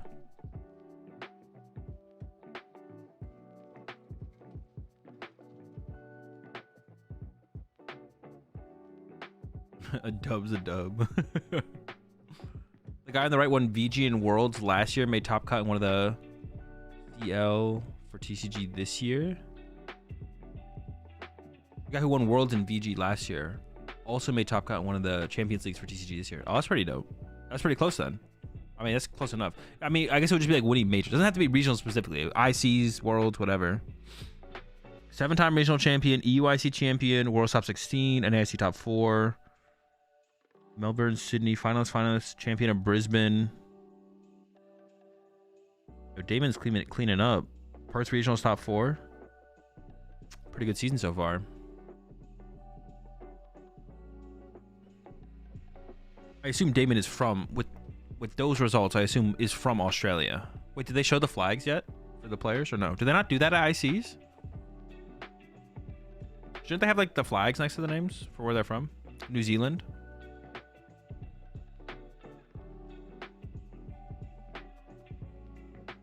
It said, oh, it said New Zealand. Oh, I guess I just missed it. Yeah, and ICs, they usually have the, do they usually have the flags on the screen or no? They have in the past, but do they still do it? I feel like that's a cool thing to have. I don't know why they would have gotten rid of it, because I know they used to have it.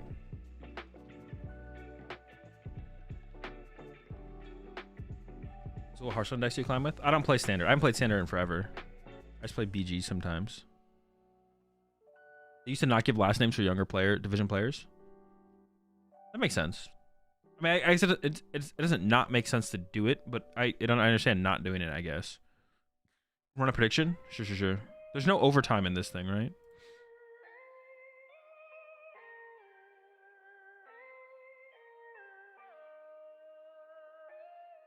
When player on the left, player on the right.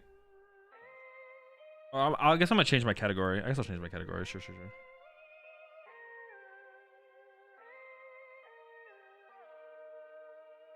Wait, what is even like the video game category? Pokemon Scarlet and Violet? That's it, right?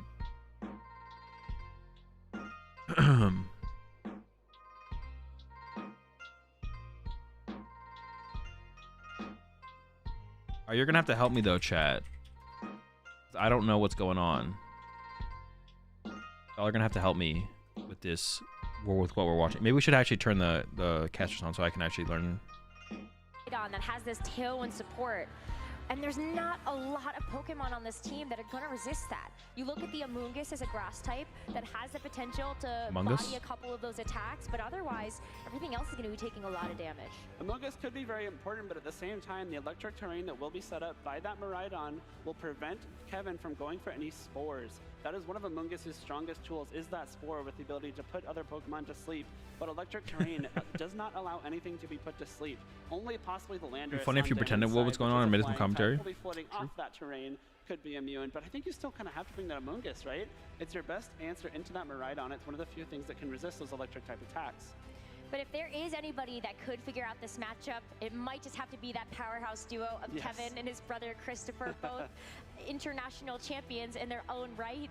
And as you heard from them, being able to go back and kind of take a look at how to approach. So Kevin has to be like one of the best in juniors, right? In video game.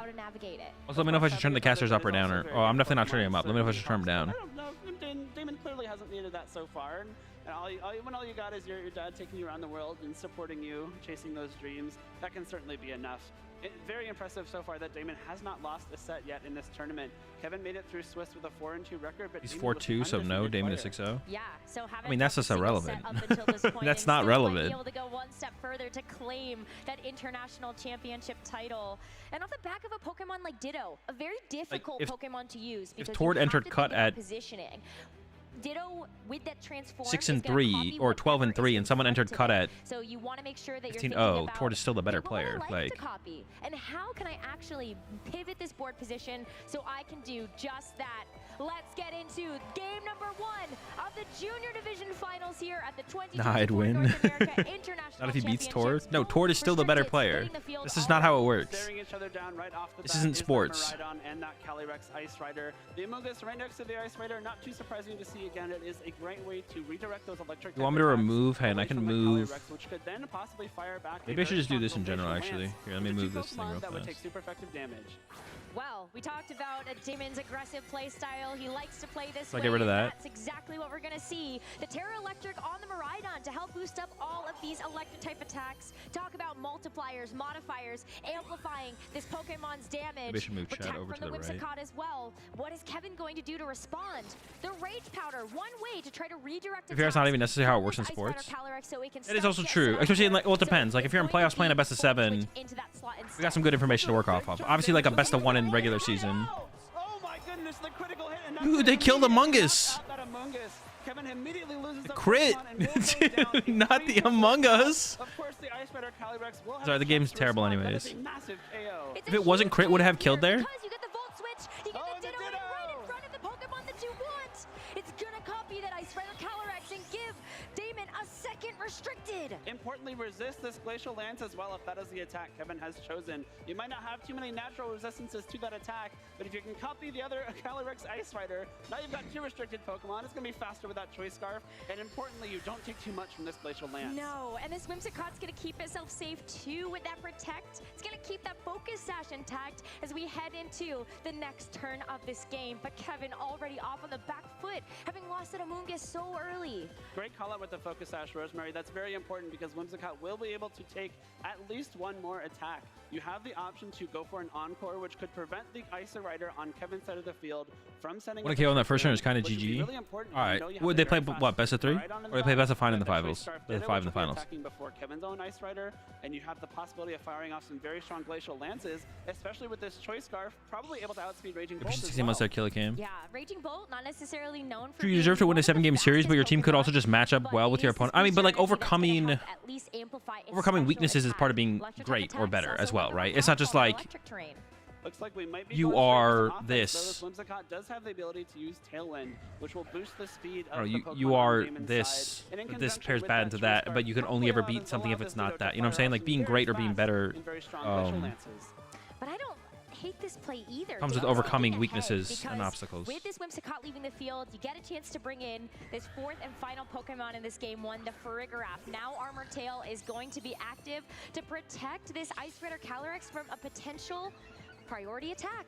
And thoughts on the NBA Finals? I don't know. We'll see how Game 2 goes. Game 1 was they got cooked. I don't know. Maybe the Celtics want it that bad. On Kevin's side is going to give the Maybe the Celtics want it that bad over this to time this around. Raging We'll Bolt, see. Removing its Dragon typing for now and I want to see making sure Game it's 7. not That's all I gonna want, really, to be take honest. Super effective ice type attacks. Really strong Terra there, especially with the electric terrain that was set up, but Glacial Lance does come through first. Raging Bolt takes that very well and will be able to fire back a very strong Thunderbolt. Yeah, so on the electric terrain as well as with that booster energy, it's going to be Oh a my one-hit gosh. knockout into One the hit? Ditto. So now, Damon down a Pokemon to tie up the Pokemon count for both of these trainers. Trick Room does go up though, so the speed order will be reversed. Damon has the option to possibly bring in that Whimsicott, which could encore the Ice Rider into a Trick Room. It's Ditto, so it's got pretty low HP. Oh, wait. Ditto doesn't exactly copy the opponent's Pokemon? What does it copy? It's not over yet. A little bit of breaks now being pushed here on Damon's side, but still trying to figure out. Of course, you could argue similar to Pokemon No, where up the pressure. how you play bad hands and non-auto win matchups is what really separates players. Well, yeah, to an extent, but it gets capped way sooner in Nostalgia. I do agree to an extent, but it gets capped way harder. Like, effort in playing well goes. That's why, like, Pokemon, like, greatness in Pokemon is better, more better determined over, like, a longer time period. If that makes sense. So both trainers revealing all 4 of the Pokemon that they've brought. Because it caps way harder, way sooner. Psychic Noise into the Raging Bolt does a decent chunk of damage there. Will bring it down under half HP and prevent any possible healing. But Thunderbolt comes through, still boosted by the electric terrain and that electric Terastallization. Oh, the electric seed was helpful to at least boost up this Farigiraf's defense, but it's not going to help against a special attack like that. It doesn't, and Trick Room still being up. It was not reversed by the Farigiraf or the Encored Calyrex Ice Rider. This means Kevin's Pokemon should still be attacking first. We saw the Psychic Noise come through first, but I don't think it's enough to KO either. And Pelipper and Wait, is Kevin actually making the comeback from that turn 1 one-hit KO? Farigiraf and Whimsicott. Whew. It's getting tense right now, as Kevin has been able to get so many KOs already and so much damage with his Terra Electric Raging Bolt. I mean, it's Or is this scary still a bad right? spot? The electric terrain is Kevin is provided playing by really well. Miraidon, which is very helpful. Playing You know, well. You're starting off the spores from Mungus. You're boosting the damage from Miraidon with that Hadron engine. But unfortunately, Kevin has this Raging Bolt. Kevin needs to win so he can pay for college. Very, very useful and able to take advantage of that Wait, electric what? terrain. A risky play, though. It's going to be the Kevin's well positioned now. Oh, so the comeback's happening? Able to come back out onto the field. All right, let's get it. The encore into the Raging Bolt. You're going to be locking it down to have to just go for these Thunderbolts. It's going to be another one, but where is this going to target? It's going to go into the Whimsicott and now break its focus sash. Oh, wow. Not only break its focus sash, almost knock it out outright. Hurricane with the double up, though, of course, will be able to... Dude, what the heck? Damon's getting cooked now.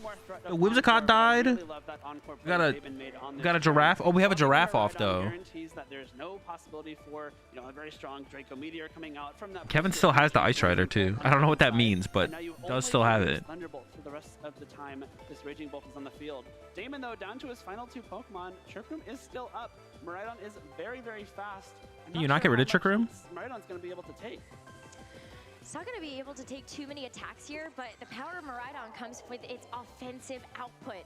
So it's going to be the Psychic Noise first into the Raging Bolt. Not quite Okay, we enough lived. to be able to remove it from the field just yet, but it's going to help to whittle it away. Thunderbolt in response from this Raging Bolt will be enough to knock out this Farigiraf, but it's down to this Pelipper that still has yet a chance to move.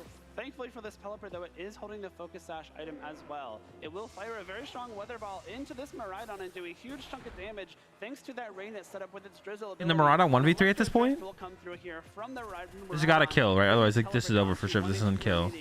But 1 HP is still enough. Kevin has Oh, wait. Pokemon to Damon's 1. And because it has the Focus Sash, right? I know what that does. Damage for the rest of this game. Yeah, that's going to be tough because when you take There's no way you win here at this point, right? Kevin wins, right? On the field. Trick Room is still active as well. So with this Raging Bolt, Dude, how do we get rid of Trick Room? They keep bringing it up. Can you even get rid of it? Then this Miraidon. When is it not active? The only move that this Raging Bolt can use thanks to that encore. It's pretty The GG. electric terrain All right, so what is the... so it will not be boosted anymore, but the electric Expires in terrain, it lasts 5 Weather Ball turns? from Okay, this okay, Pelipper okay. should still be enough damage So for what is the Kevin switch up here? Do you think... Are we going to see any switches on the Pokemon from Kevin or Damon? Or are we going to see the same lineups?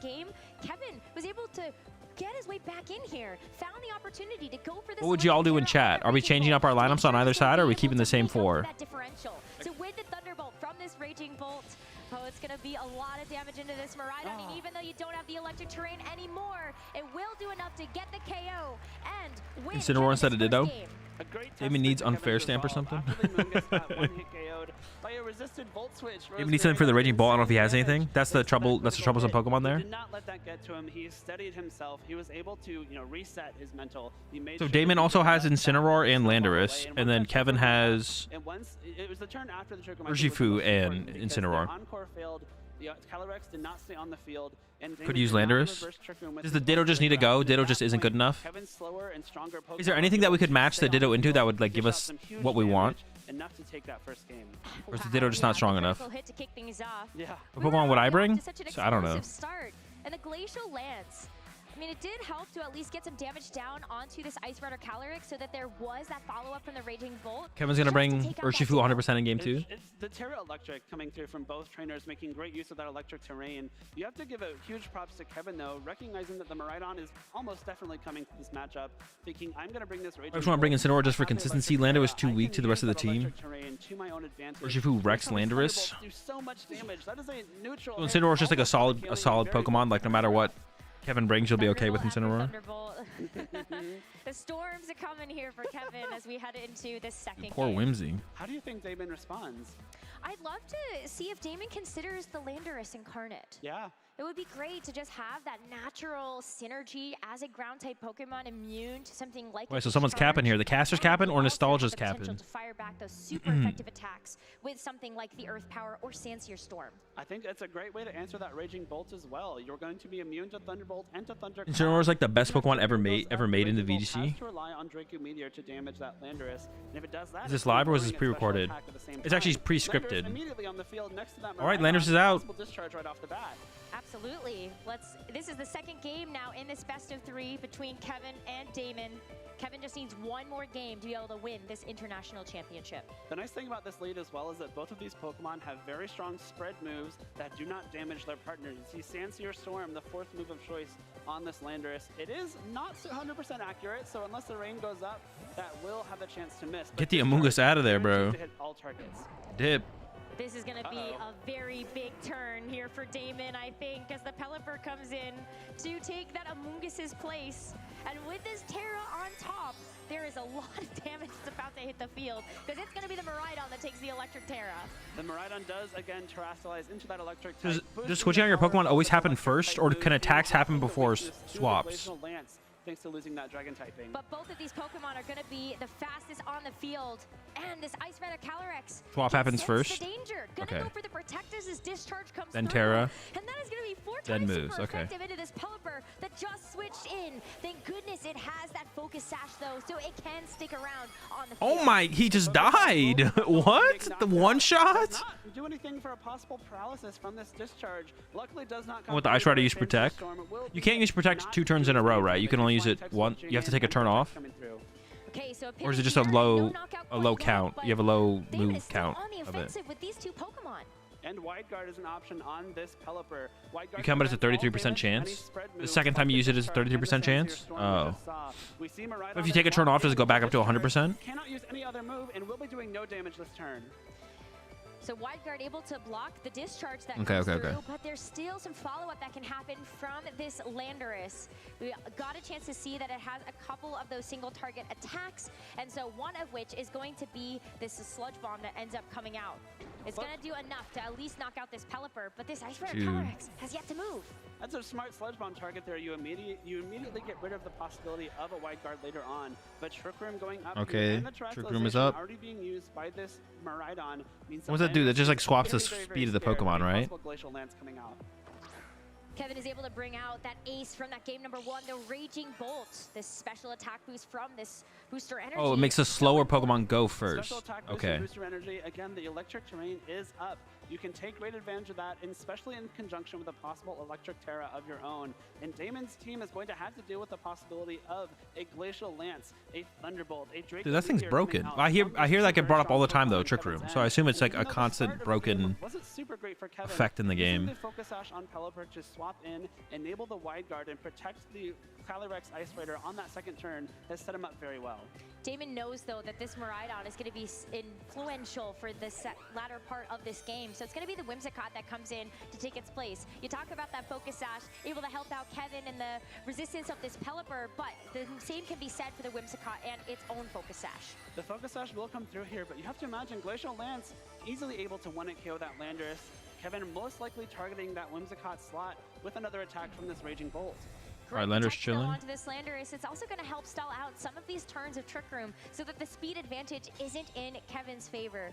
But it is going to be tough for this Whimsicott as it does have to come in and take this Glacial Lance. Oh my gosh. Does the Whimsy have Focus Sash or something? To just knock out this Whimsicott Oh, it does. right away. If it tried to go for Draco Meteor hitting that Miraidon, it will not work because Whimsicott is a fairy type, but Thunderbolt, a great selection there, will hit the Whimsicott and knock it out. Dude, There the is Whimsy's no down on too. On the field. You don't have to worry about getting caught locked into. Pelipper's gone, Whimsicott's For gone. the rest of this match. And now looking at the Pokemon Oh, kept the that Ditto. Kevin has remaining, we might just see that Ditto come in, trying to mirror that Ice Rider Calyrex, but we saw in the first game, Rosemary, it's going to be faster than the Raging Bolt, which means in Trick Room, Raging Bolt still attacks first. Yeah, and after we saw kind of the double up of the Glacial Lance, I'm not gonna lie, this is not looking good for Damon here. Electric as well as that electric terrain, that was plenty to knock out this Ice Rider Calyrex. It was. It's a really not tough looking spot good. for Damon to be in, as the Miraidon in the back on his team does not carry Protect. You don't have a great way to. This is very swallow over. the rest of this This is Trick best. Room, It is best out of 3, but especially Kevin's already up even one if you have game. Protect on your Ice Rider that you just copied with Ditto, you are Choice Scarf. You are locked into the first move you select, and if you lock into Protect, as Landorus gets knocked out, you can't attack for the rest of the game. No, and so you have to consider, like, how do you get through these Trick Room turns, and how are you going to be able to just kind of get through the rest of this? Maybe it's going to be with the Trick Room reversal. Oh, that's quite possible. The Calyrex on Damon's side can go for a Trick Room of its own. If it gets knocked out, though, that won't be enough. So where did Kevin decide to put this damage down? We've got the Miraidon that's going to be taking the spot of this Lander, so it's not going to get knocked out right away, but the Glacial Lance still do a meaningful amount of damage to this Miraidon. With the follow-up of this Thunderbolt into the Ice Rider Calyrex, it's going to get the my gosh. The option of reversing that Trick Room is off the field. Trick Room will remain up for its full duration, and unfortunately for Damon, that Miraidon took a lot of damage from that. Is there even a route to come back? Like, is there even a possibility here? So far from that as We're out of Mons. We got 2 Mons. It's going to be so tough for Damon to come out the rest of this game. You can't protect that Miraidon. Glacial Lance will not. Multiple protects? But what does the protect lead to? Just getting through the Trick Room?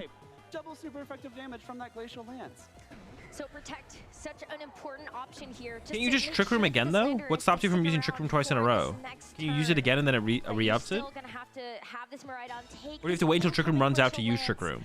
Can you use it before the turns run out? It's for sure going to get the knockout with this double hit, and that will be the Miraidon now knocked out. Damon down to his final Pokemon in this game, number 2, the Landorus. It is a Chilling Neigh boost coming through on this Calyrex Ice Rider, +1 to its attack stat. Wait, the Landorus can't 1v3 at this point, right? Wait, what is the point of the Amoonguss?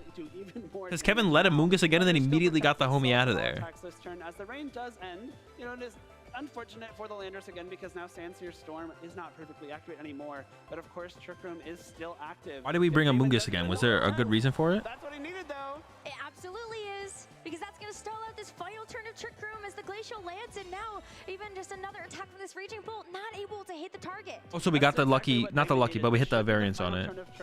The Landorus should be able to be the fastest thing on the field for the remainder of this game. You do have the option of that spread damage from Sandsear Storm, but Calyrex, very bulky, even a critical hit might not be enough. And Sandsear Storm's not 100% accurate. Correct. It has the potential to miss. Kevin, though, playing it safe, is going to remove this Raging Bolt so that the Among Us is going to take this hit instead. Dude, he's just just fodder, bro. This poor Among Us, bro. Dude. It's just 50%, so Kevin has the potential to strike back, and with this Glacial Lance, it continues. Oh, the one hit for Kevin Hahn this season. 6 titles in 2024. Dude, Kevin just cooked. In the junior division for the 2024 North America International. I was like super. I felt super one-sided. Back-to-back international champion in Europe, and now here. Bro, that poor Amoonguss, bro. It's just fodder, bro. He's just there to die. Pay out? Okay, who won? The player on the right one? That Calyrex Ice Rider showing exactly why it's such a scary Pokemon. It is, and we haven't had a chance to. Oh, maybe I can't do it like this actually. Calyrex take to the main stage in quite this fashion. Phenomenal performance though from both of our junior division finalists. Damon's future is so bright in this game. Absolutely. It's been so Yo, appreciate cool that 51 months there, CFS. Success this season, and of course here in North America as well. Coming just one. Kevin just proved Azul's point on being better. That's what I was saying. Being 6-0 versus 4-2 doesn't matter. Kevin's the GOAT. Oh yeah, we're still going to see more from Damon. I am Isn't he too old for the division? And I'm so excited. Just based on his height, you don't know how old he is. What if he just had a growth spurt? We get a chance to look forward into the World Championships and the 2025 season. Absolutely a big threat at the World Championships. The Masters is always crazy how well they play. I'm excited to watch the Masters for sure, actually. Damon or Kevin make a huge run there as well. But Kevin, wow. This definitely has to be his last year, though, for sure. Championship titles this season, 4 regional championship titles. That is an incredible amount of success to think about. That's many more titles than I think a lot of us have ever had or will ever have in our career. So Kevin off to a great start with Pokemon, and it's going to be so cool to see how we can translate that to the World Championships and of course to his upcoming Seniors Division runs next season as well. Oh yeah, what an electrifying set though. 2-0 for Kevin, and off the back of so many great plays from this Raging Bolt. Even after Damon was off to such an aggressive start, the Landers and the Miraidon in that second game. It's interesting to see that Kevin thought that wasn't the greatest of matchups, but it was Damon should have definitely used Incineroar he threw. How good of a spot was in game 1 when Damon got the one hit on the Amoonguss? How good of a spot was Damon in? Like from that point on, was he at the advantage or? Did you see any misplays, Azul? Bro, I mean there were so many. We brought Ditto back out. Amoonguss. Almost enough for a 1-hit KO. That's a really, really great way to use that. Amoonguss didn't die. Amoonguss's point is to die. Amoonguss should always die first. Gotta go. Kevin was able to He's just gotta go. He's just gotta go. Yeah. And then from there, we figured out. Ditto's just not an easy Pokemon to use. It was so fun. I think Damon had a tough matchup. No way to deal with Really Bolt and was. Ice They Rider. made great use of it. You know, one of the things you can do with Ditto is give yourself. He's throwing. He's throwing, bro. That's exactly what happened in both of those games. Okay, it was great for him, but he didn't bring the right Pokemon, in my opinion, so he couldn't Thunderbolt capitalize. And the Glacial Lance. Yeah. Need the Glacial Incineroar. Lance is the final move of choice here for Oh yeah, I see. I see And Wolfie. an international championship title again. I see under his Wolfie. belt. Just so impressive, Rosemary. Wolfie Just complain having about the Incineroars all the wherewithal to know time. exactly what to do in that matchup. Use your experience from prior events this season and the season prior. Do to natural-born come out on Koreans age top out faster here since at they're born 1 NAIC. year older? And not an easy road either. Wait, how does that? Well, for Kevin they or they Damon to don't make play it in to the finals TPCI of system. But I guess if they NAIC, came here and and played, what a what is great the show what is we that? How does that received work from both of again? them. How do they And count now age in to Korea? Incredible season for both of them. They count you as being Of course, 1 year like we old said, when you're winning when you're 4 born or regionals just something? This season in the juniors division, taking home the European International Championships trophy, and now One since coming birth? away with a second international. I mean, it had to be on your title birth. You know, it's of based on this birth season year though, for so it doesn't even Kevin. matter. What a If way they to came over finish here and off played, this it would be tournament based in on the juniors birth year. So it division. doesn't. It's I not mean, even based just on the age. It's based on 2024 birth year. season, though, you got the bookends. You got the Pittsburgh Regional Exactly. Championship. Every match was 2-0. Just and you literally also got literal the skill diff all the way NAIC through. Championship title. I just, yeah. Yeah, so it wouldn't matter. It's He's won based on regional birth this year. season. He's won internationals this season. Don't Pokemon Well, rule he left section his based on Worlds. birth year? Oh yeah. That's true. Worlds winner coming up? I know. We haven't had many players that have been able to have that type of success. No. It's so difficult to Well, do my money's so. on And so it's Kevin to amazing win the see Worlds players this make year it to in the finals, VGC make it Juniors for to sure. The championship title and take it all. So I'm so stoked. Me too. It was so much fun to watch. And it's only Definitely the put first in my of the money three on, finals, Rosemary. We got 2 more. We Money on really Kevin do, to but win let's this whole continue thing to this year in celebrate our Hawaii. Junior division final I assume he's champion. going. And let's go hear from Kevin Hahn. That's right. Let's hear it for Kevin. That's a big crowd cheering for you, but you're no stranger to that. That Kevin means was this 2-2 year yet making top you've cut. had Well, 4-2, 4-2, not 2-2. 2-2 would be championship crazy. titles And 2 international championship titles. Do you think you might be What? One of the Dude, I'm best just gonna players ban. of all What? time? It's just such a weird. I would say I mean, I don't have an maybe, opinion on it. but Wait, how do I ban because, people? Like, I'm not old enough, and I can still see myself making a lot. I made a lot of mistakes during my Swiss rounds. I do like a couple of my games, but overall, I think I'm like a really good, solid player. Absolutely, and you're just getting started. You're in the junior division. You still have seniors and masters ahead My of chat you, is not but the you have a placed very event. impressive Your title already, and you made some really smart choices. your in weird that last frustrations game. Can there, you tell Billy us about- Bob. You know, you mentioned you're a really Best of luck. flexible player. Sometimes you're aggressive, sometimes you're defensive. What were some of the most 2-2, then important make top 8, choices then you win think you twice, made in right? this Wait, match? actually? So Wait, were they turn counting one, non-Swiss game two, rounds? I decided to switch out my Amoonguss into Pelipper. Now, normally this is like a super Was it actually 2-2 into cut? weird play. That Why is would you actually alright. That switch is kind of crazy. a I thought it was Pokemon that's 4-2 into quadruple cut, and they weren't to counting the Miraidon, cut which games. is already super strong. So like without the Focus Ash, like and like the 100%, I've probably done like a. It's always a Swiss 1000%, record that they show. That's but what I I have the thought. Focus And they don't Ash, add so cut I will cut live. record on top of And that. I don't think. Since Miraidon has the Choice Specs item, it will be locked into Discharge, which is a spread move, and once Pelipper switches in, you can use the move Wild No, it should be Card, 4-2 with 3 which players. blocks Okay, yeah, all that makes spread moves sense. it blocks your team from taking damage from spread moves. So once I clicked Wide Guard for turn 2, Miraidon could do no damage to my Calyvax nor Pelipper. Now, of course, my Pelipper got knocked out the turn after. Oh, he's giving out the but I got masterclass right Trick Room now. up, and that's actually like a really good trade for me. Said he do his 9 It to does 5. sound like a really good trade, and you speak like someone who has practiced and seen these scenarios happen over and over. And that's How old what is it he? takes. I know you have Whatever, some like, the really special maximum people age you that can be train before you with. probably Do you wanna become a tell us senior. about that? So of course my brother helps me like so much for all of these tournaments and all of my coaches. So yeah, I want to give a huge shout out to them. Anyone else you want to say hi to or thank, either here or on the stream? Of course my family and my Pokemon friends and my 12 and 13, school yeah. friends. Congratulations, we cannot wait to see you compete at Worlds. Let's hear it one more time for Kevin. And we have lots more coming your way, so casters, let's get on to the next match.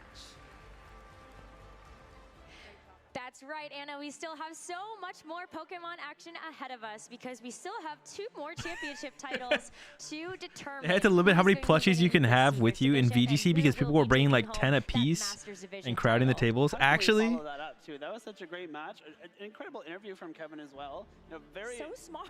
Very articulately describing that. roll up with your backpack. It's just full of plushies.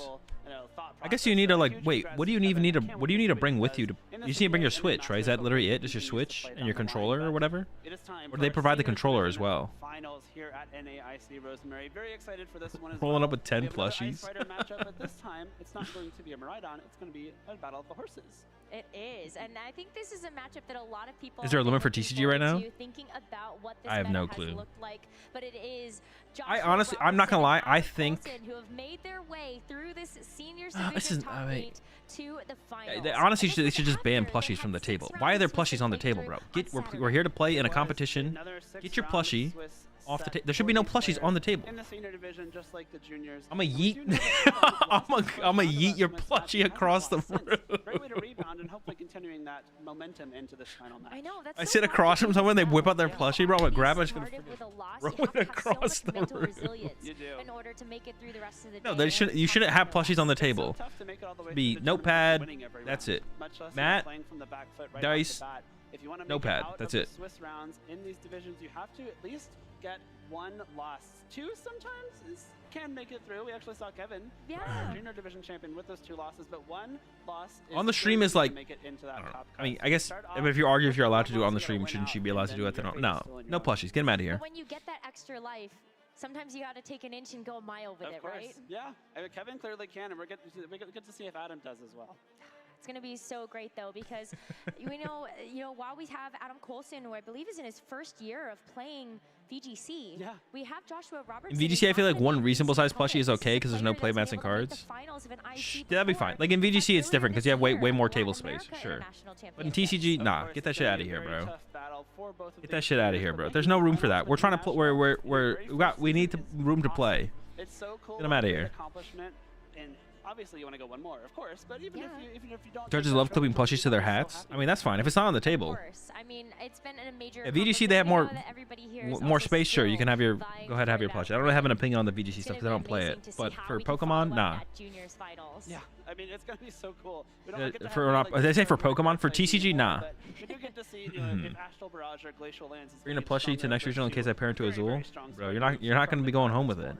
I mean, a lot of eyes have been on both the Calyrex forms. True. Just starting at the beginning of our single restricted meta. They're so powerful because of those 100% Also deck boxes. accurate That is sprite something that would be like a good attacks. like the And, deck box thing is like it's not like that big of a deal obviously, but it'd be like a good habit to like instill in the community is like take your deck out of your deck box, put your deck box back in your bag. Unless your deck box is like also your dice holder. Once again, just like for the sake of just having more space for everyone to play, you know. It's not like that big of a deal. It's like one of those things that should become. It's like proper table etiquette, whatever you want to call it. No, we are going to focus at the senior division finals that we have ahead of us and see which. If you don't know, you don't forces come out know. on But once top you know. And which player. Let's welcome them to the stage. Some people use their deck box as a way to like block their notes from their opponent, which I guess would be fine still though. Let's But get ready for your video game senior finals. Your players are ready, so let's give them a big warm welcome. Please welcome to the stage Adam Coulson and Joshua Robinson.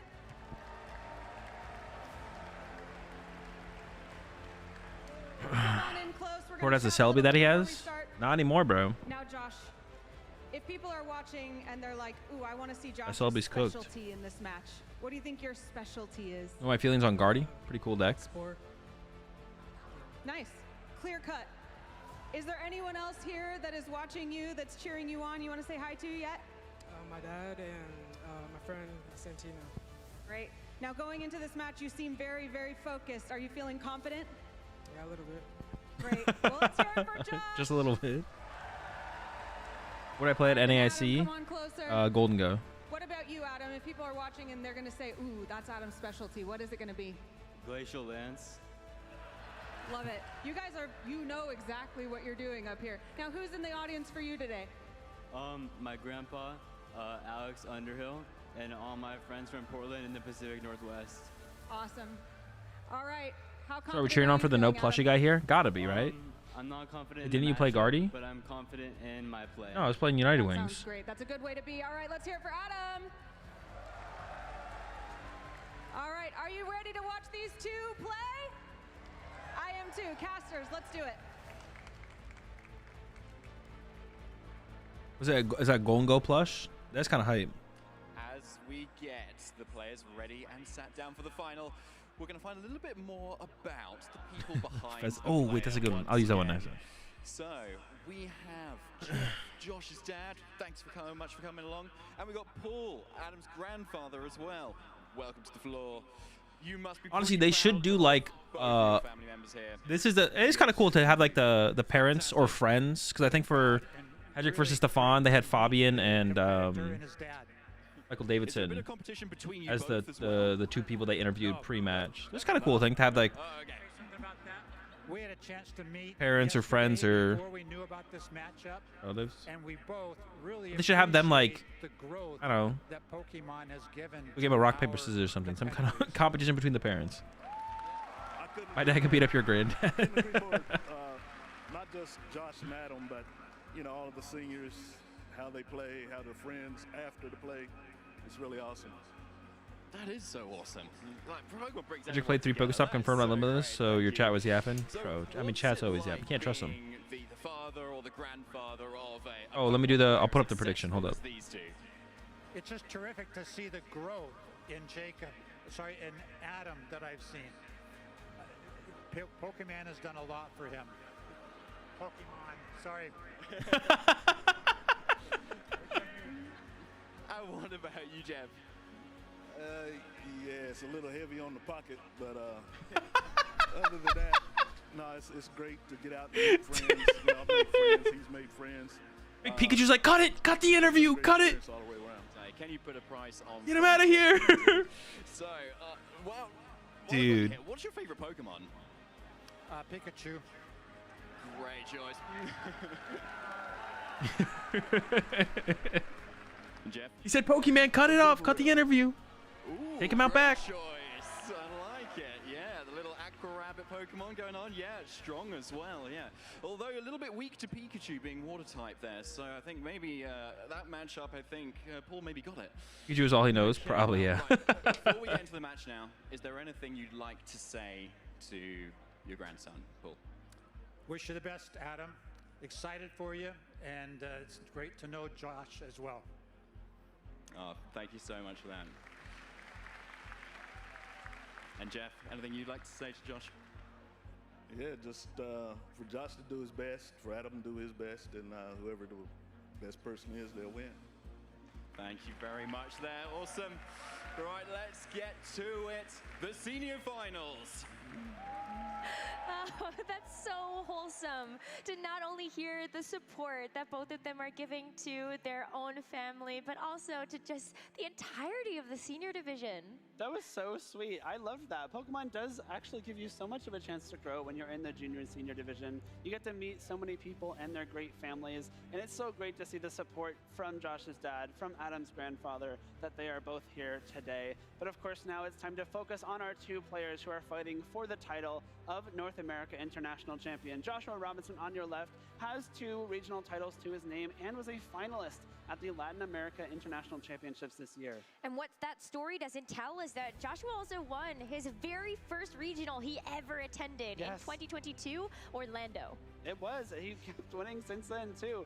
No reason to stop when you get that first win. Have you ever met the It's gonna be VGC really, really cool to casters? see how Joshua can translate that I've definitely met a into couple of them possible throughout the title at years, North American yeah. International Championships.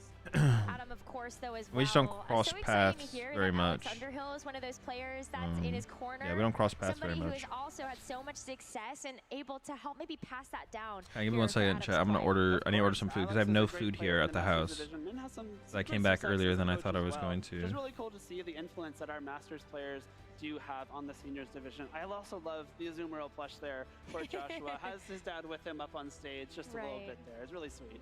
It is so nice to see as Joshua for this finals is going to be using a Shadow Rider Calyrex team surrounded by so many incredible pieces. More recently, we've seen these Shadow Rider Calyrex paired up with a Pokemon like Mienshao, maybe one we haven't seen in quite some time, but really great to focus in on those fighting type attacks and also one of those Number 6 with a root beer. All right, I got you, dude. And Feint. Feint could be a really important move here. It does break Protect. It breaks Wide Guard if an opposing Pokemon goes for it, which will allow the Shadow Rider Calyrex to attack through any kind of deterrence with that Protect, with that Wide Guard to use those Astral Barrages to greatest effect. Joshua is looking for his very first international championship title. Got so close at the Latin America International Championships just not too long ago at the start of the season. So maybe it's going to be this one that is able to get that win. But standing in his way is Adam Coulson, our West Coast king, who has been very successful over at the regionals on the left side of our country. He won the Los Angeles regionals just a couple weeks ago with the very same team he is using here. And of course, a finalist in Vancouver, top 4 in Sacramento, using an Ice Rider Calyrex squad. So a lot of practice with a team Kinda like cooking, this. bro. What the but heck? that's Is he where we winning kind of all? hone in on how does the Ice Rider Calyrex fare against one of the faster Pokemon in the format, and that's Shadow Rider Calyrex. Both teams also packing Wide Guard, which will deter the use of those very strong spread moves that we keep talking about. The Glacial Lance, the Astral Barrage, public enemy #1 when it comes to using that Wide Guard. And the Pelipper on Is Ice Rider just in every lineup right now? So many other You do a cooking stream, pieces it's on the that hip new team thing to do. too, where we Nah. look at, like, what we just My saw cooking from streams a would be really Raging boring Bolt, anyways, not because too all long I ago cook in is the a meal junior prep. division Yeah. finals, and so that might be a great piece here. No shot. The Raging Bolt is not, well, it is the very same booster energy set that we saw from Kevin. It has the option to turn into a pure electric type with that Terrestrialization and fire off some very strong Thunderbolts and Thunderclaps. On a Moongus mean in both lineups, it's just optimal. It's the perfect Pokemon. It really does not. It's literally, yeah, it's just Shadow Rider optimal. Calyrex, one of the fastest Pokemon in our format that really does not want to see that Trick Room get set up. Yeah, and Josh's team is really looking at the natural speed that it gets a chance to have. There's not really a whole lot. Factory in cooking stream, speed put in microwave and control wait. on the side, outside of maybe some of those priority attacks, being able to bypass those 5-minute cooking natural stream. speed points. So you look at the Raging Bolt and the Rillaboom as a couple of ways to be able to handle that. And some of these defensive terras as well. This Rillaboom. A lot of is Ice Rider and Terrafire. Shadow Rider. Maybe that's going to play a role here into something like the All Ice right. Rider Calyrex. But everybody, let's get Wait, did they just open to a Ditto? Senior Division finals between Adam and Josh. There's a mirror here on the field as well. The Incineroar and Raging Bolt leads from both players. We see the Intimidates interacting in such a way that Joshua's Or you know what I'm saying? Ditto as in they both did the same thing. Intimidate. Adam's Incineroar is a little Is bit it faster like- than Joshua's. Could Okay. be very important going forward in this match. But Josh's I was gonna say, is it likely that they have the same EVs, like same speed and stuff? But apparently one of them's faster. They have different items too. If it's worried about this Raging Bolt, maybe get a chance. Raging Bolt's got a capsule, and the other one has a assault vest. So it does not have access to protect. You have no way to block a possible fake out into that slot. So the Raging Bolt on Joshua's side a little bit more vulnerable here because it's slightly less flexible without that protect option.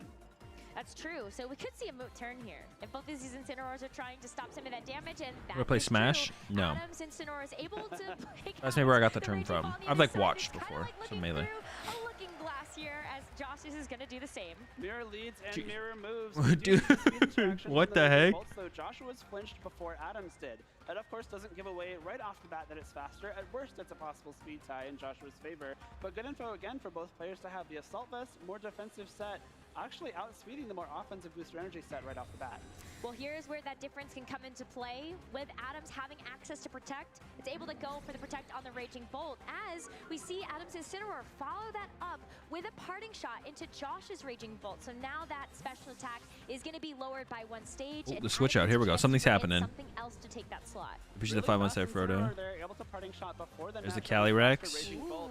Calyrex Ice Rider hits the field instead, as one will activate, meaning no berries can be eaten. Not an issue right now, but the Rillaboom on Joshua's side is holding that citrus berry, so it could come into play later on.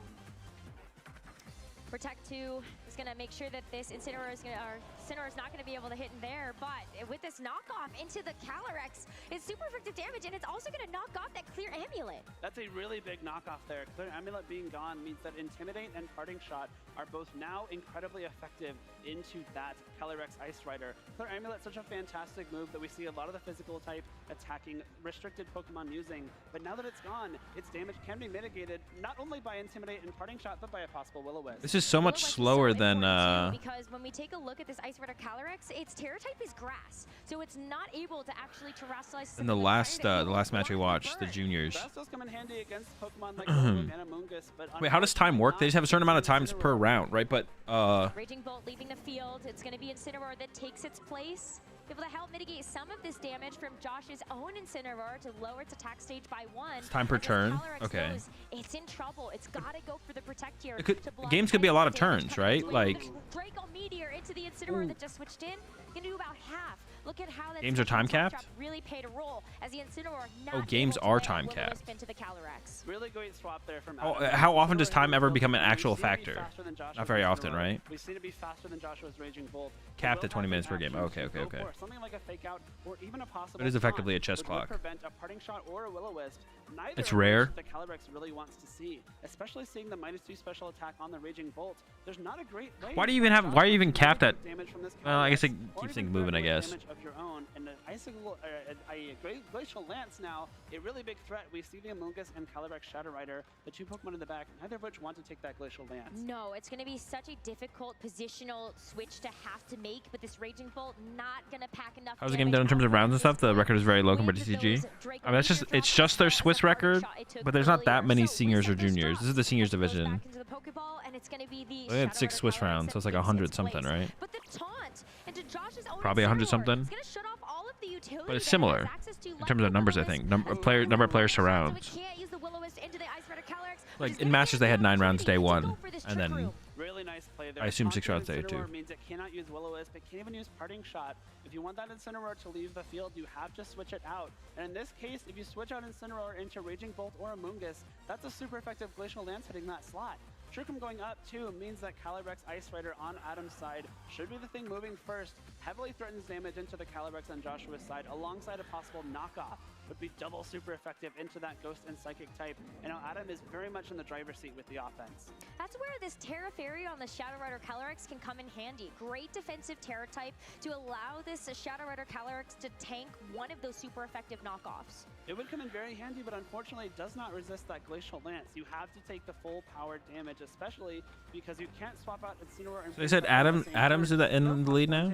Yeah. Masters was 921. That's a lot. So we are still going to see a terrestrialization first come out from this Ice Rider Calyrex on Adam's side. The Grass Terra going to help just to make sure that it's not going to be taking too much damage if the Shadow Rider Calyrex it's still kind of even right now. And fire up something like an Astral Barrage. Great defensive terrestrialization from both trainers at this point. The Grass Terra is not able to be punished by the Incineroar on Joshua's side as it does not use Flare Blitz. Again, opting for that Will-O-Wisp instead.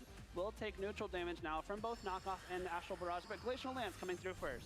Glacial Lance does about like 2/3 damage to this Calyrex, but the knockoff into the opposing Calyrex Ice Rider is just going to do so little after it's already lost that Clear Amulet. With the Parting Shot, though, from Adam's Incineroar, dropping the special attack stat of this Shadow Rider Calyrex, we're going to see what comes in its So is Incineroar just kind of like an annoying Pokemon? He doesn't seem like he does a lot of damage. He took away the tool, and then he like intimidates when he enters the field, right? Because that Calyrex now is not attacking at full power. Astral Barrage comes through here, does some decent damage to both, but if you're Joshua, that's not enough. Calyrex on Adam's end is still sitting very pretty here. Yeah, very, very, very healthy. And we're still Incineroar just intimidates and Parting Shot? What does Parting Shot do? Is it just like its main attack? Go to attack? We're still in for the long haul here as we take a look at how Josh is going to navigate these Trick Room turns. It's just tough. What can you do against Glacial Lance? One more knocks out Calyrex, and you have 2 Pokemon weak to Ice-type moves in the back. And Incineroar can take a few more Glacial Lances, but now the Raging Bolt is at the field. You're threatening with a combo of Draco Meteor with Thunderbolt, even the Thunderclap if you want to attack before a possible Parting Shot. Lowers attacks and switches out. Oh, it hits, and it's like a hit and run attack. One way to be able to reset this taunt is to get this Incineroar off the field and make sure that you can come in and actually drops attack and special attack and switches Incineroar. Oh, okay, that's interesting. But it's just an annoying. It's just annoying. and make sure that you aren't going to be giving over too many attack boosts to this Ice Rider on Adam's side. The Glacial lands into the Raging Bolt. Oh, it almost died. Oh, but it's gonna die. This Raging Bolt on Adam's side can come in handy and finish off the job. Finishing off with a Thunderbolt is great. You do still take the KO, but the Glacial Lance itself not KOing the Raging Bolt is massive for Joshua. If that Glacial Lance got the KO, that would have been an attack boost from Chilling Neigh. The Calyrex would have been up to +1, and now that Incineroar comes in, it would have still been at neutral attack. Thankfully, though, the Raging Bolt is the one that got the KO. Calyrex now sits at -1 attack, and if you're Joshua, that's much, much better than neutral. And knocking off that... So is it every time Incineroar enters the field, it lowers their attack? So if it lowers their attack, and then when it comes back out, it lowers it even further? Or does it, when it leaves the field, the initial lowering leaves? That's going to be really important here. Which one do you... So you could just like keep bringing it out, and it keeps just lowering attacks? Oh, what the heck? Is there like a minimum?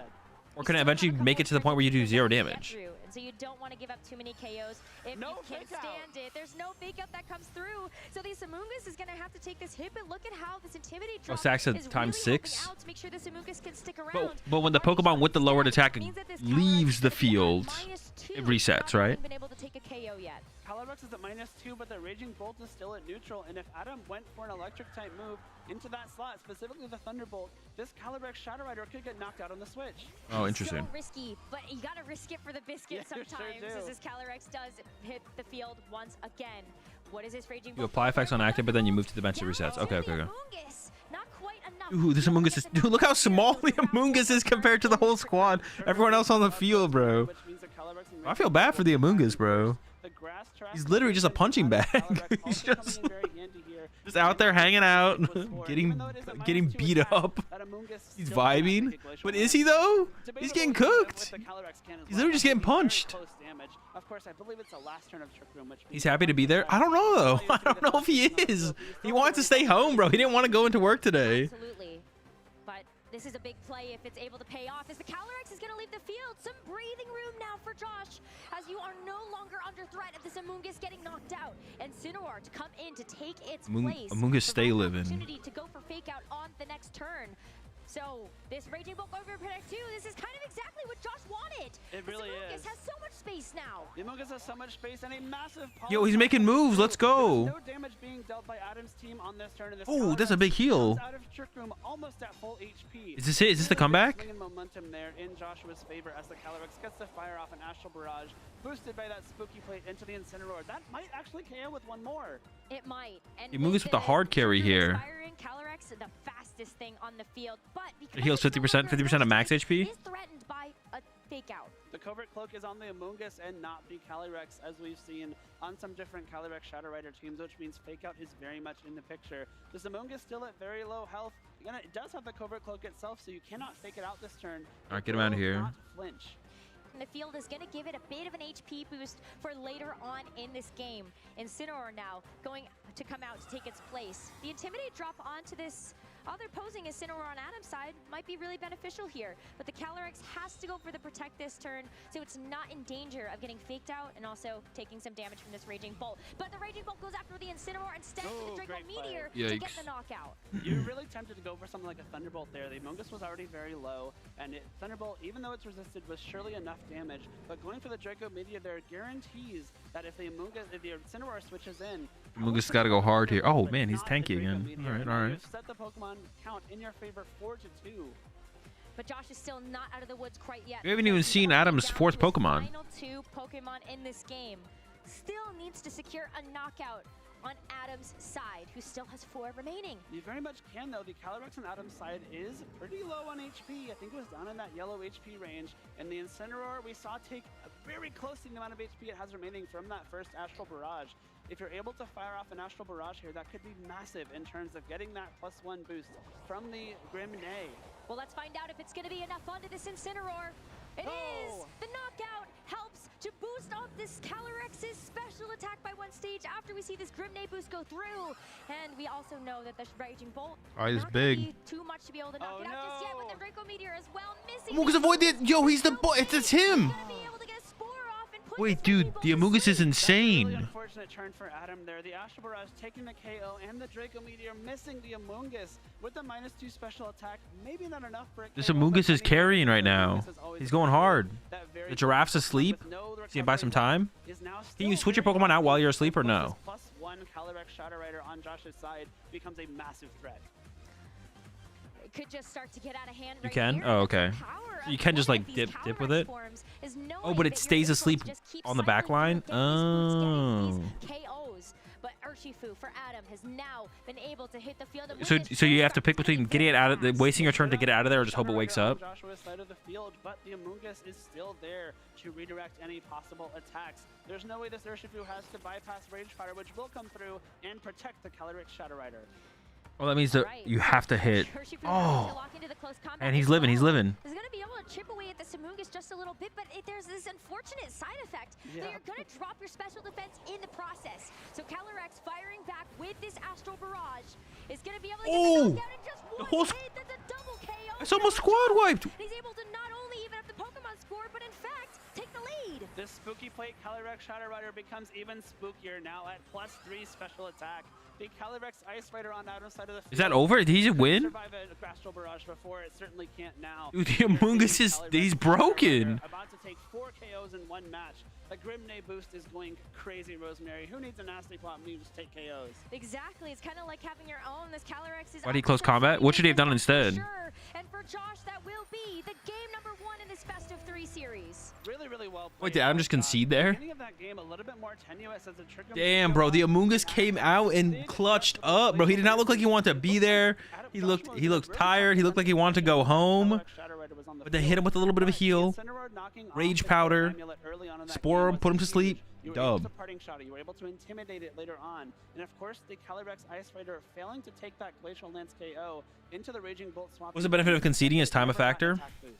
And off the back of the fact that we have Time this isn't a factor. Maybe just like a mental reset, for like turn 1. maybe just the That's but really I would, funny to see. I guess maybe like coming to terms with that this game is over, then sitting there and just like I don't know. There's no point to continue. Yeah. Be problematic in this match, so wanting to try Yeah, and I guess you'd have more time to mentally reset if you stuck it out knock off, longer, as you right? said. It's just so nice to be But able to it sort wasn't of winnable, spread it didn't out look that like, so. damage and know that there would be a payoff later on in this game.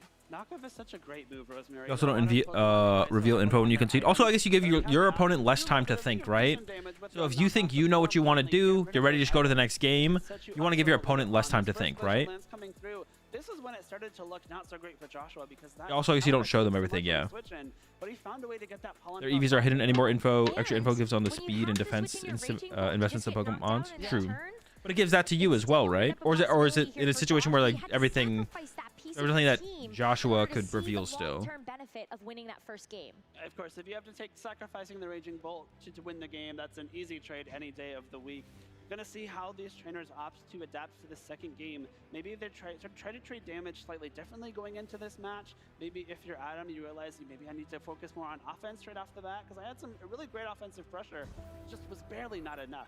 Yeah, well, let's find out, shall we? As Here we this go. All right, is similar start, similar start. Enter into this game number 2 in the grand finals between Adam and Josh. We're once again seeing the Intimidate order being Adams and Is there a spectator mode followed by in Joshua's. the video game? To assume, based on how we've seen these Pokemon interact so far, that Adams is the faster Incineroar, which is really, really important. You have the fast Taunt, which can shut down Parting Shot and Will-O-Wisp. You have the faster Fake Out, which can allow you to flinch something before Joshua can, and it gives you so much more. We don't know what other Pokemon are brought yet, do we? When we go to that What's screen. gonna happen on this turn 1? You think it's gonna be the same thing? You have to imagine like faking out the Raging Bolt on Joshua. They had it for Worlds, but there's not really one, no? Wait, they had one for Worlds, really? The Protect's coming out from Interesting. Raging Bolt What? on Why doesn't it Adam's exist, side. though? Already, Japan has a spectator bit of mode? A different story What? in this game number 2 as the Protect. How does from Japan Adam's have it Raging and Bolt then- will block the what? fake out coming through from Josh's These are the Japan Incineroar Championships a and few weeks the ago? Incineroar on Adam's side, following it up with a taunt. Well, how does that exist? How does it exist in the video game, but it doesn't? Parting shots can come out from Joshua's Incineroar. Oh, we're punching Thunderbolt Incineroar? straight into Adam's Incineroar. Good chunk of damage there. You know, if Incineroar has to be that fast, it can't have as much training in special defense. So already a different story for this game number 2, and Adam is going to need to get these next few turns right in order to keep himself in this grand finals. It's going to be this Raging Bolt. Can it survive? That's the thing. Without the Assault Vest on Adams, it might be very difficult to survive a Draco Meteor, but the fast Incineroar means that Parting Shot will go before. I'm not gonna lie, the thing around the Raging Bolt's mouth looks kind of silly. At first, I always thought it was like a cloud, like its head was in the cloud, but it's like actually part of it. It looks kind of silly, yeah. Let's see what happens when this Calyrex comes out. A very, very risky switch indeed, as it had to take the knockoff on the incoming. Team said doesn't care about VGC. Yeah, but like, is it? But it's we're playing the same video game. Like how? Oh my gosh, he almost got him. Wow. So take a look at how that Parting Shot is able to help out. So Adam's on tilt for sure. Able to fire off this Thunderbolt, this Incineroar. Now though, it's just so much damage trades and the knockoff. Clear Amulet removed once again. What does the Clear Amulet do? It is a rough knockoff once again. The nice part is you cannot Parting Shot now. You are still taunted. The Calyrex can't have its attack lowered on this turn by Parting Shot or Will-O-Wisp. And the Parting Shot from Adam's Incineroar cannot be debuffed. Huge, okay. But knockoff was a knockoff. Knockoff just like literally takes it away. Still, decreased special attack though. Yes, that is true, but I don't know. It's going to be hard to take out, I think, because this Calyrex on Adam's end is going to be slower still. You think we're getting regional dates after VGC Masters? I also find out. That's a reason to like stick around and watch everything as well, to be honest. It's going to be this Incineroar that's going to hopefully take some of that damage, or at the very least help to make sure that this Incineroar can't do too much on the return. After taking that Intimidate drop, though, Josh is able to reset that, as it is going to be the switch out into the Shadow Rider Calyrex. Another Shadow Rider Calyrex swap into a possible Glacial Lance. If that is the move Adam has selected here, a lot of damage could be coming out this turn. We are going to see a Terrestrialization right off the bat, though, looking like that's probably Adam's Calyrex. It is. So taking on this Grass Terrestrialization again, it's going to be very helpful to make sure it's not going to do too much damage from this Raging Bolt if it stays on the field and tries to go for a electric type attack, but it's just Incineroar living. Is the Shadow Rider the hard carry in this? Took a ton of damage. Trick Room does go up though, which means in this team for Joshua. In this Calyrex Ice Rider's favor. A Calyrex Shadow Rider again, scared of a Glacial Lance and knockoff combination, and this Raging Bolt at -5 special attack, even though it's at full HP, won't be It's a restricted legendary. On the field. If you're Joshua, you have to think about: do I try to get this off the field? This is kind of sucking my momentum away. I'm not doing any damage with this slot. I mean, the Raging Bolt seems like it does a lot of damage too, though, right? Is it like is Raging Bolt the secondary? But Josh was so okay with Calyrex are the hard carries. In that first game.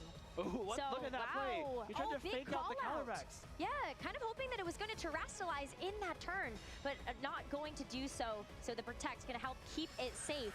Glacial Lance firing off from this Ice Rider Calyrex into the Raging Bolt. It's going to survive on one. It lived! So it gets a chance to fire off this Draco Meteor, but no. Dude, Joshua is so lucky, bro. What the heck? Sticks around. No critical hit, but it's definitely dying this turn, though, right? On Adam's end acts before Raging Bolt outside of Trick Room. Raging Bolt might have the option to get some damage. What a luck sack. Able to come back onto the field in Trick Room. Obviously, having 1 HP, a Glacial Lance will be able to take it out. But the Glacial Lance not KOing this turn means, again, it is not getting that Chilling Neigh boost. The Calyrex, we saw it take 1 Glacial Lance. You know, when the Calyrex knock things out, their stats get increased on both sides. In game 1, but without that boost, should be able to survive at least one. All right, it's Amoongu's time. Get him in there. Get him in there. Big attack of its own. I mean, Raging Bolt at this point, maybe you want to keep it around to get off one more big Draco Meteor at some point in this game.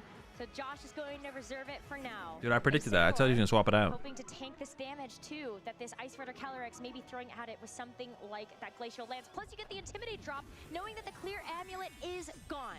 That Clear Amulet being knocked off again, coming in really handy here. The Intimidate onto both the Incineroar and the Calyrex Ice Rider on Adam's side means that this Calyrex Shadow Rider is in a great spot. I try to get attack boost. Shadow Rider gets special attack boost when they KO something. Glacial Lance first should for sure be able to survive this, and the Incineroar is able to take that as well. Even though it was a critical hit, that is insane bulk on this Incineroar. The taunt, though, into this Shadow Rider Calyrex means it will not be able to go for something like a Nasty Plot, but that is not what it has selected. It is just the Astral Barrage. Oh my gosh, dude, Adam's kind of getting cooked here. I feel like we still have the MVP. We still have the Amoongus as the MVP on the back line. next few turns, and Trick Room is still up.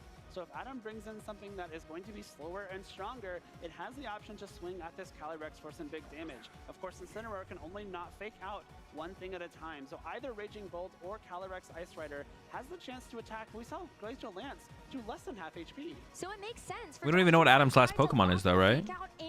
Oh, wait, do we even know? Well, Joshua probably has the Among Us still, right? The Among Us. Something like a Draco Meteor. But Adam's gonna have to play a little bit more defensively on Among Us is weak to ice. Okay. Yeah, she's the 8-month-star EV trainer. Ice Rider Calyrex in the Shadow Rider. But the Protect is good. Really great because this fake out, like you said, Rosemary, you are very tempted to go for fake out into that slot. Adam reads into that nicely, and the Raging Bolt will not take any damage this turn. Glacial Lance comes through though. Incineroar is definitely dead here, right? Oh!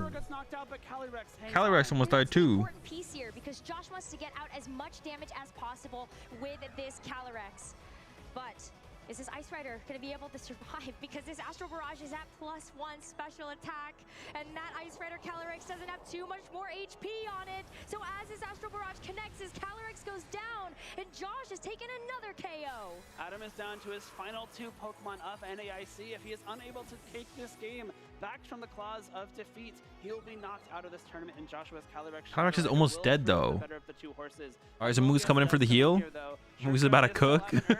Being the last Pokemon of choice means that it is the Urshifu. Not going to be very handy. It's not going to be very handy here, and there's also. So is the Among Us going to be able to get the heal off first, though? So otherwise Calyrex just dies, right? Oh, it could have protected this turn? No grass terastallization available. There is no way that either of these Pokemon really has a way to damage the Shadow Rider around this Rage Powder. This could be a game-winning turn. Yeah, and there's no spread damage option here from the Raging Bolt. So as the Raging Bolt tries to go for the Thunderclap, it wants to cover for this Amoonguss not going for the Rage Powder. So the Calyrex with this Astral Just gonna wipe him? Before this Urshifu is able to oh my gosh, that's it! Oh, the Among Us with the Rage Powder. The glory, the redemption is his as he takes this. Calyrex is taunted, so it has to attack. Your senior division 2024 North America International Champion. What a great match by Josh. Trick Room goes out both times, but he is able Josh kind of cooked him there for sure. Of the speeds and showed that the very fast Shadow Rider can operate whether it's going first or second. Those were some incredible plays. Did we see every KO get taken by Astral? Among Us is that. Among Us is that dude. I literally now I'm not even saying it ironically. Among Us is that dude. Oh my gosh, that was so well played by Josh. That is a really tricky matchup to navigate. If Trick Room goes up, all right, let me get the prediction. Ice Rider team, that can be really difficult because Ice Rider is very slow and also very strong. But getting rid of that Clear Amulet in both games was massive. We saw the -1 Calyrex Ice Rider unable to keep up. Who's in the final? Who's in the? Does anyone know who's in the finals for VGC? Forward thinking as well to think about how Josh was going to navigate those Trick Room turns and make sure that this Shadow Rider Calyrex is able to fire off as much damage as possible. Knowing that the Amoonguss with the I wonder if I know either of the. I know very few video game players. I know Wolfie. Knowing that Amoonguss was still waiting in the back, ready to come in and protect that Shadow Rider from a Thunderclap, from a possible Surging Strikes. Enough. Sure, I know a couple other ones. I just don't remember their names off the top of my head. Aaron, yeah. I don't think Aaron is a player anymore because he casts so much now, though. He like barely plays, right? At least at majors. Both of them kind of learning from that very first game to know that maybe I have to switch up my strategy. My food's here. I'm gonna go get my food real fast, chat. We'll have the Masters coming up. Aaron qualified for Worlds. Is Aaron playing though or casting Worlds? Oh, he's gonna play at Worlds? I think Joshua needs to give his Raging Bolt some extra treats or something because it hung Sajin, on with those true. 2 Glacial Lances in crucial turns. If it got knocked out in either of those games, I think that could play out very differently. Patrick Connors, Aurelian Sola. I don't know either of those names. Of course. KO after KO after KO after survival from these Glacial Lances. Able to withstand all of that pressure and make sure that it was able to get the job done. But I want to give so much commendation to Adam, the poise in this. Oh, you're saying it's Patrick Connors and Aurelian Sola. I thought you were just naming VGC players. Yeah, Patrick Connors, Aurelian Sola. I don't know either of those names. Yeah. But now I know who's playing. Absolutely. Not at all shocking to see Adam in this position based on his success. Or Calyrex, I bet. Well, it seems like Calyrex is the move. Not able to take the title from Joshua Robinson. What game generates more casts? TCG, VGC, or Go? Like 4 TPCI? Which game makes TPCI more money? Definitely the TCG. I don't even think it's close. Congratulations to Josh, though, for that first international championship title. and potentially many more to come. Yeah, it's not even remotely I'll be close. surprised. With the support of his dad, like we saw earlier on before that match, I am very excited to see what Joshua can do from here on out. And Adam as well. If this is just your first season and you've made it to a finals of an international championship, I can't I'll be right back, wait to chat. see what's going to happen in season 2. Surely improvement, right? You got maybe another regional winner too, maybe an international championship as well. So much potential for both of these trainers. What an amazing start to our video game finals here on Championship Sunday. We have now been able to see 2 titles handed out and 1 more to go for this Masters division. Let's hear from our senior champion, Rosemary. We have Anna ready with Joshua on stage. Let's hear it for Josh, your senior champion. Josh, you've seemed so calm and focused on stage. Do you feel calm? Pretty much, yeah. Nice. How do you do that? Because I think a lot of people would feel very nervous in a situation like this. How do you stay so calm? I did it before, so I just did it again. I love that. Easy. You also made some really, really good choices. You were planning ahead in the match. Can you tell us when you made those choices where you were like, if I do this now, I know that it'll pay off in the end? Or like, if I led Instant Raging Bolt, I knew like we're gonna fake out each other, so there's no reason to like read hard. So it was just like, I just stuck to what I was gonna do. You had a plan and you stuck to it, it sounds like. Now the casters were saying that you should give your Raging Bolt some extra treats. They thought it was a pretty good showing for them. Would you pick an MVP of any of your Pokemon or even like a play of the game for this? In this match? Yeah. Definitely Calyrex and Raging Bolt. They said that you should give a sugar cube to Calyrex as well. Now, who is out here or watching at home that you might like to say hi to or thank you to, anything like that? All my family, Santino, Isaac, Sebastian, all the Discord servers I'm in. Yeah. And now we're gonna get to see you face off at Worlds. What can we expect from you there? I'm not sure yet. Well, you did it before. Maybe you can do it again there. Hopefully. All right, let's hear it for Josh, everyone. Casters, back to you. Well, wow. What an incredible showing from our newly crowned international champion in the seniors division. Wow. That was such an exciting match, and to see 2 incredible seniors players play at such a high level is always something exciting. And really the perfect way to All right, chat, for those of you who are more experienced, how like Absolutely. Juniors players what would you rate become that like senior that players, Masters that play out of 10 from players, the and that is seniors? what we are about to Like do in comparison here to like is top level crown Masters our play. Masters international champion. I was like curious because it definitely seemed like a way higher level of play compared to like the Last juniors. stop of the year before the World Championships in Hawaii, so make sure you are following our channels so you do not miss the World Championships I was after 6. the conclusion of our main event here. It's going to be an incredible battle, and our Masters Finals has 2 incredibly talented That's Josh players Cook. going up against each other.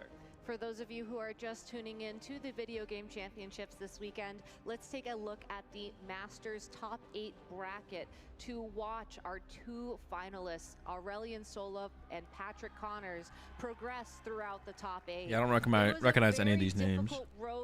Juniors top level play is pretty close to Masters. Having to beat Justin Burns and Eduardo Cunha in order to earn their spot here in the finals. Absolutely, an extremely tough path through the top 8 bracket for Aurelian, but Aurelian, they are a player who is not afraid of tough competition, has done that multiple times over the course of this season, and when they were in the senior division as well, only graduating from the senior division 2 years ago.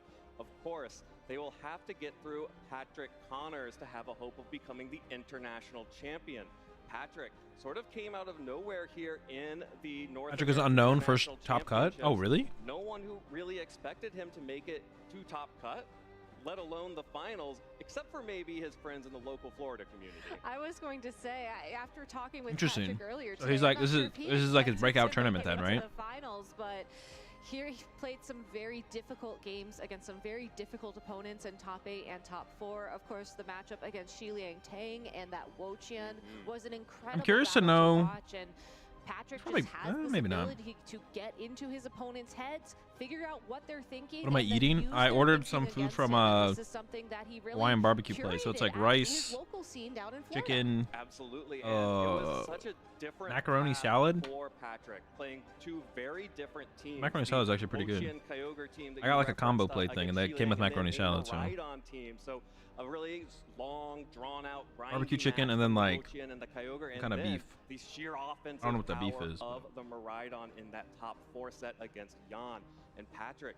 You know, we it's talked not to very him a cut little up. bit, like you mentioned, and he just excels at getting into people's heads. He knows what you're thinking before you even know what you're thinking, and he Pretty put good, to be that on honest, full display far. in those sets, especially in his top 4 match against Jan, where he sort of conditioned Jan to want to go for these electro drifts into his Calyrex, but you know, shaking things up between games 2 and game 3, dangling the Calyrex, tempting him to take that KO, and then just protecting. Is skill cap higher for VGC or TCG or no diff? Well, let's not waste All right, any chat. more Put your time. opinions out there, and then I'll say my opinion. Finally, to our 2 Masters. I'm gonna ask in chat: is skill cap higher in VGC or TCG or no diff? Thank you so much. Let's get into this Masters Finals. I'm so excited I can tell you are too, so we are not going to waste any time. Please welcome to the stage your finalists, Aurelian Sula and Patrick Connor.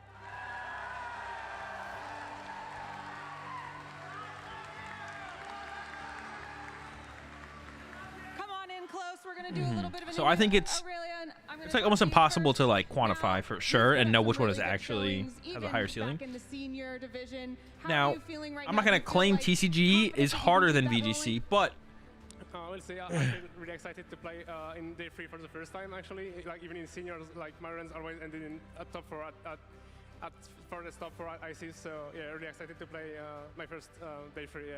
this is first day in Masters. And what would you say that the audience should watch for in your play? What's going to be your signature move or your signature style? That's a good question. I'm not sure actually. We'll see. I guess it depends on the matchup. Maybe good choices then, if you're just waiting to see what it'll be. Yeah, we'll see. All right, sounds good. Anyone that's out here watching you that you want to say hi to? Yeah, like thanks to like all the people supporting me. Like I wouldn't be here without you guys. Like yeah, thanks to my parents, Kyle, the people who helped me like prep with the team. So yeah, Suika, Junshi, Kent. Thanks also James Evans for the advice before finals. Team Z, I hope I didn't forget anyone. If I forgot you, sorry, but you know you are. Thanks a lot. Sounds like you've got quite a community here. Let's hear it for Aurelian. You can cheat in TCGs easier, so VGC higher skill ceiling. I mean, that shouldn't be a reason why it has a higher skill ceiling, though. That sounds like a bad reason. This was unexpected. You didn't.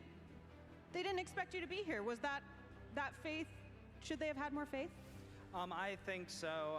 I don't have anything to lose, but I have everything to gain from today. So I'm going to give my best performance, and I'm going to try to play my best Pokemon. That sounds good.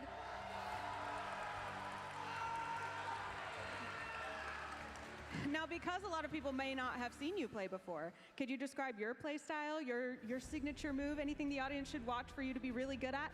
I think that I like to play aggressive and fast, and I don't like to play scared, so I guess expect a few Glacial Lances. All right. Heck, And last he's leaking the question, secrets. Patrick, anyone out here? I think I hear some really loud people. Do you want to say hi to them? Yes, that's the I think it's core pretty of the close VGC for the community. I TCG love versus you VGC. guys. I mean, it's You probably, guys are it's the like best. Alex said, it's unquantifiable. Doesn't really matter. Let's hear it for Patrick. Unquantifiable, doesn't really matter. We are so excited to get into this match. But So we have Masters, let's hear similar, it now. like, one thing you could look at would be All right, we've got a round. like how successful can someone be in the TCG or the VGC. I don't know if the VGC really has like a Tord, but like back in the day, the VGC has like had Ray Rizzo and we had Jason Klaczynski. So it's like Ray Rizzo won what, Worlds twice, Jason won 3 times. So if you can pick out consistency, Wolfie, I don't know, is Wolfie the Tord of the VGC? Obviously Wolfie's very good, but is he as successful in the VGC as Tord is in the TCG? Oh, Ray won 3 times actually? Okay, so it like literally matches Jason. Then the other thing you can put with that is the TCG is just bigger, so it's theoretically harder. It's harder to like winning 3 regionals in the TCG Yeah, It's theoretically harder if the game had a lower skill ceiling than the VGC because it'd be more RNG. So it's unquantifiable, I think, but he needed to be on this stage. it's unquantifiable, but There are many notable players such as I don't think you, like statistically you can't argue that VGC is harder. I don't think. And by going there, getting to play time and time again against these world's caliber players, he learned statistically, I don't think you can argue that the VGC is harder based off the data we have. And that's the I'm not saying TCG is harder either. Him to this stage today. Absolutely, and I want to get into the heads of our players, and the best people to do that are the people who know them best. Let's kick it down to David, who's speaking with some of the friends and family of our finalists. Thank you so much. We are here with some very special people of our finalists. Aurelion Sula's mother, who travels so far around the world with Aurelion, and it's easier to pick up the TCG than VGC for sure, though. Who have driven from Jacksonville and arrived at 3 a.m. today to surprise him, to see him here today in the final. I think it's a big part of it that's extremely difficult is reading your opponent on the fly. I mean, it's a different skill set. It's not just because that's harder than what's it called. It's not as big of a thing in Pokemon like at all, but yeah. Love my son. Love my whole family. Yes, sir. Incredible. It's amazing to have such a close family unit from everyone. And what do you feel like this will mean for Patrick if it was to win today? Yeah, at the end of the day, it definitely is different skill sets for sure as well, though. Pat did his bachelor's in 2.5 years from UCF in Florida. He started law school 7 days after he finished his bachelor's. He just finished his first year of law school. Everything he's ever done. Wolfie won a Worlds. Oh, that's true. Wolfie did win Worlds. Oh yeah, Wolfie is probably the tour to the VGC for sure. Last night or this morning from Texas, she left her vacation early to be with her brother. Hey, real question is building a VGC team harder or a TCG deck list? No clue. I mean, we're just a tight family. We love each other, and we just prediction. Oh, I got you. Pat has no idea we're here. Incredible. I'm sure he's very happy to see you here. Sandrine, thank you so much for coming on. It's really great to see you. All right, predictions up. Predictions up. How are you feeling right now that Aurelion is on the cusp of actually winning at a huge tournament? We would win a chess boxing match, Tord or Wolfie? I don't know, but I would definitely watch. She's really grateful. Are people playing Klefki and Fluttermane and Guardy? Not two Fluttermanes or two Klefkis.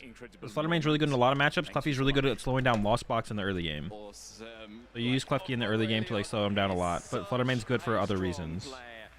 And we've seen that he's come second so many times. Twice this season and one last season as well. So do you think he can take it? Sure. All right, okay. You've come all this way, so we'll see how that goes. Best of luck to both of you. Any final words you'd like to say? I just want them to have a good time. I tell my kids, life is all about moments.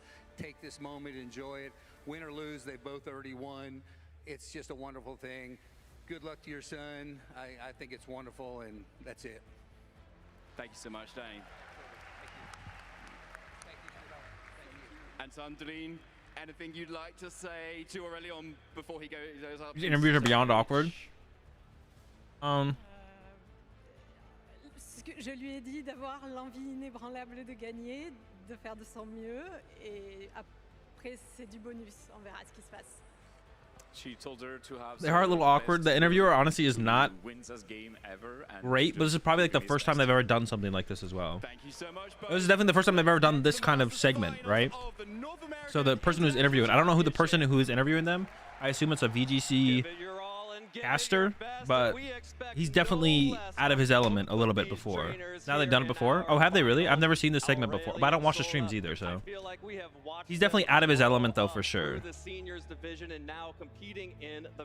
are a little bit awkward, and it really is on the interviewer for the situation specifically. But local hero now, Patrick Connors, the entire Florida community out there in the crowd rooting for him, and back home, I am sure there are some parties happening in Jacksonville watching Patrick. Hopefully, just gets better at it in the future. And let us know who you think will take this win, as us casters had the opportunity. Yeah, still wholesome for sure. Own predictions in, and I gotta say, What? No one believes in Patrick? What the heck? Weekend, and I still have your back, Dude, no Patrick believers, or one Patrick believer. I don't know what y'all were thinking out there, Evan. Did Azul Mom GG ever take you to Nats? Yeah, we drove. The first Nats I went to, I flew because I got the paid trip from winning a regionals, and then the second Nats we drove. We drove all the way from Boston to Indianapolis for Nationals 2012, I think. I didn't go in 2011. I only went in 2010 because I won a regionals, and they give you a paid trip. Incredible championship this would be. Patrick, on the other hand, this is his first time ever. Usually they announced the Worlds promo and said that the kits will be available while supplies last. Yeah, the while supplies last thing is kind of cringe, but I didn't get a t-shirt last year, so. Well, I got a t-shirt, but it wasn't my size. Back in 2023 and 2024, in addition to a lot of local level tournaments. What do VGC judges even do? Probably just like solve technical issues? Yeah, honestly, I have no idea. There's probably not that many of them on the floor because there's not that many problems in VGC matches, right? Extremely competitive local. While supplies last just sounds like some legal thing. Yeah, that could be the only reason they said it, to be honest. Do my parents know a lot about the game? No. Local scene. So Patrick has gotten some of the best practice possible against the best players in the world, and he will have to use all of that against one of those best players in the world sitting across from him today. Yeah, Aurelian certainly has had the same amount of practice, though, given just how Charlotte heard people's matches kept disconnecting. Also, like, what's the solve for that, though? Does the judge need to ever get involved for that, or do they just, like, reconnect? Let's go ahead and check in on these teams. You see what happened in the video game at Orlando Regional? Someone smashed someone else's Switch? Wait, what? Really? Dude, that's some crazy stuff. Up until this point. That's some wild stuff. Likes to be paired with I actually saw who made the post about a player. Man, I don't know if I want to like put the spotlight. I don't know. Maybe they deserve to have the spotlight on them though for that though. They should feel bad. Well, only one side of the story. I don't know if they've like disputed any of it.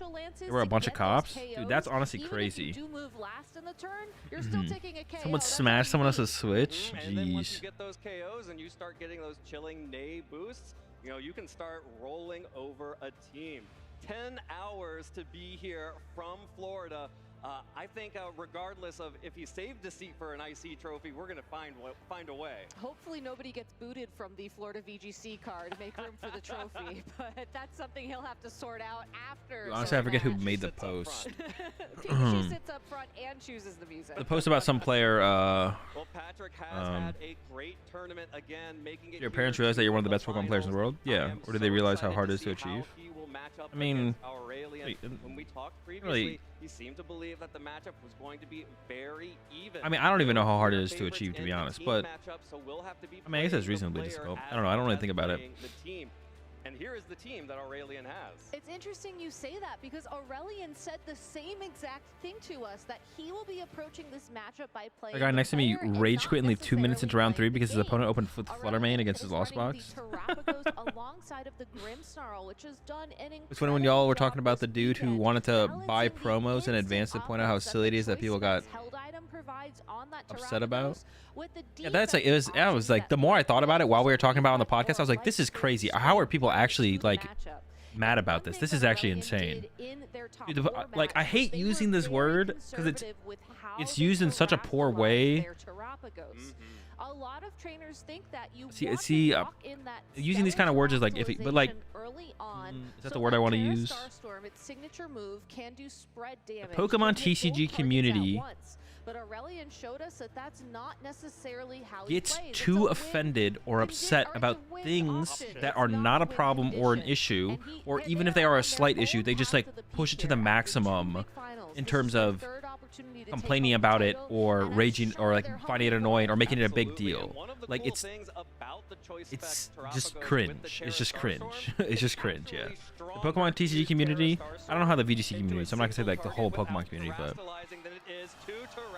okay, we don't have a Ditto to open this one up. We got the Boomer and Raging Bolt versus to lead Grimmsnarl. for Aurelion I forgot the name. against the Rillaboom and the Raging Bolt.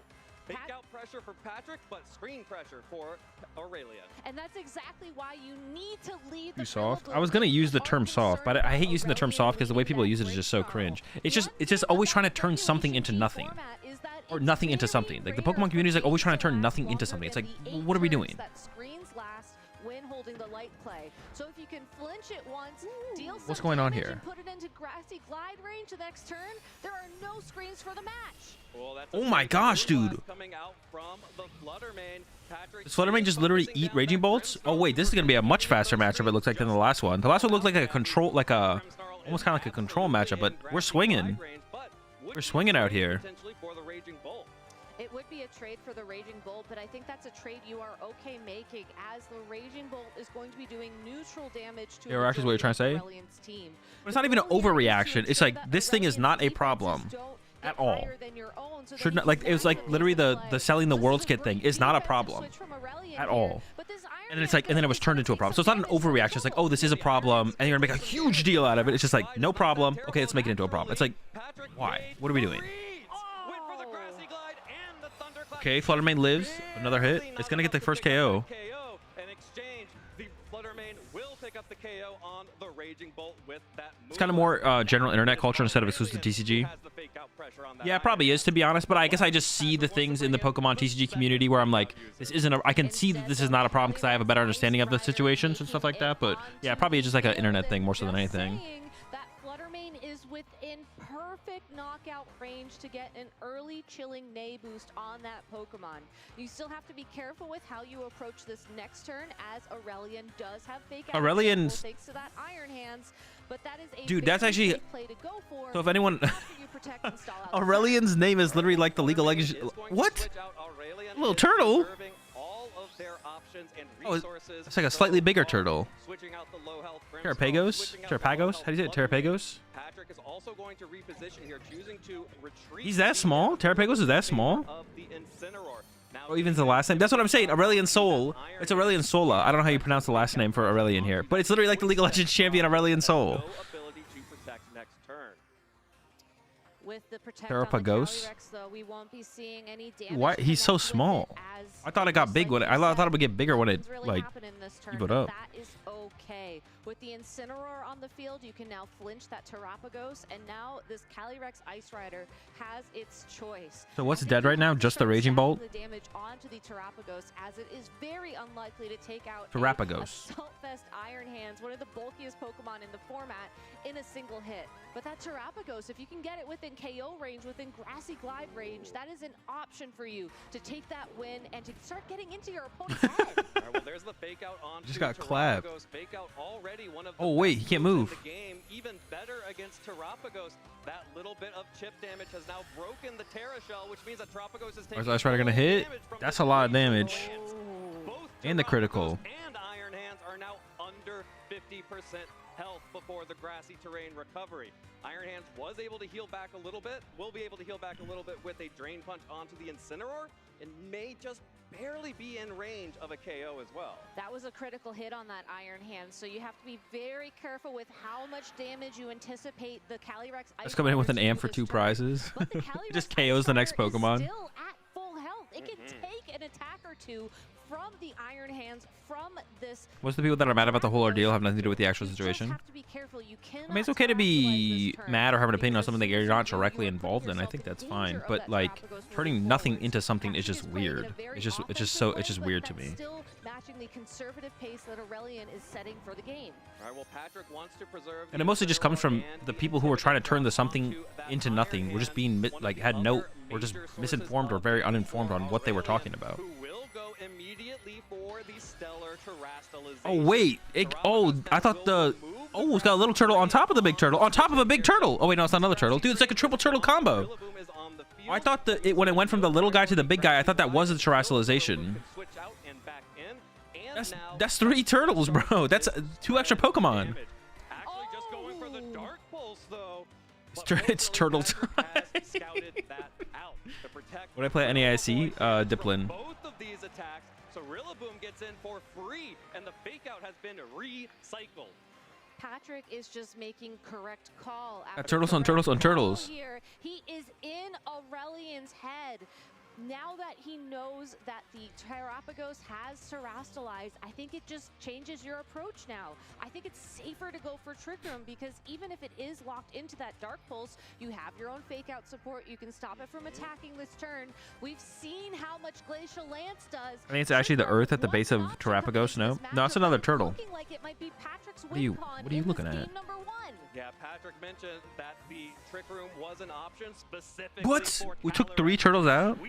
So here is Grimmsnarl that worth coming it? in to protect Terrapagos. Aurelian does not want that restricted Pokemon out on the field and vulnerable to big damage. Speaking of big damage, that is We heal when we hit? seeing out of Iron Hands right now after Not very much healing. Just a pittance of damage and recovery into the Calyrex as Trick Room is now. It's turtles all the way down.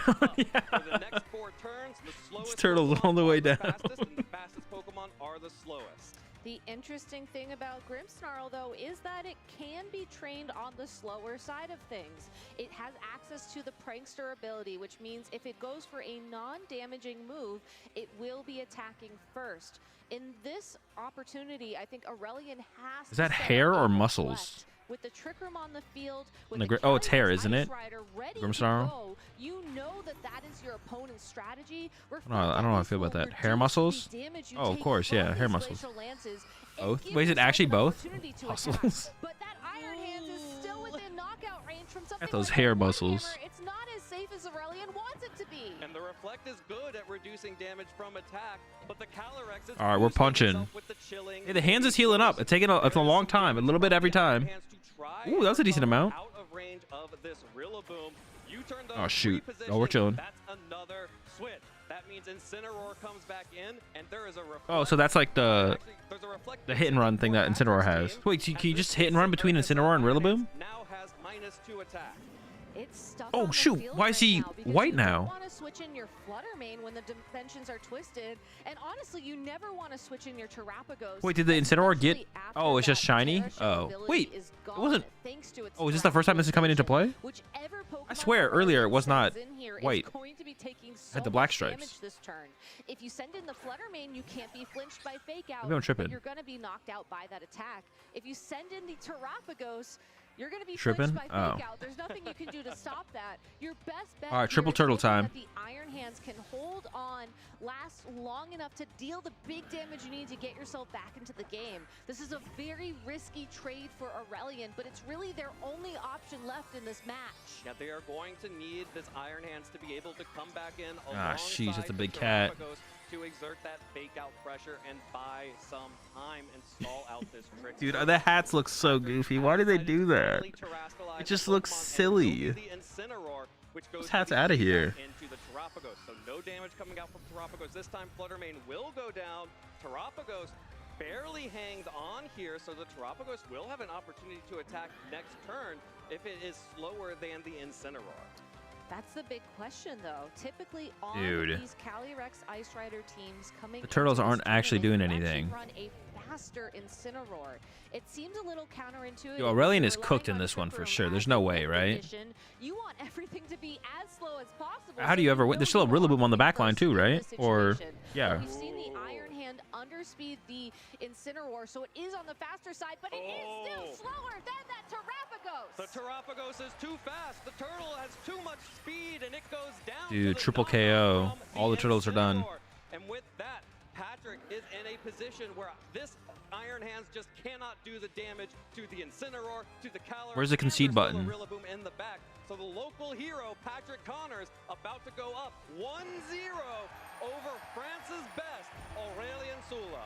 I want to take a moment to talk about the timing and the positioning from Patrick in that matchup, because that Trick Room that he went Got the for, fam cam. there were still 2 turns left on the clock for that Calyrex. He's getting red so hard. Yo, Patrick is making moves. Patrick, the next big thing in the VGC. Knowing that you still had that time, you guaranteed your win condition at that point, because if you worst case scenario, you force your opponent to go for a double protect, but that wasn't even an option for the Assault Vest on the Iron Hands. It was a very calculated approach to this game, recognizing that initially you want to get the big damage down onto these these Pokemon to threaten KOs with Glacial Lance to give yourself that option as an end game, and then able to pivot, able to use Fake Out just as well as Aurelion to get that Calyrex Ice Rider all set up and ready to go. Okay, so what's the adjustment? Does Aurelion Soul change teams or just play better? What's the how do you tackle these situations? Halfway through that match, that the Grimmsnarl was able to finally get a Reflect up, and if that Reflect had been able to be up for 3 or 4 turns prior, this would be an entirely different match. You fly back Saturday to stream finals? Patrick to break through Yeah. Aurelion's defense, but Play better, probably not bring Grim. leading the Fake Out pressure from Rillaboom, as well as some powerful damage from that booster energy Raging Bolt. What regional do you want to see this year, reoccurring or new? I don't really care, to be honest. Whatever they decide to do, I'll be good. I'll be fine with. And that's the most Get rid of Peoria. My bad. Get rid of Peoria. you want to lead it, you want to have it on the field, and you have to All right, the turtles start. support it. So Aurelion's adjustment here, leading the Terrapagos. You always lead the turtle, bro. Get him in there. Patrick to make a very difficult decision this turn. If you flinch that Grimmsnarl, Give us Boston or New York. I mean, Northeast one would be good as well. Of potentially even a Thunder Wave or a foul play as well, but the Terrapagos can go on the offensive. Someone told me that they released a small regional schedule already, like last year. I can't find that shit. They meme me. They're definitely trolling you, Peter. They might do it though. Again, though, they might do it. We'll see after Masters finals here. We need a Philly regional. Bringing Philly back. The market of Philly is dope. I'd be down to go back to Philly. Protecting Calyrex. That is the key piece, at least in this early game. That's the only reason I want to go back to Philly, but Aurelion makes the call this time around. we're just going after him. We're not even going to Big Turtle. Into the Incineroar. Now, Patrick will be able to reduce the damage of that Terrapagos for a little bit. That is going to be the parting shot, allowing to reposition. So wait, for the terrestrialization, you get one terrestrialization effect a game. But can you do it on any Pokemon at any point, or what is the situation with that? Beside regionals, Miami, NYC, Kansas City, Vegas, Washington. I'd be down with all those. Not the turtle? Wait, why not the turtle? Any Pokemon. Yeah, any Pokemon. Any Pokemon, anytime. Any Pokemon only one time. Okay. And it's not reset when they're switched out, yeah. But each Pokemon has a predetermined Terra type. Oh, okay. A special attack drop on that Terrapagos, which means it has to Terrasilize this turn. But that's not the Terrapagos. That's actually the Grimmsnarl Terrasalizing into a Ghost-type Pokemon. Wait, is this good? Is this a big deal? What's happening? Grimmsnarl, you can't fake out Ghost Grimmsnarl. Sorry, Rillaboom, but you're not stopping anything this turn. Is that a genius play? Starstorm coming out from Aurelion's Terrapagos. It connects onto the Calyrex, and there's the foul play. Yo, that's it. The horse is dead. What did you do? How did you catch that? Goes to the muted fake out. Calyrex was so central to Pretty big brain. Huge brain. Now we don't get the triple turtle stack. Its presence on the field demands respect. And Aurelion, goat predict. realizing that the fake out was definitely going into that Grimmsnarl after the special attack drop on that Terrapagos. These are still all right. Big play from Aurelion, but can Patrick come back now? Still. We lost our horse though. That's a big one. Calyrex down. Incredible read from Aurelion, showcasing that just like Patrick, they are in their opponent's head. I love that terrestrialization so much. Whenever you play against a Terrapagos team, you always say, I know you're going to terrestrialize your Terrapagos at some point, so even though I see Ghost Terra on your team sheet, I don't think you're actually going to do it. Well, Aurelion actually did it. And now Terrapagos, still with Terra Shell intact, is able to switch out for the Flutter Mane. So now that the Calyrex is down, there is no risk of any Trick Rooms for the future. If you got coaching from a top VGC player, how long do you think it would take you to get good enough at VGC to go 7-2 at a regionals and make day 2? I mean, I could commit a lot of time to it. Oh, shoot. It's already about to die, though. It is died. I mean, yeah, it depends how much time I put into it, to be honest. to I could like rely on grind, from this point out. 8 hours a Has day. not But terrestrialized yet, and Raging Bolt has a great defensive Terra type. maybe when I win Worlds in the TCG, I'll go for it. Know that the Terrapagos can't then turn your own terrestrialization against you anymore. So Patrick is pretty safe to terrestrialize into a fairy type Pokemon. Oh shoot, we got the Chi-Yu this time around. The Rillaboom Fish and also turtles. must be very tempted right now to terrestrialize away from its fire type weakness. What did Aurelian swap out for the fish from the last set? Another adjustment from Aurelian. Oh, the Incineroar, right? Chi-Yu and the Fluttermane making an appearance together on these finals. Rillaboom not going to terrestrialize, instead will retreat, pivoting into the Incineroar. Now the Incineroar is usually happy to tank attacks from either the Chi-Yu Chi-Yu Flutter's a dangerous duo. but has taken quite a bit of That's literally what I said, Peter. Starstorm earlier. The Oh, it just killed? One hit? Oh my gosh. From the Chi-Yu picks up a one-hit KO. Dude, that's it. It's just a boomer left. The crit didn't matter there, right? It was always dying. Oh yeah, the Iron Hands is what we're missing here. Wait, did Aurelian not have an Incineroar last combat? Am I trolling? Last game. Aurelian recognizing from game number 1 that Moonblast would do enough damage to pick up the KO on the Raging Aurelian with some moves in this game. Switched a lot up. the little Chi-Yu, and that's exactly what we saw there. Patrick has a couple of options to get out of here. All right, we're about to get to the big boomer though. Slimmer and slimmer, knowing that there are still a choice specs Terrapagos in the back. Yeah, Patrick showing off one of the cooler techs on this team, actually, the Terra Normal Rillaboom. Unfortunately, I don't think that's going to help this time around. The Moonblast plus a follow-up attack from the Chi-Yu. And the overheat's coming in. The overheat connecting, picks up How big of a deal was it that Trick Room never got established? Because that I think we're going to a game 3. Trick Room never got. How big of a deal is it that Trick Room never got established there? Absolutely right. When the players are ready, we will be going into a game 3. And what an incredible moment. It didn't matter once the Ice Rider went down. No, but that's what I mean though. Like, Number 2, I think utilizing the fact that that's what I mean. Like, if you got it down before it died, like, was there a chance? Because like that was the focus in the first game, right? Trick Room is their entire game plan.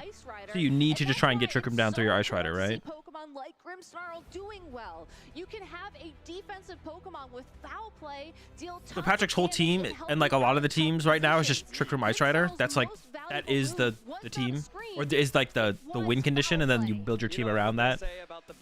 And your other Pokemon are like techs for certain situations. Defense is a good offense. If Grimmsnarl can just take off a threat like Calyrex off the field, then who needs? Any team with Ice Rider has Trick Room because Ice Rider is slow.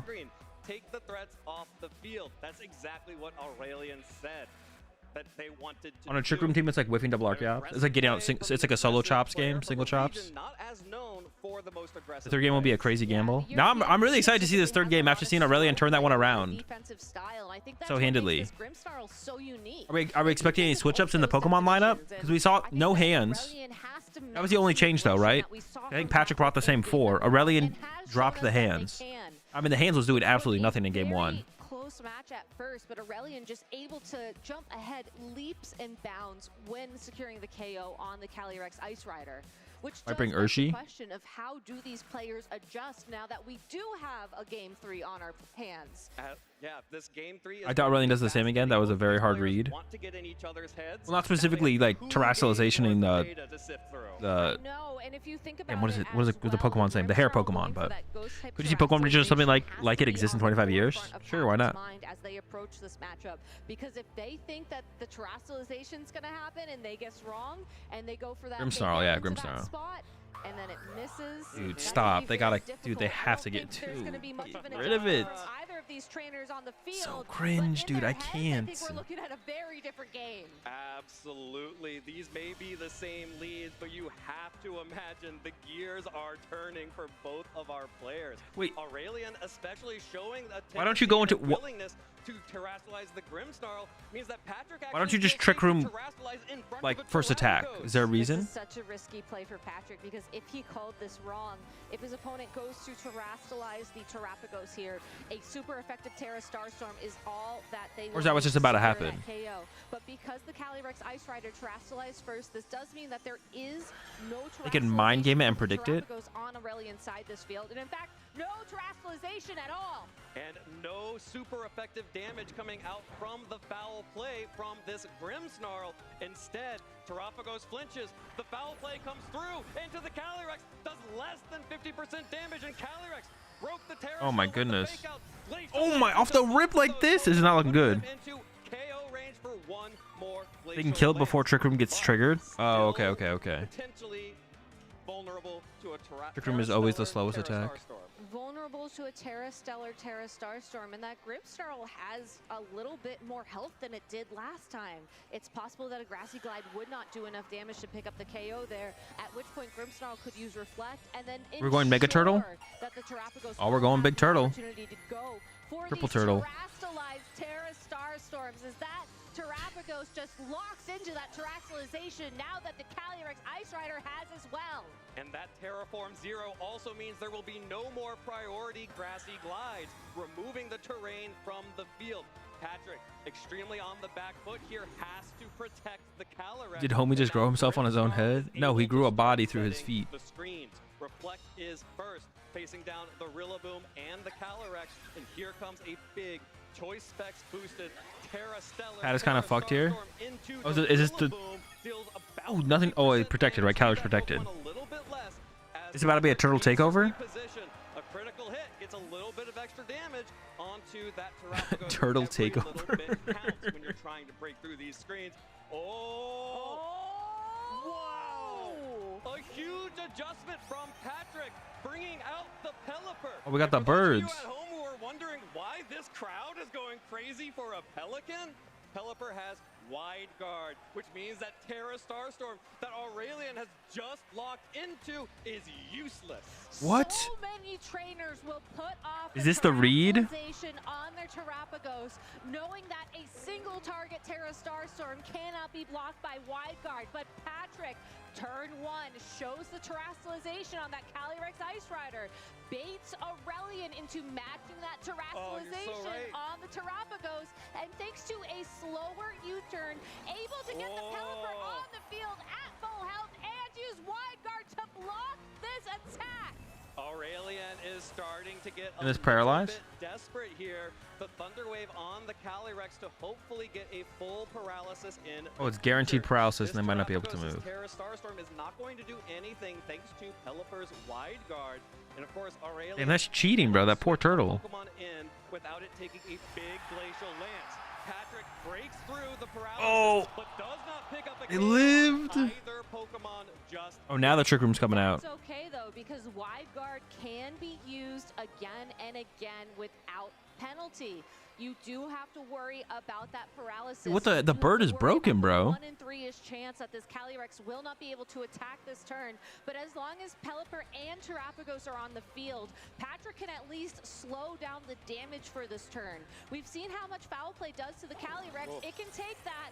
It will break the focus ash on that Pelipper, but it won't knock it out. Patrick is still in a safe space here, but he needs this Calyrex to attack this turn. I would like this Calyrex to attack, but I think Aurelian would also like this Calyrex to attack so that they can start doing something in this game. This Grimmsnarl's foul play actually would pick up another KO, but a no paralysis. Trick Room is back in effect for Game 3. Uh-oh. Remember, there is only the Reflect on the field for this Grimmsnarl. It can certainly try and sneak in a light screen here, but with both those Pokemon in the red, Pelipper and the Calyrex Ice Rider should be slower at that point and pick up the KOs here. Again, assuming that the Calyrex Ice Rider can attack moving forwards. I think the biggest thing that Patrick... Oh, so it still has paralysis right now, right? Isn't necessarily the Pokemon on the field, but the Pokemon off the field. What 2 Pokemon are going to come into this Trick Room environment? Because if it's the Iron Hands instead of the Fluttermane and the Chi-Yu, that could be a very, very tough spot to be in, especially now both Pokemon are paralyzed. Yeah, these paralysis don't feel very Trick Roomy to me. No. A Glacial Lance picks up both. That's a 2-hit. That is a sharp boost on the Chilling Neigh, which means +2. This Calyrex has gotten going. However, Aurelian was extremely limited in their options. Aurelian does not look Pokemon out on the field. very happy. Frankly, got He looks about kind of what you defeated. could reasonably expect to get. You have the Reflect Up, and you paralyzed both the Calyrex and the Pelipper. That is as good as Aurelian could expect. For Is these it Chi-Yu final two Flutter? Pokemon. The Chi-Yu, and oh no, is that a Flutter Mane? It's a That's a Flutter Mane in Trick Room. This Flutter Is that Mane good or has bad? Booster energy, which will take the opportunity to boost its highest stat, which I believe we saw in the previous games with Aurelian is going to be that bad? speed Oh. stat. But even without that boost, the Sheesh. Pelipper and the Calyrex Ice Rider are very, very slow relative to these two Pokemon. They have a chance they It's can over? attack, and that's what Dude, the Aurelian Patrick has to dub? hope for moving forwards. Chi-Yu and So we need the paralysis to work here to have the game go longer. I don't really care who wins, but have to hope these paralyses come through to open up the door for you to find a way to win this match. no paralysis. Well, the Calyrex refuses to be paralyzed. The Calyrex wants this championship. Connects only with the Chi-Yu, but the Pelipper also gets the Weather Ball. Chi-Yu is down. Chi-Yu is down. There is only a Flutter Mane. Aurelian has one Pokemon left. Flutter versus the world? Has all four. Is this ever possible? Is there any world where there's ever a comeback here, or is this just it? Jeez. Wait, what is the chance of being paralyzed? What is the chance of being paralyzed when you go to attack after you've been paralyzed or you got paralysis? 30%? 25, 1 in 3. Bro, y'all gotta make up your mind. There's gotta be like one correct number out there. A lot of people saying 25. It's a 1 in 3. All right, I believe Dylan's here. They said it on stream. Oh, maybe I didn't hear it. And your speed is reduced? But the speed being reduced there in that situation is that good, right? Patrick with that terrestrialization on the Calyrex so early on in that game number 3. Whose outcome? So important to just how this all played out. And it just goes to show you USA sweep? Oh, did USA really win all 3 divisions? you don't have to have all the accolades. You can show up to these tournaments with your family and friends to support you and take home the crown. This is the most beautiful winner celebration I have ever seen. Well, he didn't know his parents was there, right? And his family until right now. Incredible play there in the finals. Is that what they said during the interview? They didn't know yet. To expect the 4 Pokemon that he brought every single time in games 1 and 2, switching it up for the Pelipper, drawing out the terrestrialization. Americans literally won every division in every game. Bro, you love to see it. Won every division in every game. Did we really? TCG was Hedrick. And what an incredible way. I don't even know who won the other 2 TCG divisions. We watched one of the. Weekend of competition. Oh yeah. Coming into this event, Foster Cats. Terrapagos was However you say his last name. Adjustment that our trainers were expecting to see to the USA dubs all around. That's you love to see it, to be honest. Now he's got to do it at Worlds again, or not again, but do it at Worlds. Yeah, Nathan won in seniors. Its moment in the sun, able to showcase just why you can't count any of these restricted Pokemon out. They all have their strengths, they all have their weaknesses, and all it takes is just a little help from your friends. Protect 1 Junior TCG? I'm not sure. To make it to the finals. And a little bit of hard work. Patrick Connors doing an incredible job to find the outs, to put himself in the best possible position at every single moment of this game 3. The moment Pelipper came out on the field, you could see it in Aurelian's eyes. They knew this was such a smart adjustment that was going to make life very difficult for them moving forward. Went for all of the outs possible, trying to get some lucky paralyses, but did not get a single one, except for one that... The Insta-Terra into pivot to Pelipper was a crazy smart play. And that does happen what, like bait? So you that's what makes it such a special game. Insta-Terra, bait out the Terra, and then the Pelipper protects from the turtles. Dude, triple turtles just going down like that. But the adjustment, the call of that Pelipper in combination with the terrestrialization to get the Terrapagos to terrestrialize was such a smart play. Usually on this team, Pelipper is the kind of Pokemon that you bring as an adjustment, but you bring it as an adjustment for the weather, you bring it as an adjustment for its wide guard. Aurelian had the option for that not to be on the table, but Patrick just played it perfectly. Anna, why don't you talk with our champion? Let's hear it for your North American International Champion. The turtle doesn't tear, then its attack isn't spread and isn't blocked by Pelipper. Makes sense, makes sense. So if you don't terror the turtle, it's just turtle. Because the crowd loved it, we all loved it. I want to hear about it. Okay, what was your question again? Sorry, what? Pelipper, tell us about Pelipper. So I knew I established a pattern in my few stream sets of being very aggressive with my Calyrex on lead and just attacking and generally playing recklessly, and I knew Aurelian would have saw that. And Aurelian's an exceptional person and player, and I have all the respect in the world for them. They played incredibly, and I'm glad to have shared the stage with them. But the Pelipper adjustment was done because whenever Terrapagos terrestrializes and uses Terra Starstorm, it becomes super effective on your own terrestrialized Pokemon. So by going for Terra Water turn 1 and Glacial Lancing, anticipating a foul play and then the Terrapagos not to Terra, I knew that I'd be attracting a Terra Starstorm, which becomes a spread move. So I knew that if I followed the line of Glacial Lance, Fake Out, into, after tearing of course, into Protect, U-turn, and then into Pelipper, it would either force them to reposition their Terrapagos, which I didn't think they would do just because I've been shown to not always click the safest move.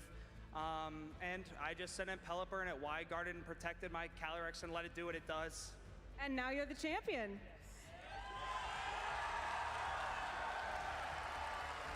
Now, it's predicts, interesting that bro. you use the words exceptional person because we've actually heard those words said about you tonight. I know you didn't know while you were playing, but your family drove all the way from Florida to be here, and we interviewed your dad who said you were an exceptional person and you excel at everything you do. What's it like to see your family here as a surprise? I'm glad I didn't see them before I started playing because I would have not probably been as focused. I love you guys. Thanks for showing up. You surprised me, so yeah. Yeah, TCG's over with. They're awesome. I love them. They're great. I have a great support system, and I'm glad they think I'm an exceptional person. I'm a good person around exceptional people, and I think they just rub off on me. You guys, I've been trying not to cry this whole time, and you're making it very difficult. Thanks. Blame you. Anyways, you are the North America International Champion. We will see you at Worlds. You know, as someone who was an unexpected finalist here, what do you have to say about what we have to expect from you going forward? I don't know what to expect, so it's anybody's guess. I think we can expect good things. What do y'all think? Congratulations, Patrick and casters. Let's head back to you. The outfit is giving me April O'Neil vibes. Bro, I didn't know. Multiple people have said that in chat, and I was like, who is April O'Neil? But it's the person from the Ninja Turtles, right? I don't know. News person? The reporter. That's what, yeah. I know, we stopped. I was like, who is April O'Neil? You guys keep bringing this up in chat. I don't know who that is. But I was like, wait a second. It's the reporter from the Ninja Turtles. Wrap up this incredible weekend of Pokemon. I mean, I don't know about y'all, but I got a little misty-eyed there in that interview as well. I think you might still see it. Underselling. Someone started chopping some onions back here. I swear. Did somebody let that Pelipper's drizzle get into the I hall? know. Oh, maybe that's what it was. Oh my goodness, that hurricane tearing through the competition. That is for sure. It's so wholesome to see the support of the family, the support of the crowd, fans, all the friends. Yeah. Yeah. Oh, What so wholesome. What a sweet way to close off our weekend, too. I know. So much love in this room and so much celebration for everyone who's taken home trophies this weekend. And even beyond that, just so much excitement for some amazing Pokemon. Of course, Patrick Connors, our NAIC champion, coming through a really tough bracket here in top 8. Yeah, and I have to especially shout out his opponent. Aurelian Sula played amazingly in that finals, played amazingly throughout this tournament. Unfortunately, it's another finals finish for Aurelian. But the way they played, I just know the championship is right 100%. around the corner. Yeah. Maybe not this, maybe the World Championships, don't you think? I mean, that's the big one, right? Yeah. But it's so impressive to watch all of our Masters trainers throughout this entire weekend because this only shows such a small picture of the competition we got to experience over all 3 days. And all 4 games as well. Yeah, yeah, that's a great point. Yeah, we crowned champions in the Pokemon Unite. We crowned champions for Pokemon Go, for the Pokemon trading card games, and of course, we have our Masters Division champions here for the video game championships. Patrick Connors, the champion, and Aurelian Sula, the finalist. Championing the Ice Rider Calyrex as well, the first major title it's taken here in North America. Really exciting match there, and such cool text that Patrick had on the team, and those adjustments that he talked about into Game 3 with that Pelipper. That was like an excellent. No, I'm probably gonna be done with the stream after this. I got So exciting to see. As soon as we saw the Pelipper in the back after that U-turn, we were like, oh no, it's over. Gabby, you must be feeling pretty good. Not only did you get the finalist prediction right, but you also got the Pokemon predictions right this weekend. All right, I got a meal prep, do some laundry, stuff like that. So it's gonna be the. I'm gonna end the stream after the closing ceremony. See if there's any announcements. I'll be streaming tomorrow. I don't usually stream on Mondays, but I'm gonna do all my meal prep and stuff in today instead of tomorrow, and then I'll stream tomorrow. I don't know what we're gonna do, but I'll figure it out tomorrow. Stacked top cut, and I think what is most exciting about this tournament to me heading into the World Championships is look at how diverse these teams are. Every single one of these teams is viable, made it to the top 8 of the international championships. Dude, there's not enough Amoongus, bro. We need more Amoongus. The most important tournament of the season, the final tournament of the season, and if this is what people are bringing to this tournament, Worlds is going to be wild. I can't believe that you are telling What is the most represented Pokemon here? Urshifu? Bro, almost everyone has an Urshifu. 7 of 8 have Ursh. If you had Overquill on your bingo card, everyone. No one? No, exactly. I see someone. All right, well, they're the smart ones out there. That's Ursh is for insanely sure. powerful. So amazing to see, absolutely. He's broken. And talk about what incredible prizing our trainers will be taking home this weekend. I don't know why, but I thought they had same pricing as TCG. Why is their pricing less than TCG's? Is there really a reason, to be honest? Yeah, what is the reason for that? Honestly, this proves their game is easier. That's why their pricing is less, because it's a less of an achievement. Championship points, and of course, that's why. So again, I said over $500,000 in pricing giving out at this Less North entrance? America International. Yeah, but then why at TCG regionals where there's less entrance, why isn't the prize lower? Nice little prize there too. I mean, I guess you could make that argument. Maybe. I don't know. Absolutely, and if you were trying to plan Want to bring as much money? Sure. season next year, I think it should be the same. you just got a good start at that. Yeah. Yeah. Oh yeah. I mean, talk about how it the should be the travel same. awards are going to look like, or there's tier 1 invites heading towards LAIC in 2025. Oh my. I know, but hey, that's in the future. I think you first got to start looking at that World Championships, and I hope that some people get a little bit of a chance to take a break. Wait, did she just leak that LAIC is going to be the first IC? Some more casual Pokemon games. Didn't she also say tier 1 invites? I would recommend, especially for us. But if you want to start, Is that a leak or is that just like a known thing? Do we just all know that's supposed to be it? August 16th to the 18th. I have something super exciting to share with you. One of my favorite parts of Worlds is always the Pikachu mascot. I mean, that basically confirms it though, right? Isn't it always? I think so. Well, I mean, EU IC was the first IC ever, but it's a known quantity, right? But she said tier 1 invites too. What does that mean? There's usually not tier 1 invites for ICs, but is there now? I love that. This is so great. Oh my goodness. The Paradise Resort too is so cute with all of the water type Pokemon. I know it talks about Psyduck, but if you look really closely, there's a Psyduck on a little boogie board that is just surfing around in the background. Absolutely. Well, thank you so much to everyone for following along with this tournament with us. It has been an honor and a thrill to be here in New Orleans to take you through some of the best Pokemon we have seen in a long time. We're going to toss it over to Anna to close out our ceremony. What a championship Sunday, am I right? Now we have the honor to come together as Pokemon fans to celebrate our finalists and champions of the Pokemon video game.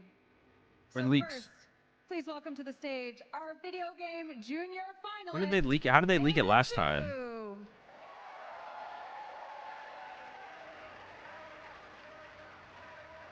Was it like as they sent it out, or did they talk about it in the, what's it called? Did they make the Worlds card a full art card with no effects? Feels like it would be better without having no to print with such awful effects. It's kind of like the same thing. Having it remain in the style of a playable card, I think, is kind of cool, though. Otherwise, it kind of ruins it a little bit, I guess. Kind of. Yeah, I don't know.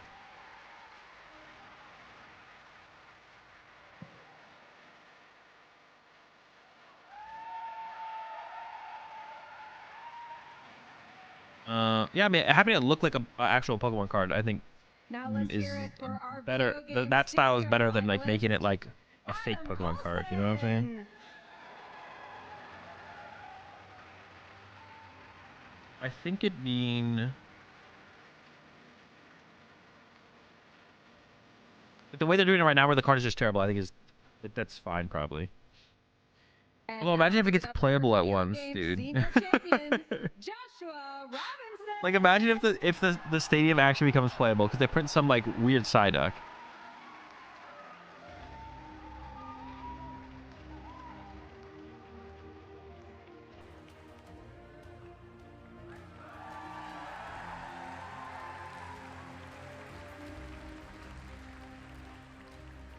And now from our Masters division, your video game Masters finalist is Aurelian Sula. Wait, that's like a really weird. I didn't even like realize what was happening, but it is like a really weird. It's like 3 different divisions, but 2 different stands tiered. Weird. That's a weird layout. You push it 3 months there, Stringer. Yeah, the podium. This podium. You can't do this again. This ain't it. The podium. This is so awkwardly looking. The podiums. You can't tell what the fuck's going on here.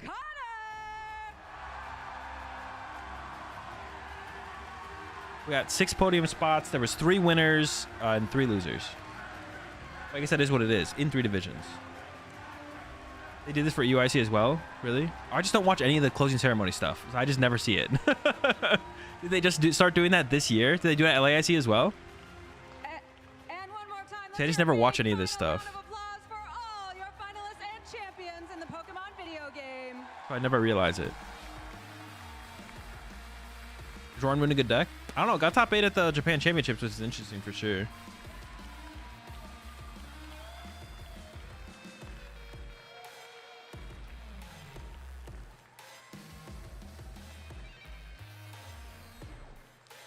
Trainers, our North America International Championship has come to an end, but don't worry, the season still has more in store. I want to say thank you to all of our staff, judges, production crew, and so Juniors winner taller than the seniors winner? Bro, he is really tall, yeah. This has been an absolute treat to showcase our titles Pokemon Go, the Pokemon trading card game, Pokemon Unite, and the Pokemon video game. That's it for us here in New Orleans this year, but guess what, trainers? We'll be back in New Orleans next year!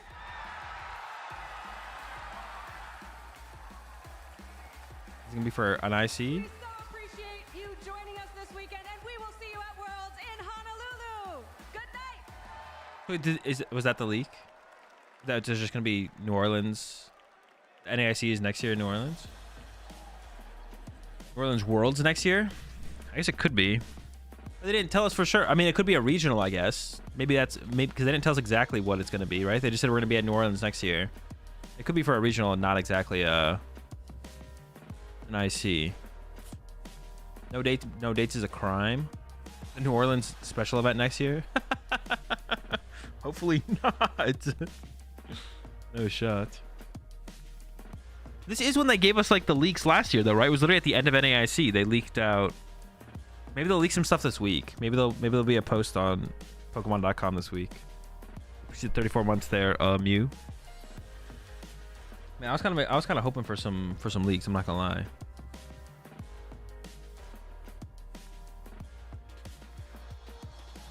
Some locals in New Orleans next year. Yeah, they got league cups, league challenges.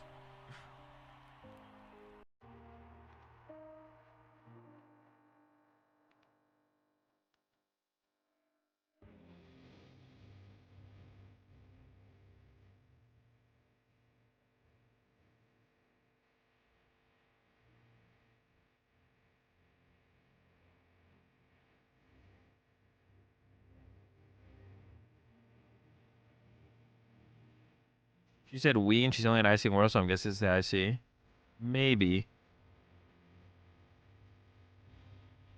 Did I miss the dates, or was there nothing? There was nothing. I'm lost and new. What's wrong with Peoria? Have you been to Peoria before?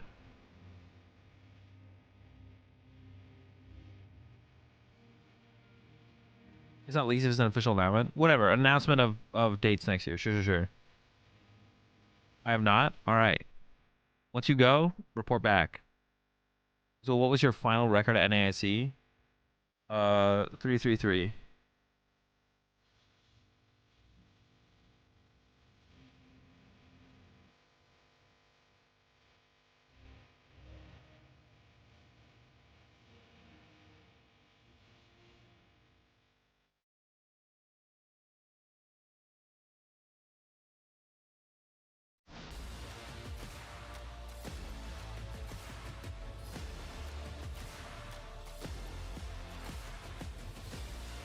The only way to explain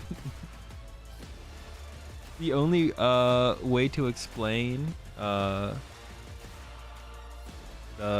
Peoria, you just have to experience it yourself. There's no way to explain it. That's what I would say. There's no way to explain Peoria. You just have to try it out yourself. You have to go there.